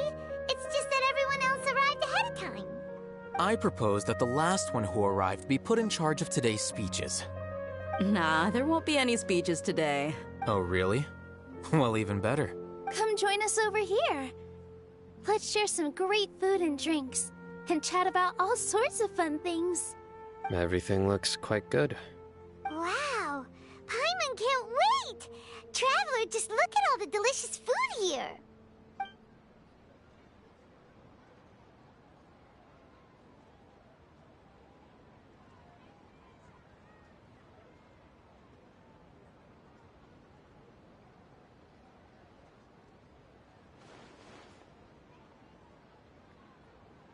Whoa!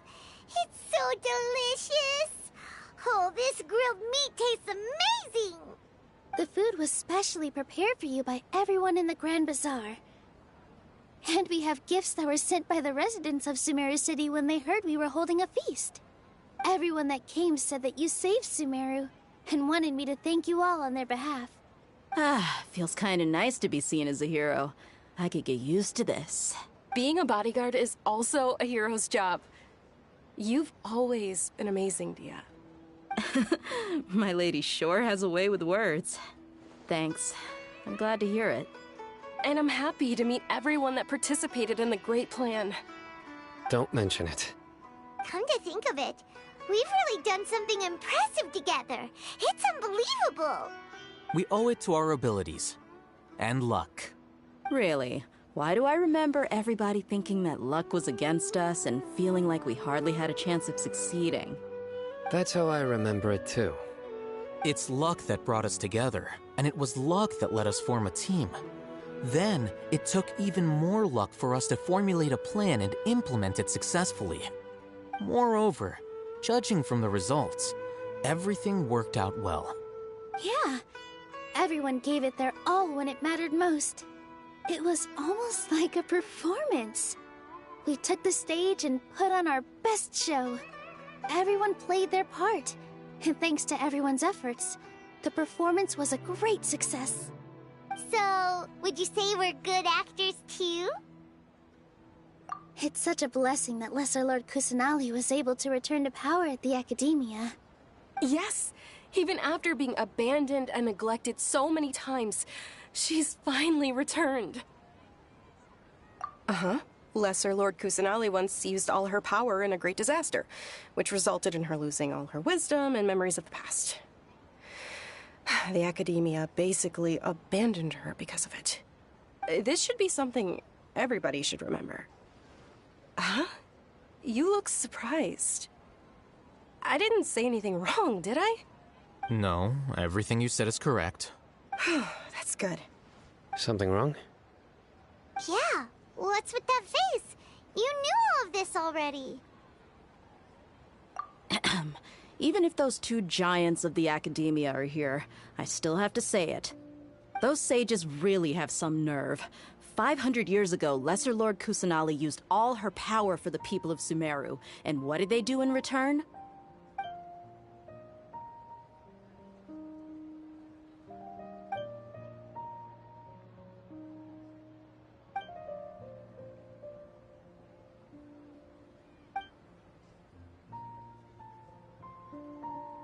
If you bite the hand that feeds you, don't act surprised when it turns into a knuckle sandwich, right, Sino? Perhaps I shouldn't say this, but their treatment of Lesser Lord Kusanali calls for a more severe punishment. You could simply tell Lesser Lord Kusanali that you wish to have Azar and his accomplices severely punished. I respect our deity's decision, and won't interfere in any way. While we're on this topic, why didn't you accept the Akedemiya's invitation to become the Grand Sage? Are you trying to say that I'm fit to be a sage? Not at all.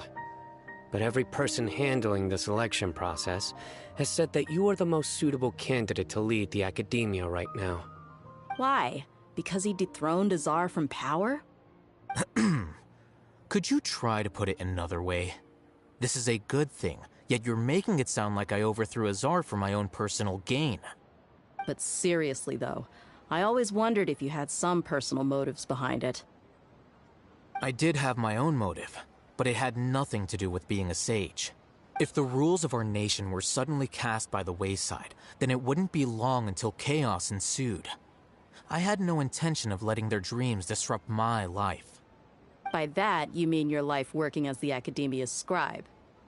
Precisely. Wait, is that all? So, that's the only reason why you joined us and came up with all those plans? It's reason enough. You've certainly got quite the personality. You flatter me. All right then. How about you?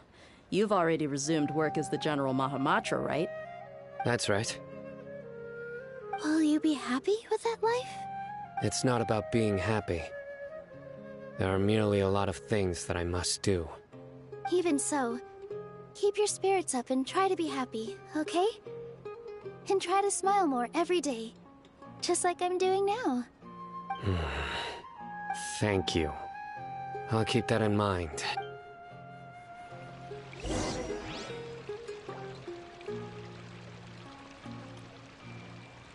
I seldom participate in such lively gatherings, but the atmosphere here is quite good. No. This gathering today has a unique meaning. The Grand Bazaar is lively because the people here feel happiness from the bottom of their hearts. Unlike the farces at the Akedemiya, that happiness is an emotion that'll be forever alien to those bookworms who have driven themselves insane by studying. I seem to have taken both keys when I left the house. Oh well.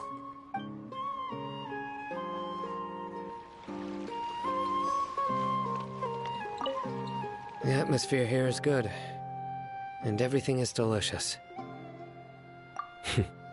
I don't often come to such places, but it feels quite good. I have a lot to handle these days. Otherwise, I could show you around. There's always next time. We're friends after all. This feast is pretty good. I like it.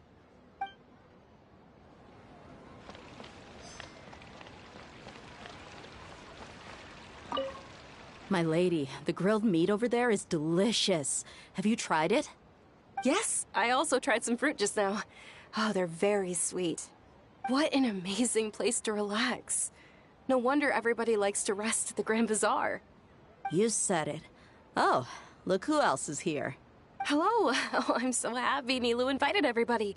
Oh, now I have the chance to meet all the heroes. Hey, less of that polite chit-chat and more eating and drinking. The feast is about having fun, not stuffy formalities.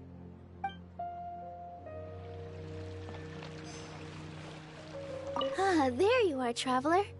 Well, how is it? Are you enjoying the feast today? If there's anything you're unhappy with, just let me know. I'll be sure to take note of it. That's good.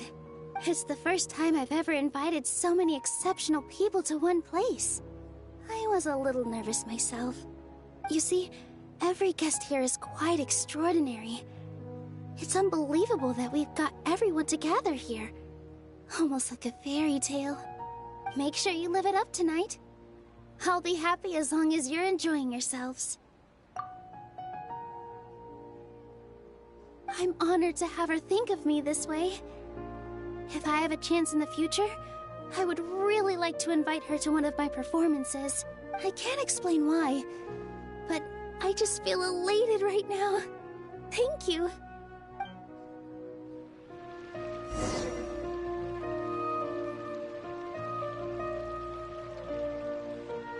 Hey, what's wrong? Your head is starting to droop. Hey, you can't just fall asleep here. Paimon will go find something delicious for you to eat. You'll wake up once you've put something yummy in your tummy. Of course, just wait here for Paimon.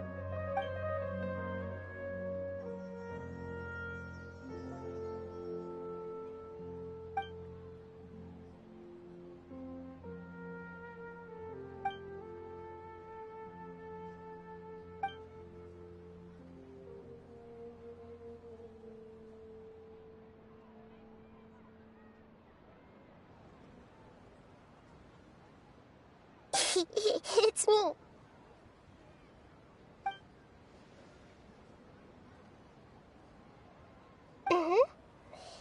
You may blame me for being a bit too self-indulgent. I was thinking about talking with you, and the next thing I knew, I had made a connection with you. The connection between us is amazing. It's like flora and the fence it grows upon. I heard there's an amazing celebration feast today at the Grand Bazaar. I wanted to have a look for myself, so I snuck in. Lately, I've been so busy dealing with all the fallout from recent events, so I really haven't had any free time.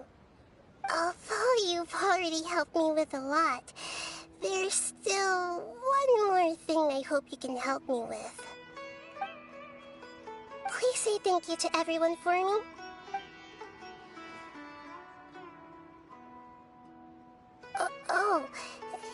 Is it not convenient for you to do that for me? But if I just show up all of a sudden, people will become all quiet and stiff, won't they? What if I end up scaring them and ruining this wonderful feast? That'd be the last thing I want.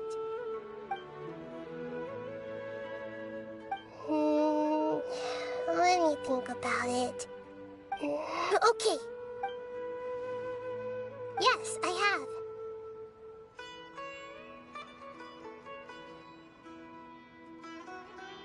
You said I should go thank everyone as myself, right? So, I've decided to borrow your body for the time being. Please don't blame me. The flora also climbs up to the fence to get closer to the sky.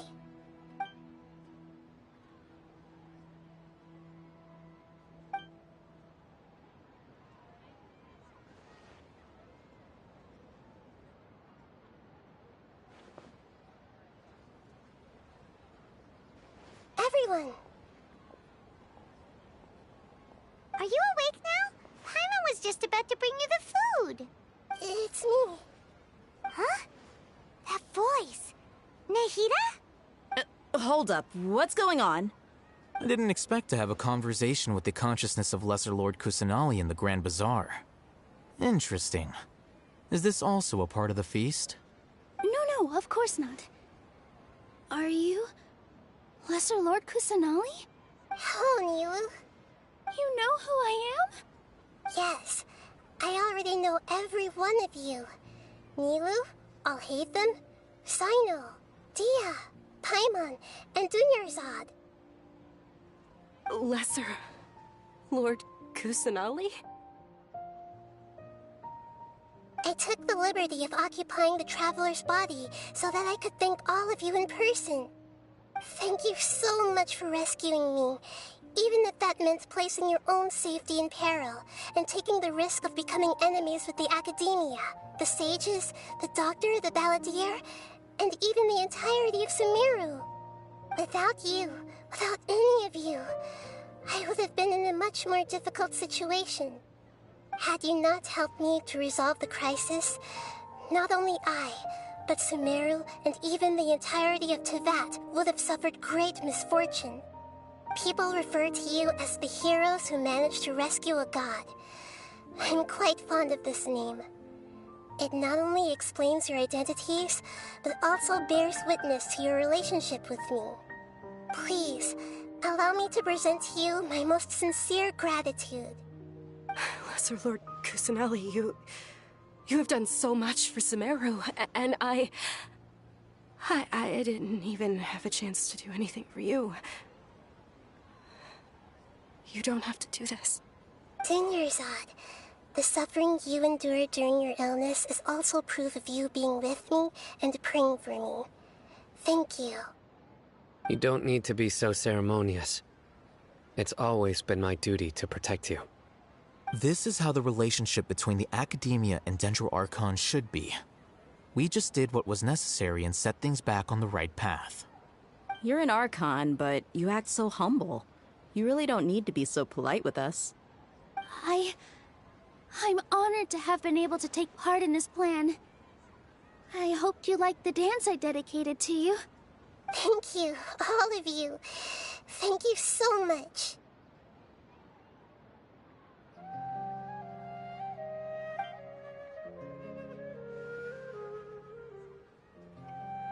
Yeah.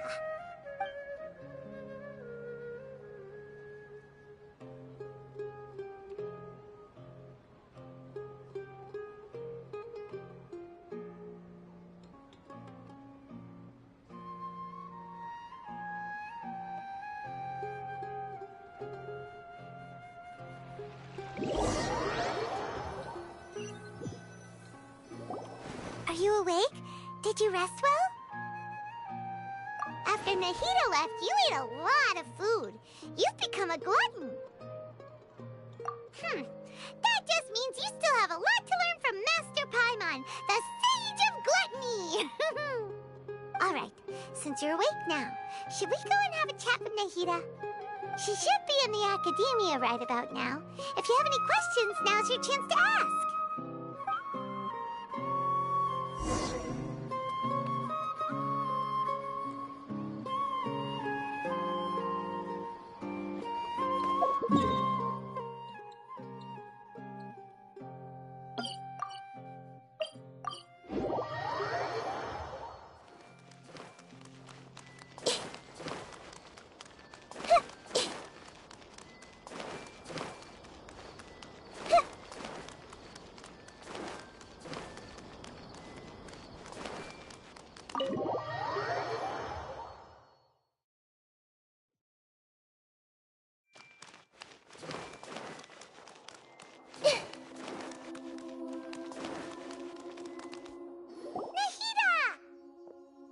Hello, Traveler and Paimon.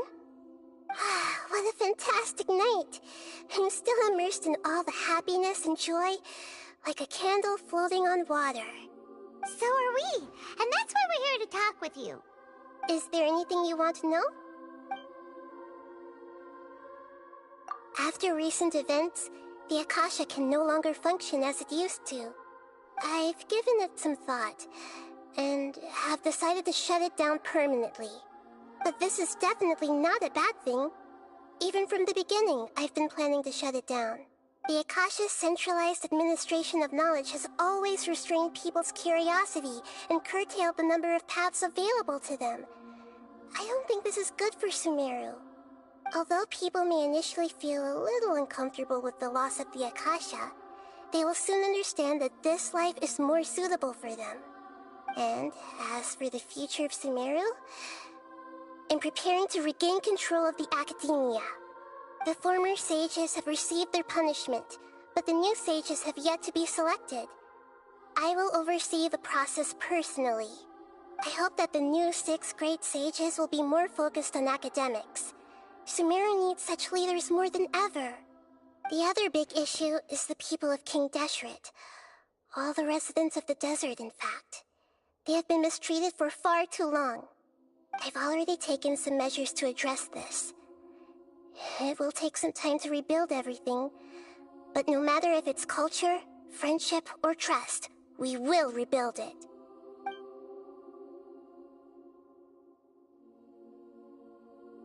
You mean, what happened after the doctor put you to sleep? Not exactly.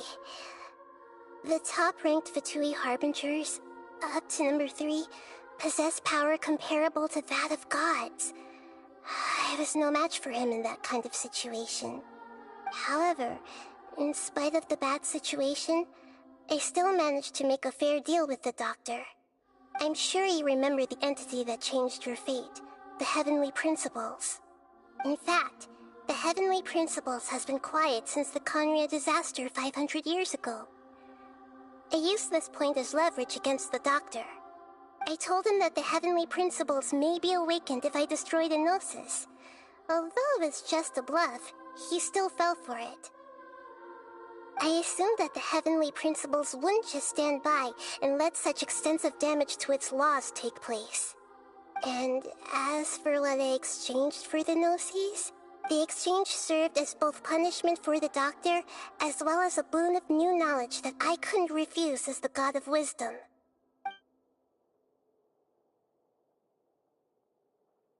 He's still in a coma. I've hidden him like how one would hide a feather. I know you have many misgivings about him, but as someone who had become a god, he has retained a number of very useful features.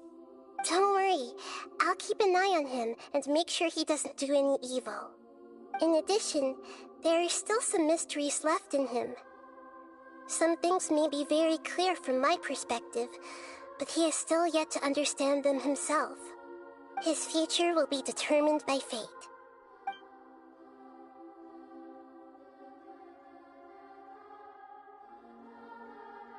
Is that where you're headed next? Fontaine, the Nation of Justice? As far as I know, that nation operates on a judicial system. Does their Archon personally judge people? No, there's a Chief Justice in Fontaine. Generally speaking, the Hydra Archon, Focalor, won't preside over individual trials. However, even then, Focalor will still make herself present at just about every trial. It seems that she just likes to immerse herself in that sort of atmosphere. As Archon, she still reserves the right to influence the final verdict. Anyway, let's just say she's got, a very unique personality. Are you sure? Isn't there something else you haven't asked about yet? Huh? You mean... About your brother. While you were resting at Gandharvaville, I took some time to perform an Irminsul search for information on your brother. Yeah! Isn't Irminsul a repository for all the information and memories of Tevat? So there shouldn't be anything on her or her brother. This is true in your case. Irminsul indeed does not have any information on you. However, there must be something different about your brother. Because, as it turns out, the world has recorded information on him after all. What? There's only one possible explanation. He belongs to this world.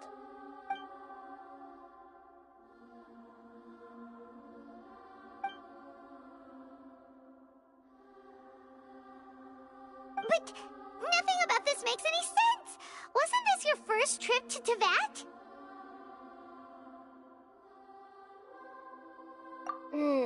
According to the records I was able to access, your sibling suddenly appeared in Conria. After the Conria disaster, he began his journey through the 7 nations of Tevat. But just as his journey was about to reach its conclusion, the Irminsul records on him suddenly become fuzzy. What do you mean, fuzzy? Did something happen to him? All I know for sure is that somebody, for reasons only they can know, is deliberately obfuscating his fate. And whoever it is, if they can do that, who knows what else they're capable of. But even that wouldn't explain how he somehow comes from this world. Something else I noticed was that according to these records, the Fatui have not classified your sibling as one of the Descenders. What's a Descender? Paimon's never heard of it. Look, I'm sure you must be curious about the information I received from the Fatui in return for my gnosis, right? A very important part of the intel was about this world's Descenders. External beings, ones that don't belong to this world. Traveler, you are Tevat's 4th Descender. Huh? So the Fatui count 3 other Descenders before the Traveler, and her brother isn't even one of them? That's right. My current hypothesis is that the first Descender was likely what we now call the Heavenly Principles. As for the other Descenders, I still need to verify their existence. It could take me some time. Paimon's head's about to burst from all this crazy new information.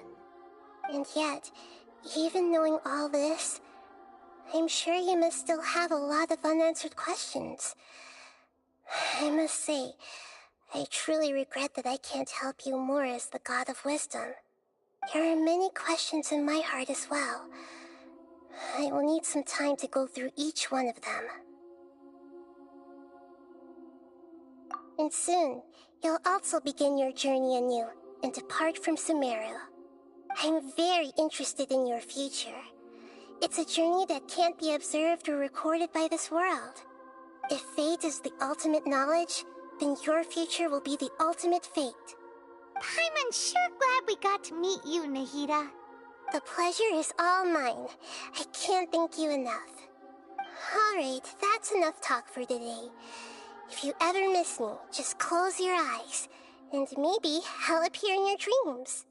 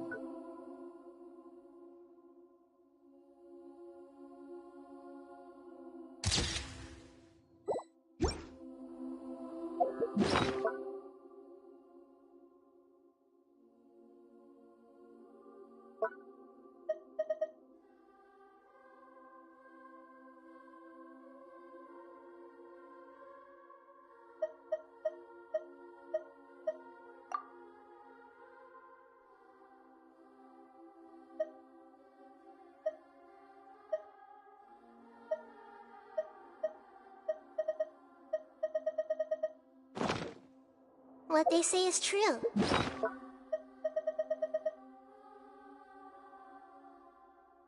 You have to see the world for yourself to appreciate how beautiful it is.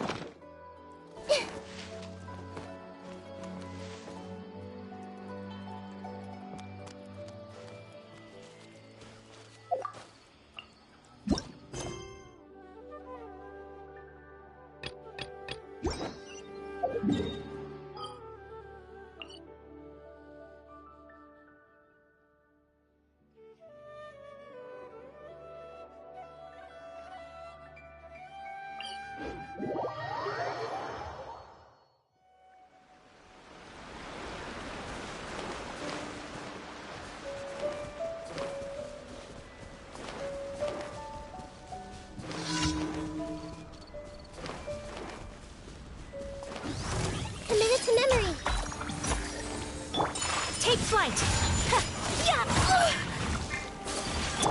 Allow me! Grow!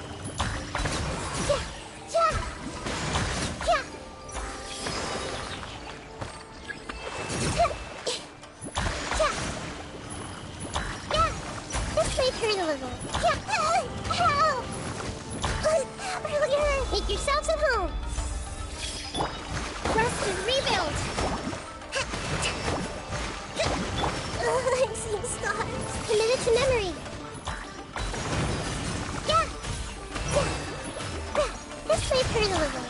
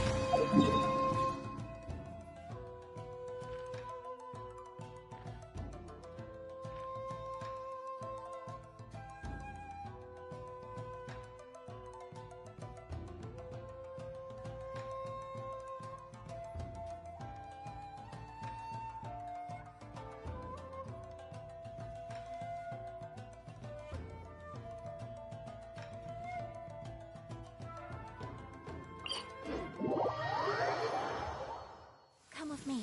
Let us find shelter from the rain.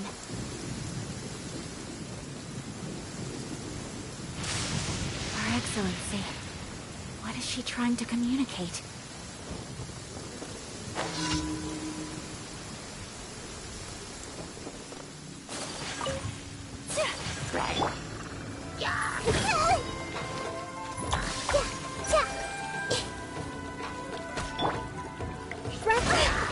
Let's move out.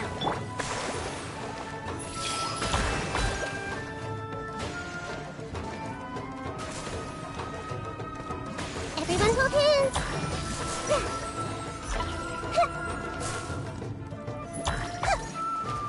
Grow. Yeah, this might hurt a little. Allow me.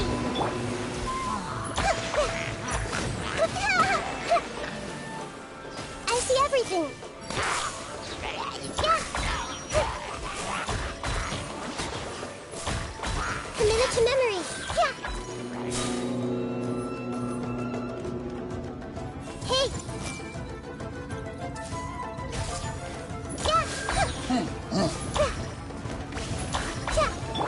Rest and rebuild.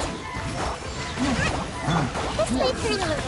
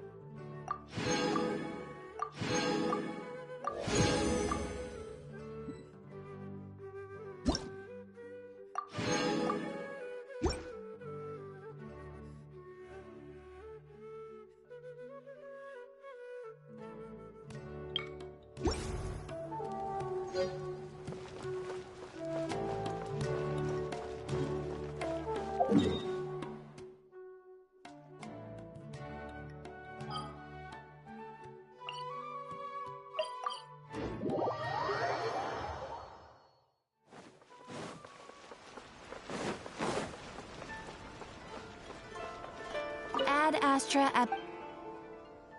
Thank you for completing... Ad Astra...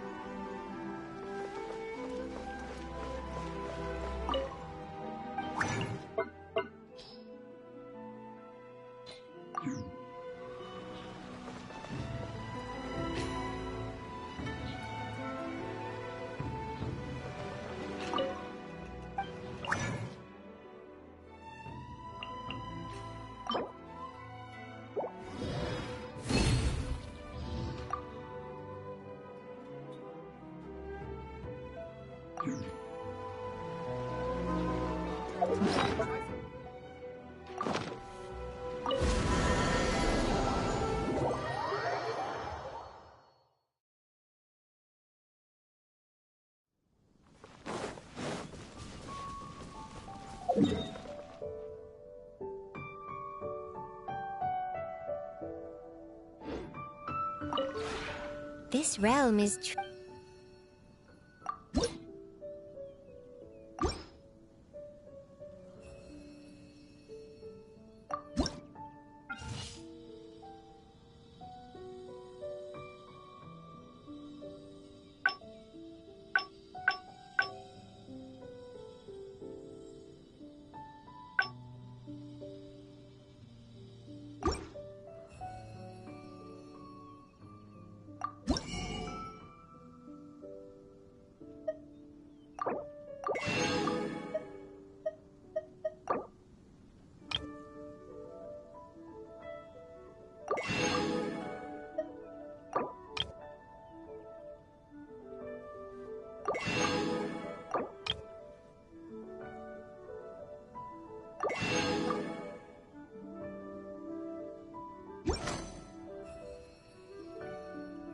If you ever have...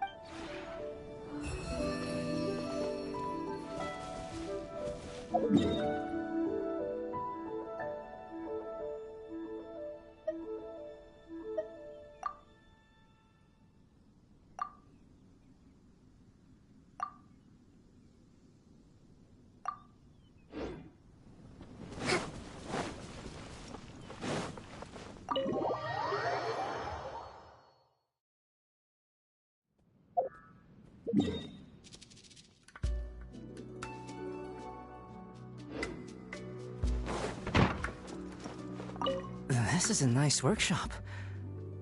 Looks like I will be able to continue my research here as well. I believe that you must have acquired some sort of secret art that allows you to copy things from the real world. Is this not so? If you don't mind, I'd like to conduct some further research with you. Perhaps it may be of some help to you.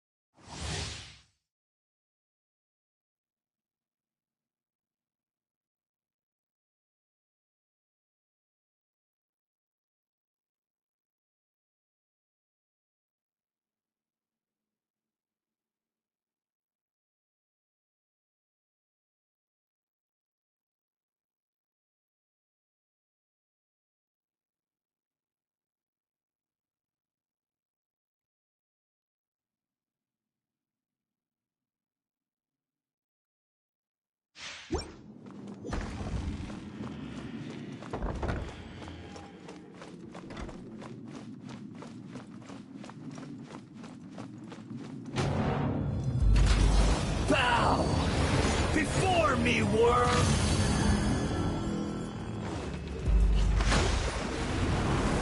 Churn!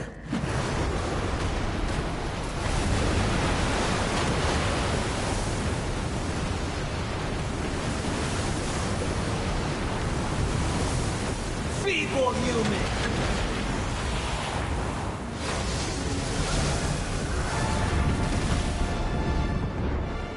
Uphill battle!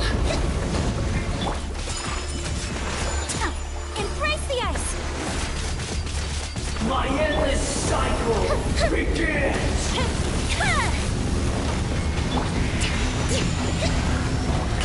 A brash maneuver! This insect.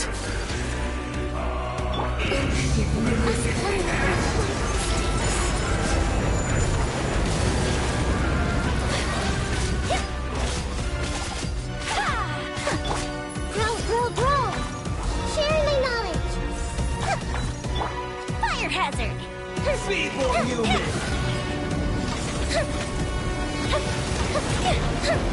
Oh, this is Wordless insect.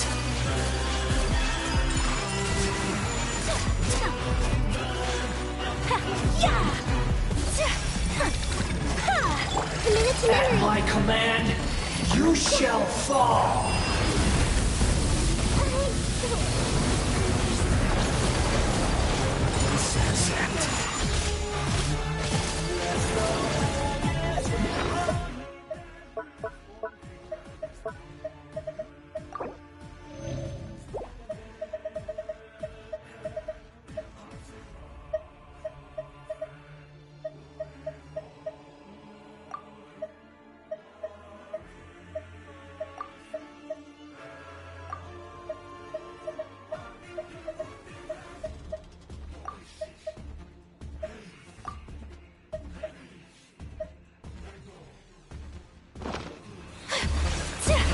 Be more human!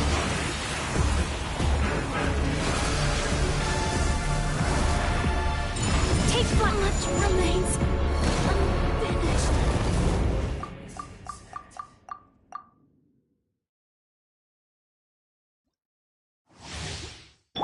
Allow me!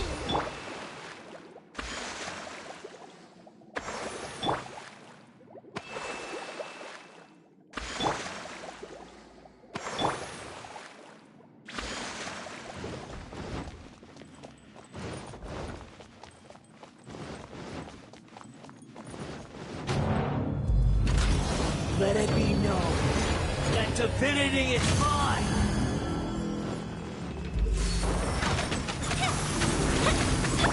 Hold the line! Perish! Whirling snow!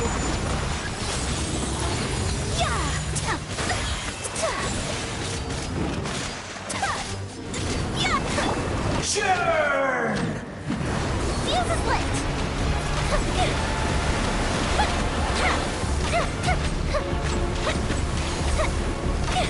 Allow me! My apologies! At my command, you shall fall! Take flight!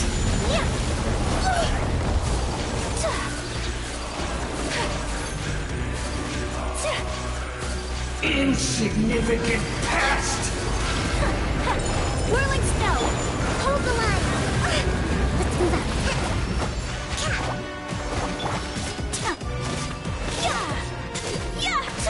Take flight! Time for a light show! Be more human!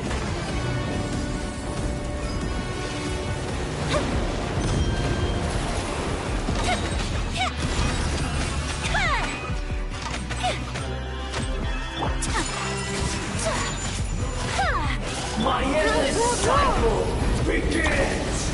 Let's keep... Allow me!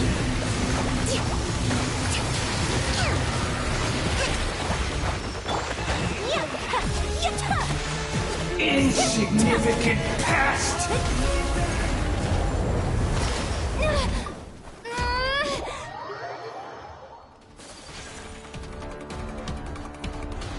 A thousand eons, mine to dominate!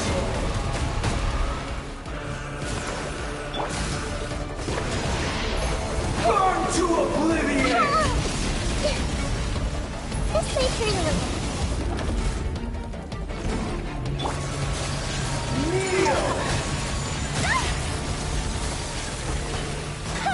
Allow me! A rash maneuver!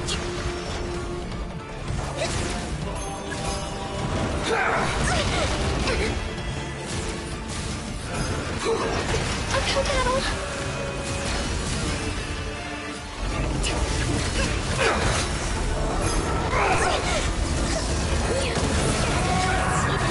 Now, your eyes have been opened.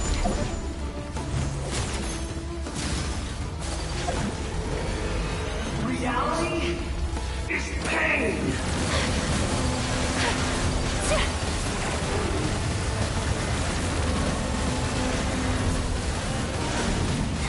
My apologies!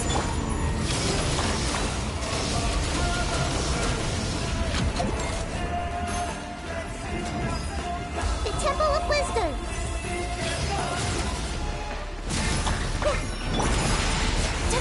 Burn to oblivion!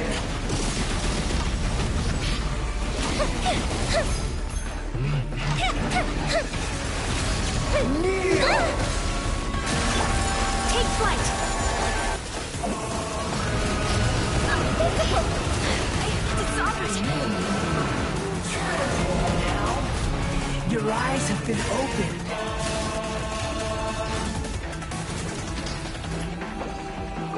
Good riddance, cruel world. Grow! Burned too brightly. Now, your eyes have been opened.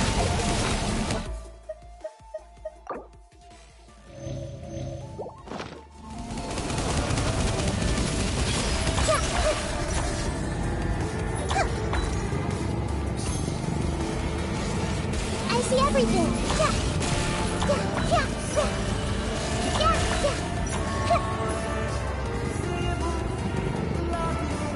Hey!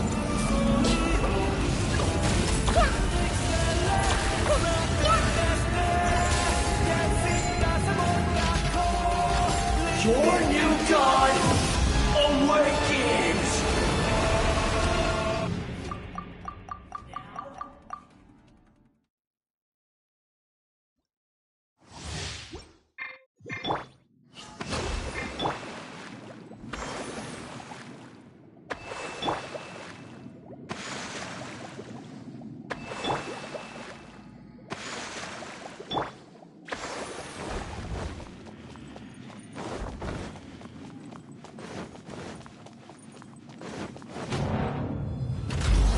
Let it be known that divinity is mine!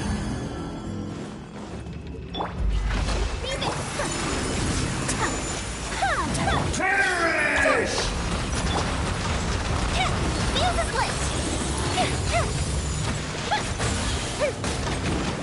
Insignificant past!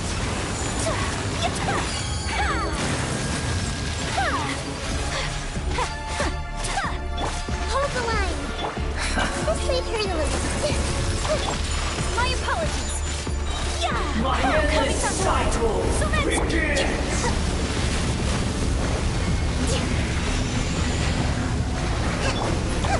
Grow! Let's change tactics. Time for a lecture. Worthless insect. Insignificant past! This may hurt a little. Whirling snow!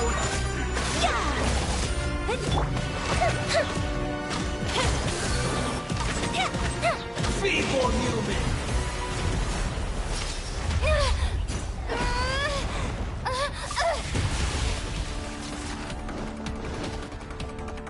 I am the all-knowing God!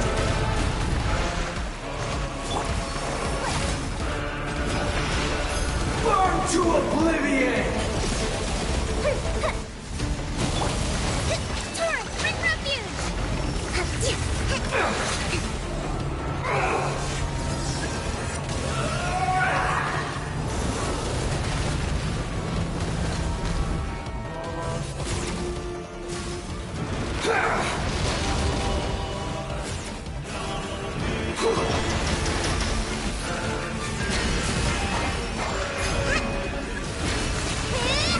Hold the line. Let's move out.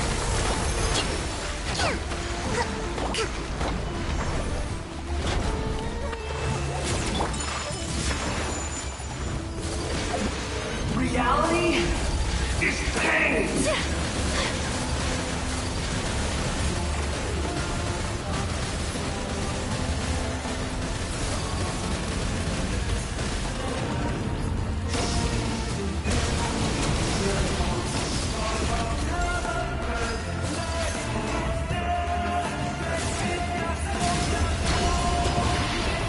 Burn to oblivion! My apologies. Good riddance, cruel world. Rest and rebuild. Time for a lecture. Take flight.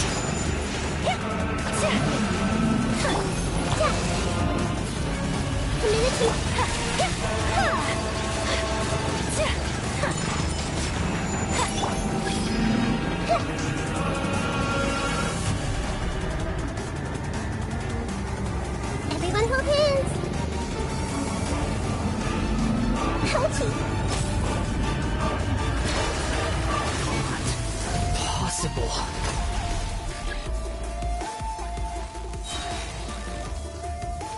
Share my knowledge! Grow, grow, grow! Yeah! Embrace the ice! Go bishop down! Covenant of the Deep! Allow me!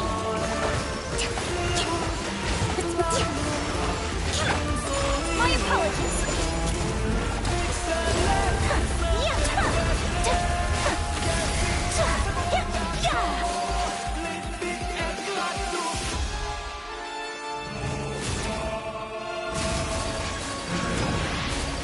Burn to oblivion! Whirling snow! Rest and rebuild!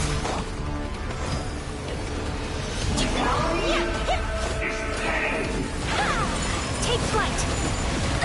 So rude! I will not stand for this!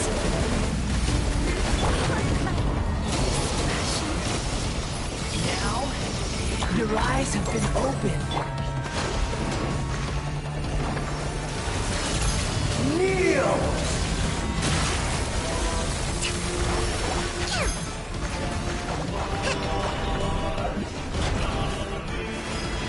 Tremble! Destined for more.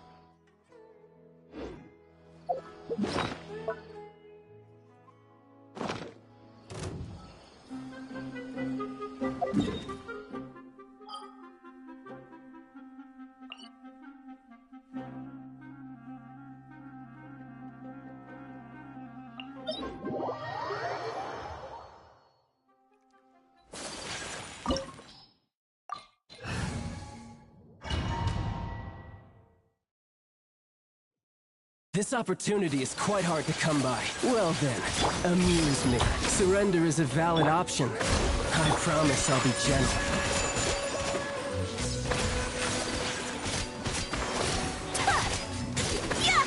How unbecoming. You've made some progress. Not bad. You've got a trick or two.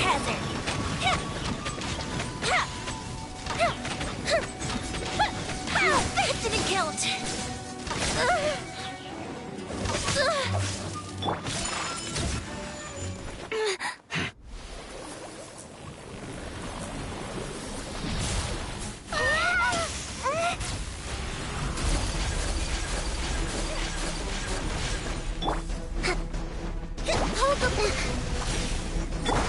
We're unthinkable!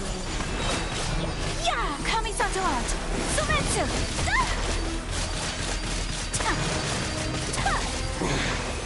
You're cut above.